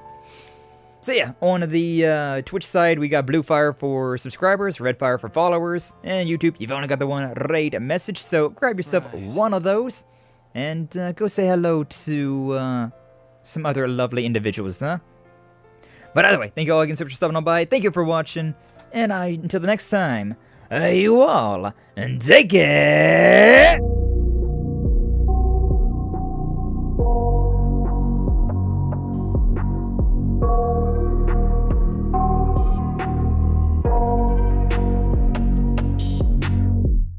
I got nightmares in my head, I fear that the thoughts build up until I can't hear, that my mind fills up into a creature, and it haunts me somewhere much deeper. Anxiety, filling up every space, no privacy. And silently, it could build and build until you finally see, whoa, it's taking over, damn no closure, moving closer. No exposure, I just wanna be a loner.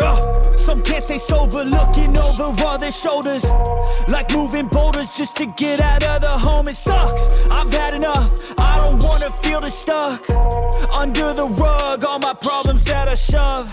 I got nightmares in my head, I fear that the thoughts build up until I can't hear, that my mind fills up into a creature, and it haunts me somewhere much deeper. I got nightmares in my head, I fear that the thoughts build up until I can't hear, that my mind fills up into a creature, and it haunts me somewhere much deeper.